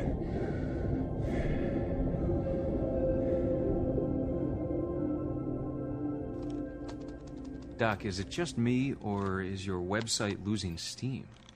Look at that, the hit number's slowing down. No, on the contrary, my friend. At 4 this morning, a message said the server would now flash a new number. Not for every response, but for every 1,000. Every 1,000? Look at that, it's changing every couple seconds. It is a miracle. I am humbled, and yet energized. Look at this. What's that? Oh, yeah. Yeah, the witness's webcam. It's fascinating stuff. I long to talk with them again. They will be so inspiring to those who can make it to Israel. We will join hands and sing. We will pray. We will study. Many will preach the gospel with boldness and give their lives for our Savior. But what higher calling could a man have? You should pass that along to your cyber congregation. As a matter of fact, I was reciting the conclusion of today's message. There you go. Also, today I am warning believers and non-believers to stay away from trees and grass until the first trumpet judgment is passed. We need to ask Ken to help us clear several feet of grass from around the house and maybe trim some trees.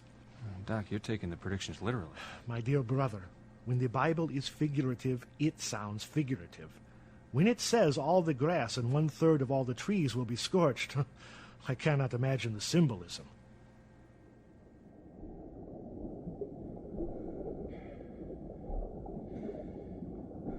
Please, God, help me finish this.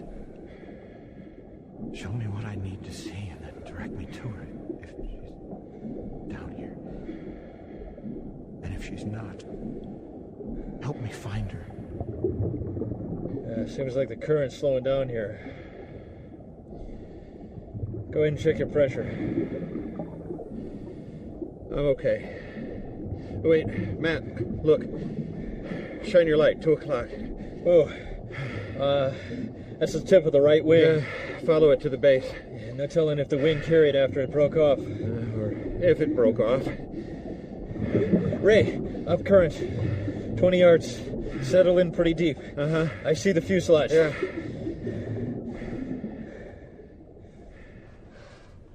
Try to eat something, Hattie. Dr. Charles is on his way. I don't want anything. Try some soup. No. She's really hot, Buck. Chloe, here, crumble some Tylenol in the soup. Okay. Here you go. No.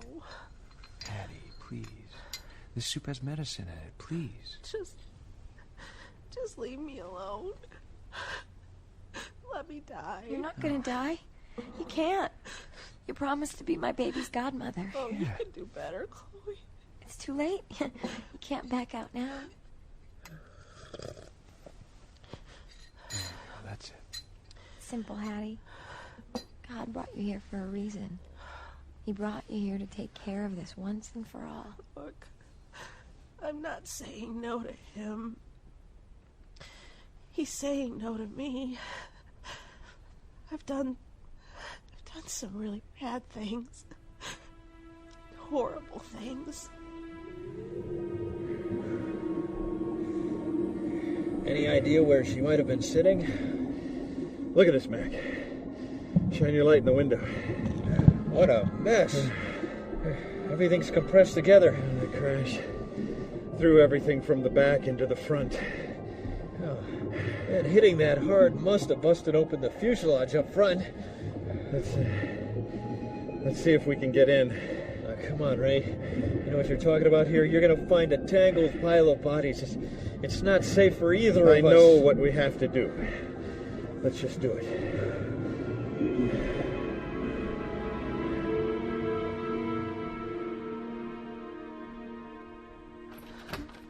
Doctor, glad you're here. No. Hey, Doc. How's she doing? She's not too well. She's running a fever. Well, let me see what her temperature is. Has she had anything for the pain? Oh, we gave her some Tylenol. That's all we had. 103. That's not encouraging. Any new ideas? Not really.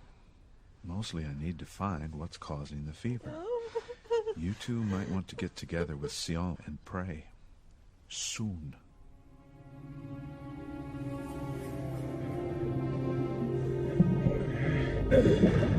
Can you see what's holding this panel back? Try moving it this way. There it is. A body! Oh, that's bad. Breathe. Breathe. That's bad. I wasn't ready for that, Ray. Tell me about it. I don't know what's worse. The decomposition or what's left of the look on her face. Look at her eyes. Don't look at her eyes. Oh, man. That's bad. It's one thing to know you got a plane full of dead people. Oh, man, it's another to come face to face with one of them. Oh. Pull it together, man. Pull it together. Oh, man. Oh. Looks like everybody's still strapped in. Probably all died on impact. Hey, this is not gonna be pretty. Oh, I have to do it.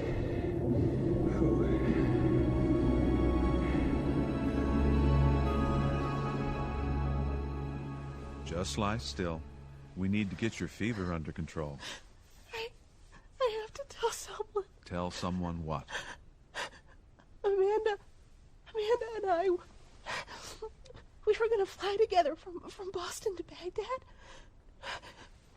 When I told her I was changing plans, she wanted to go with me. Hattie, you don't have to do this. She knew what I was going to do, so she canceled her reservation for Baghdad and was on her way to buy a ticket to Denver.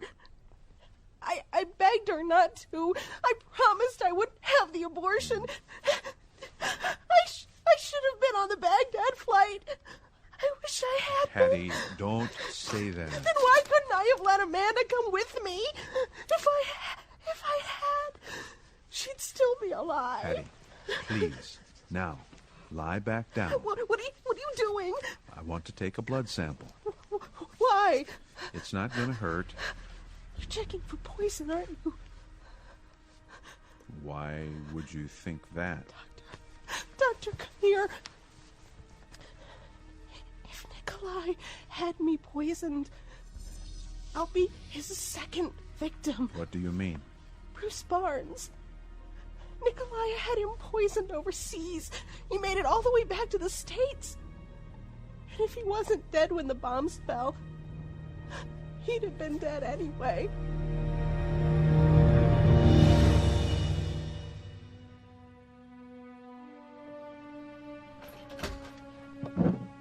How is she, Doctor? She's asleep, but she's not good. Her breathing's labored, and I can't get the fever down. Dr. Charles, can you stay here tonight? I wish I could. Actually, I wish I could get her to a hospital, but it's too dangerous. She'd be recognized right away. And after what happened in Minneapolis, I'm being watched more closely as well. I hope you know how much we appreciate your coming. I do. You're like my second family. By the way, have you looked outside lately? What is it? Take a look at that sky. That came up fast, huh? I'm going to check on her one more time and try to beat that. I gave her more Tylenol, but watch for dehydration. Buck. Yeah. She was moaning. She feels guilty about some things. Yeah, I know. Did she tell you what she's done?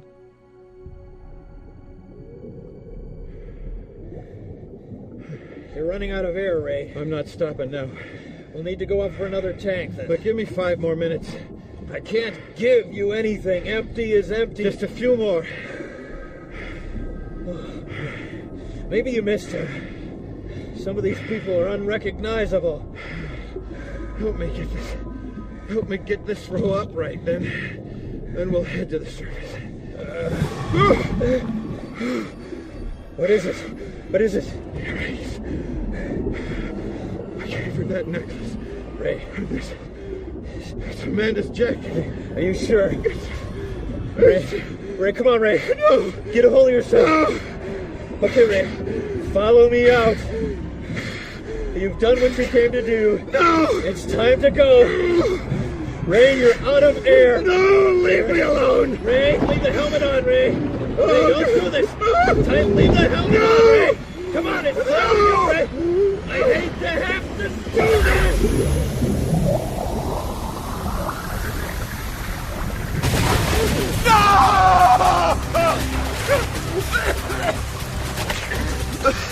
Play it, Ray. Swim with me, man. Come on. Let me go. Come on, swim, Ray. Swim now, or we're both in the Persian Gulf. Come on. Swim. Come on. You can make it. Little brother.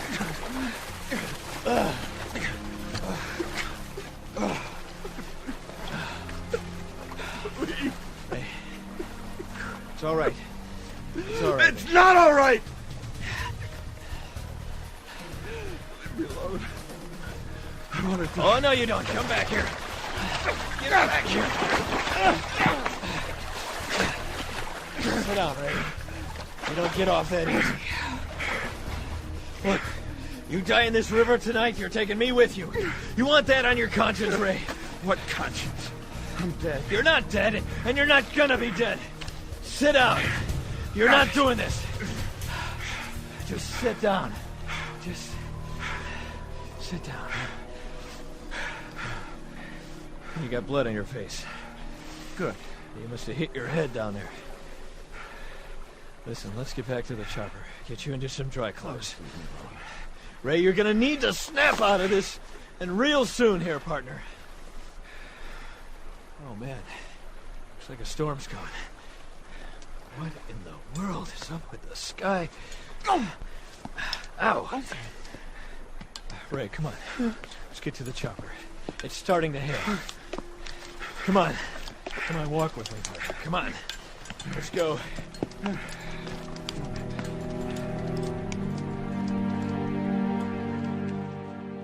How's she doing? Still sleeping. She's so pale. Yeah, well, she's got a lot of baggage. A lot of secrets, you know. She doesn't need to.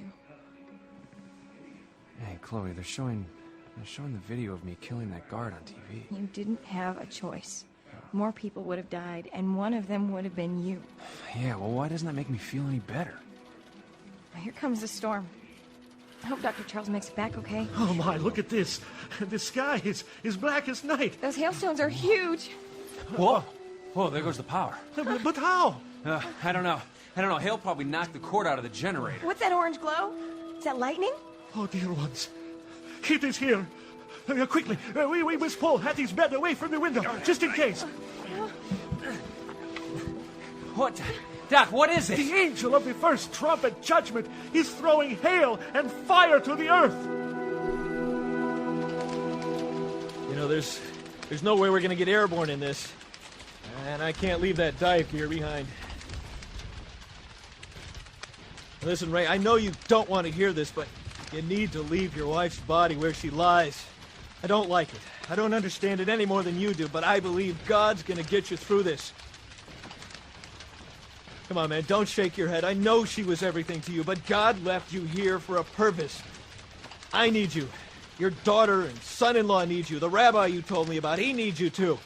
We'll get through this together. And tell me the truth, Mac. Did you check her forehead for the sign? No. You did, didn't you? Yeah, I did. Wasn't there, was it? No. No, it wasn't. What am I supposed to think of that? How should I know? The mark came after the earthquake, right? And even if it didn't, we don't know if it stays there when you die. If Amanda wasn't a believer, it probably was working for her. I don't think I can handle that. Ray, if... Ray, look at that sky. It's fireworks. What is... Washing up on the bank. This hail's piling up with snow. And that's not so much lightning as... It's just... It looks like fire coming down on the... What's red? And the hail, what is that? It's... Man, it's blood. Ray, it's fire. And ice and blood. Buck, the grass is on fire. Yeah, the trees too. Come here, look at this. Wherever the flaming hail hits. The entire backyard is black. The trees have burst into flames. And now... What? What's happening? The blood. The blood. Look at that. The hail's getting bigger. Listen to it. Hattie, lie down. What is it? What's happening? What you see before you is a picture of Isaiah 1:18. Though your sins are like scarlet, they shall be as white as snow. Though they are red like crimson, they shall be as wool. Praise the Lord God Almighty, maker of heaven and earth.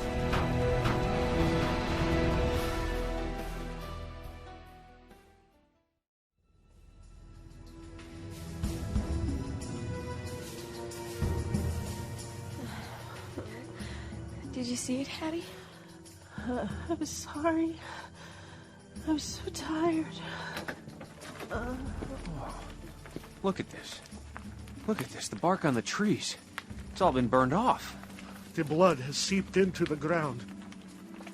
The scriptures told us that 1/3 of the trees and all of the green grass in the world would be burned. Let's fire up the generator. I want to see what Carpathia's newsmen make of this. Chilly. I never felt this cold in the desert before. All right, listen, Ray, stay put. I'm gonna lash the equipment down and we'll fire it up. No, I'll help. No, stay put, Ray. Just let me do this. Oh, and here, I brought this from the plane. What's the point? Laptops aren't waterproof. Things ruined. Well, yeah, the screenshot. Solar panel's ruined. Motherboard might be gone, but maybe the hard drive is waterproof. You can get a techie to spin it up and copy any files you want. I don't expect any surprises. Yeah, well, no offense, but you didn't expect to see her in the Tigris either. You know, if I were you, I'd look for evidence that Amanda's everything you thought she was. I'd have to use someone I know, like David Busteed. Yeah, there you go. That's a good idea.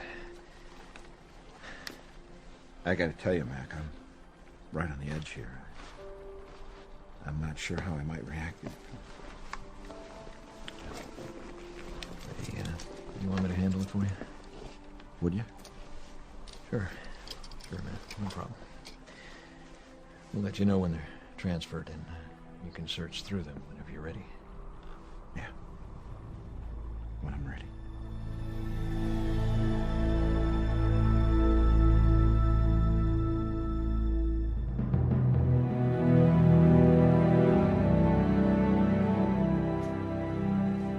I want to assure you the global community community has everything under control.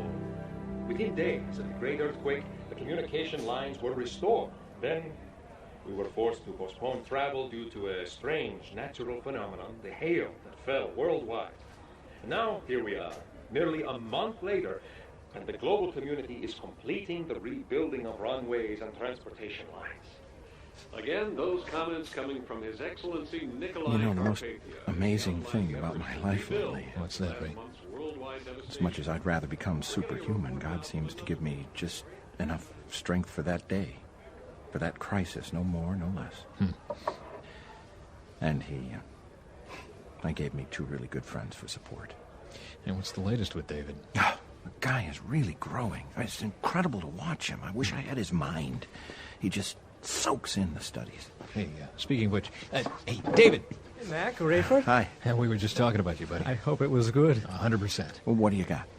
Listen, I must tell you what I saw today. The rabbi's conference and the message of the witnesses has Carpathia seething. He can't stand people being interested in anybody but him. Gets up early every day, works late into the night. You can see it in his eyes. He's on a mission. Mission from the devil himself. Mark my words. Nicolae's day is coming, and I hope God lets me. Well, I hope I'm there when it happens.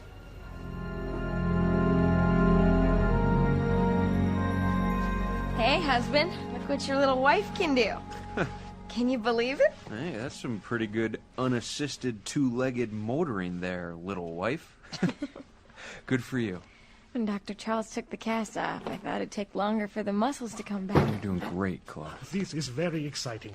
We have all of the meeting places secured, and I will invite Moishe and Eli to join me at Teddy Kollek Stadium. Oh, the closed-circuit broadcast is available? Yes, there is no site big enough for all of the 144,000 witnesses.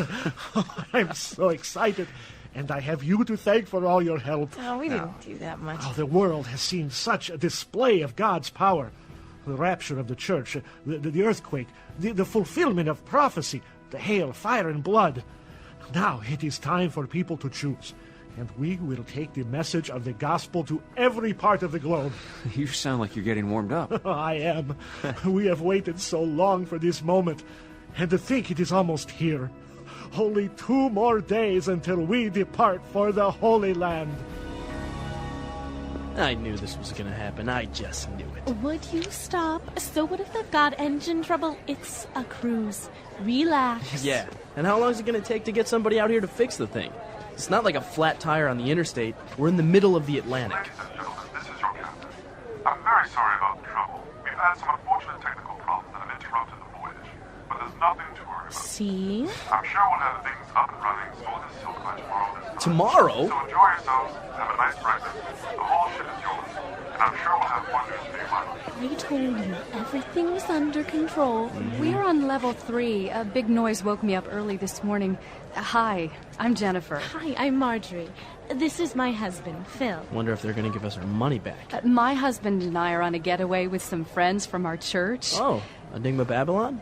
No. We attend a One World congregation. Lovely people. Would you mind if I get my husband and we have breakfast together? Sure. Sounds great. Oh, Rayford, thank you for stopping up. Something strange is going on. There's a lot of traffic in and out of Carpathia's office. Military, scientific advisors. Any idea what's up? They're preparing to launch a space probe. What for? I don't know for sure, but there's this rumor, a rumor about a meteor. What? An urgent message came in from the GC Aeronautics and Space Administration. I didn't see the content. Carpathia is as upset as I've ever seen. Happening? What? The scripture's being fulfilled. Look, I have to get in touch with my family.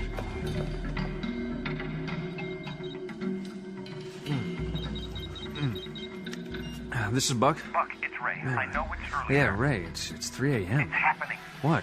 The What's prophecy's happening? being fulfilled right now. Turn on your TV. This is going to be some ride. Doc, get up. I just got a call from Rayford. Cameron, what is it? Doc, get up. Come on. Come with me. A newly discovered comet is believed to be on a collision course with Earth's orbit. The head of the global community's research and science team ordered the launching of a probe to secure more data. We have with us a member of that research team, Dr. Conrad Reinke. Dr. Reinke, how far is this meteor from us? First, meteor isn't the correct term for this formation. The data we've received so far shows the object to be a comet with the consistency of sandstone, a brittle type of rock. As a result, when it enters the Earth's atmosphere, much of it may disintegrate. Now, you say that as if it's a certainty. That it will enter the Earth's atmosphere? Yes. On this trajectory, it's impossible that it will miss us. Unless it can be destroyed before it enters the atmosphere, of course. Now, this probe was sent up earlier today. What else have you learned from it so far? The comet is irregularly shaped, but it is immense.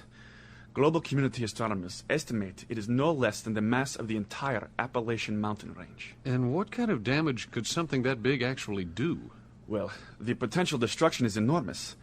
There are a lot of factors to assess here, but on the scale of 1 to 10, I'd say this is off the scale. Let me get this in perspective. You can't say for sure what its makeup is, but you believe... No, that's what the probe is doing. If we find out this is just a ball of fluff or space dust, we have a much smaller problem than if it's the density of, say, granite. If it were the density of something like granite, what would happen? Once the object comes into the Earth's gravitational pull, it will accelerate at 32 feet per second squared. When it comes into the atmosphere, no matter what the composition, it will burst into flames. Then, burning pieces will fall to the Earth. So, worst case, what could happen? Worst case, the Earth is split in two. Really? Or Earth's orbit could be altered. Either of those scenarios would be disastrous for sustaining life on this planet. I've just been handed an update from the Global Community Aeronautics and Space Administration regarding the time frame. Would you care for me to read it? Certainly. The collision will occur. It gives different world times. Approximately 10 a.m. New York time, 3 p.m. London, midnight in Tokyo, 6 p.m. New Babylon. They anticipate the best possible scenario, that it will take place somewhere in the Atlantic Ocean. Yes, and if that's true, we're receiving word now that tidal waves are expected to engulf coasts on both sides of the Atlantic for up to 50 miles inland. Coastal areas are being evacuated now, so if you do live in one of those areas, we ask you to comply with the global community disaster teams as quickly as possible. This additional note, there is report of a disabled cruise ship adrift with some 4,000 passengers on board. It is near projected ground zero. It is tragic. We're being told now that His Excellency Potentate Nicolae Carpathia is prepared to address this crisis, and we will go live now to the Global Community Headquarters in New Babylon. My brothers and sisters in the global community, we have weathered many storms together, and it appears there is another on the horizon. I assure you that we have the firepower to destroy this object. However, we have been advised that an attempt to destroy the comet would be too great a risk to life on our planet. The unpredictability of the fragments and where they might fall is simply unacceptable, especially considering that this falling mountain is on course to land in the ocean. We must hurry. Chloe, can you type while I dictate? Sure, go ahead. Post this on the bulletin board as urgent. Alert our readers to the fact that this is the second trumpet judgment, foretold in Revelation 8, 8, and 9. Wait. Okay, Revelation what? Chapter 8, verses 8 and 9. Here. Then the second angel blew his trumpet, and a great mountain of fire was thrown into the sea. And 1/3 of the water in the sea became blood, and 1/3 of all things living in the sea died, and 1/3 of all the ships in the sea were destroyed. Okay. I got it. Write this. Will we look like expert prognosticators when the results are in? Prognosticators. All right. Got it. Will it shock the powers that be to discover that what the Bible says will come true? Or will officials reinterpret the event to make it appear that the Bible was wrong? Do not be fooled. Do not delay. Come to Christ before it is too late. Sorry I'm late. This is my husband, Ed. This is Marjorie, and tell me again. Phil. I'm sorry. Don't worry about it. Get the bacon and eggs while it's hot. No telling when they're going to run out of I'm it. sorry. I don't know how to tell you this. The power's out on the ship, but I have a shortwave radio just to keep track of the news. Honey? There's a meteor or a comet, whatever it is. They just spotted it. It's headed for Earth. What do you mean they just spotted it? They keep track of those things for years. Listen to me. It's headed for Earth. It's supposed to be bigger than a mountain range, and they've pinpointed the impact point. Where? Not in Homeland, kids. It's not overland. It's over the Atlantic. The Atlantic? Oh, my word. From what I can tell about our position, we're about 100 miles south. For a minute there, I thought we were in trouble. We are. They're evacuating people from the coast, picking up as many as they can before it hits. But if it's 100 miles away... This is big enough to cause a wave miles high. We don't stand a chance. We have to do something. I just found this. In Revelation chapter 8, the Bible predicts this. It predicted the disappearances, the earthquakes, so please, let us tell you what God wants you to know in the few moments that we have left. Again, we're waiting for the moment when the comet enters the atmosphere. We're monitoring global community communication lines, and Dr. Reinke, what are we looking for? Probably a flash, a brilliant flash of light, and then... I should have warned you to shield your eyes. I can't see a thing. The circumference of the comet is more than 1,000 miles square. We've determined the makeup is largely sulfur. It will produce hurricane-force winds on its way to Earth, and you have to feel sorry for anyone caught in the path of this object. Ladies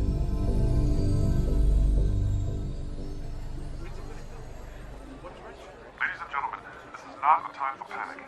Please, as you come on deck, be aware of those around you who might need help with the life jacket. As if a life jacket's going to do us any good. There are some people on board who've asked you to say a word. And given the circumstances, I think it would be good to hear what they have to say. My name is Ed Collins. Honey, it's that man and his wife. From breakfast? Yeah. I'm here to tell you that there's a God in heaven and that God loves you. He loves you so much that he gave his son for you. I didn't believe that a few years ago, but I believe it with all my heart today because it's true. Unless something miraculous happens, you only have a few minutes to live. I beg you, put your faith in Jesus Christ. I tell you today, believe in Christ. Ask him to forgive you of your sins right now. There's nothing you can do at this point to make up for the bad things you've done. There never was, except for the gift of God. There's no reason to panic. Listen to me. Pray with me. God, I believe you died for me.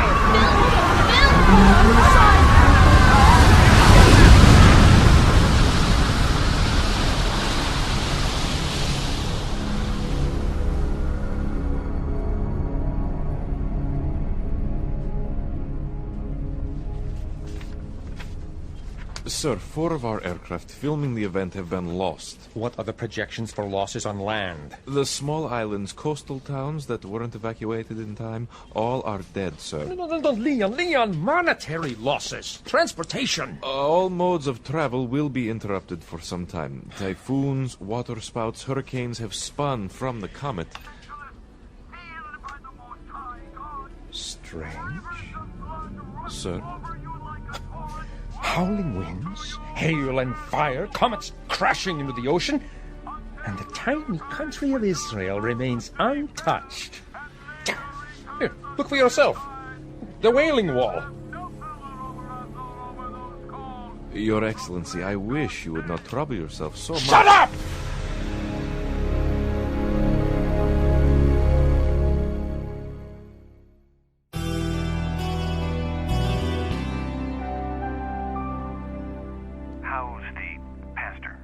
The delay in the meeting set him back. He was so anxious to get there, but, well, you can understand why they'd have to postpone it. What does he think about the new meteor they found yesterday? Well, he thinks it's wormwood.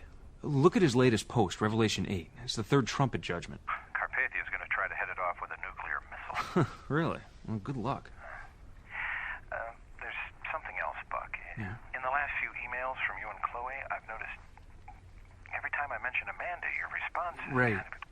Ray, the patient we have here, well, you know who I'm talking about. Yeah. Well, she's carrying around some troubling secrets from the past. It's one of the things holding her back from a relationship with God. What kinds of things? Well, Ray, we need to meet face to face as soon as possible. Israel? There you see a live shot of the liftoff of the ground-to-air missile designed to vaporize this new threat to the world. Global Community's Dr. Conrad Reinke is with us again, and Doctor, this certainly shows the genius of His Excellency. He is nothing short of remarkable. Now, Doctor, this is the second Earthbound comet in a very short period of time. How do you explain these phenomena? There's nothing like it in history. There's no explanation, really. But I think we have to go back to His Excellency's plan to eliminate this new threat and be thankful for the control being displayed. We're only a moment away from the impact, I'm told, and what are we about to see? As you know, the meteor is about the same size as the comet that did so much damage, but its density is less. It has the consistency of, well, the best analogy is rotting wood. Now, when the missile strikes it, it'll be vaporized. There should be little, if any, effect on the... We see there the detonation of the missile? No, that was not the missile. Doctor, what's happening here? Well, forgive me, I'm not really sure. The meteor appears to have exploded on its own before impact. And if you look there, see, pieces are falling. And what effect is that going to have? Then the third angel blew his trumpet, and a great flaming star fell out of the sky, burning like a torch. It fell upon 1/3 of the rivers and on the springs of water. The name of the star was wormwood, which is the Greek word for bitterness. It made 1/3 of the water bitter, and many people died because the water was so bitter.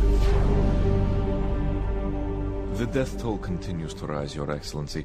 However, the response to your compassionate speech is quite good. How was my decision about the mass meeting received? There is no doubt this is the most talked about event in the world. Yeah. A majority of those polled believe another postponement may not be necessary.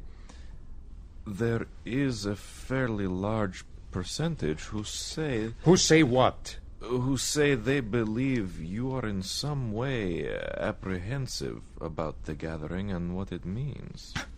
Let them think what they will. There is a bigger problem. Yes, and what is that? You received this from the rabbi this morning. It was posted in such a way that anyone could access it. Well, what does he say? What does he say? He refers to you as Mr. Carpathia. He writes, "We will be in Jerusalem as scheduled, with or without your approval, permission, or promised protection. The glory of the Lord will be our rear guard." Oh, the same mantra over and over. Can he not come up with something more original? Sir, I believe this would be the time to show your power, to show who you really are. I'm not sure the world is ready for that. You could crush this bug and prove you are the supreme power. You are in control. Yes. And yet, you see, ignoring a bug sometimes makes it go away, no?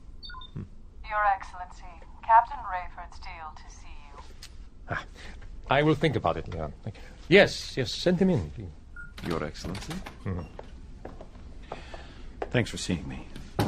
I'm assuming you'll need Officer McCullum and myself to get you to Israel tomorrow? Oh, now talk to me about this, Captain Steele. They are meeting against my wishes. I had planned not to sanction it with my presence. But your promise of protection. That resonated with you, did it not? You know where I stand. Yes. And you also know that I tell you where to fly, not vice versa. Do you not think that if I wanted to be in Israel tomorrow, I would have told you before this? So those who wonder if you're afraid of the scholar Afraid? who showed you up on the internet and called your bluff before an international audience. Oh, no. You are trying to bait me, Captain Steele. Frankly, I think you know you'll be upstaged by the two witnesses and by Dr. Benjuda. The two witnesses. If they do not stop their black magic, the drought and the blood, they will answer to me. They say you can't harm them until the due time. I will decide the due time. And yet Israel was protected from the earthquake and the meteors. Oh, you believe the witnesses are responsible for that? I believe God is. Tell me, Captain Steele, do you still believe that a man who has been known to raise the dead could actually be the Antichrist? Sir, imagine the audience in Israel if you were to do something like that. Here are people of faith coming together for inspiration. If you are God, if you could be the Messiah, wouldn't they be thrilled to witness evidence of that? Well, if you are suggesting that I should bestow upon those guests a regal welcome second to none, you may have a point. Oh, yes, sir. Captain Steele, schedule that flight. I will go to Israel. Very good, sir.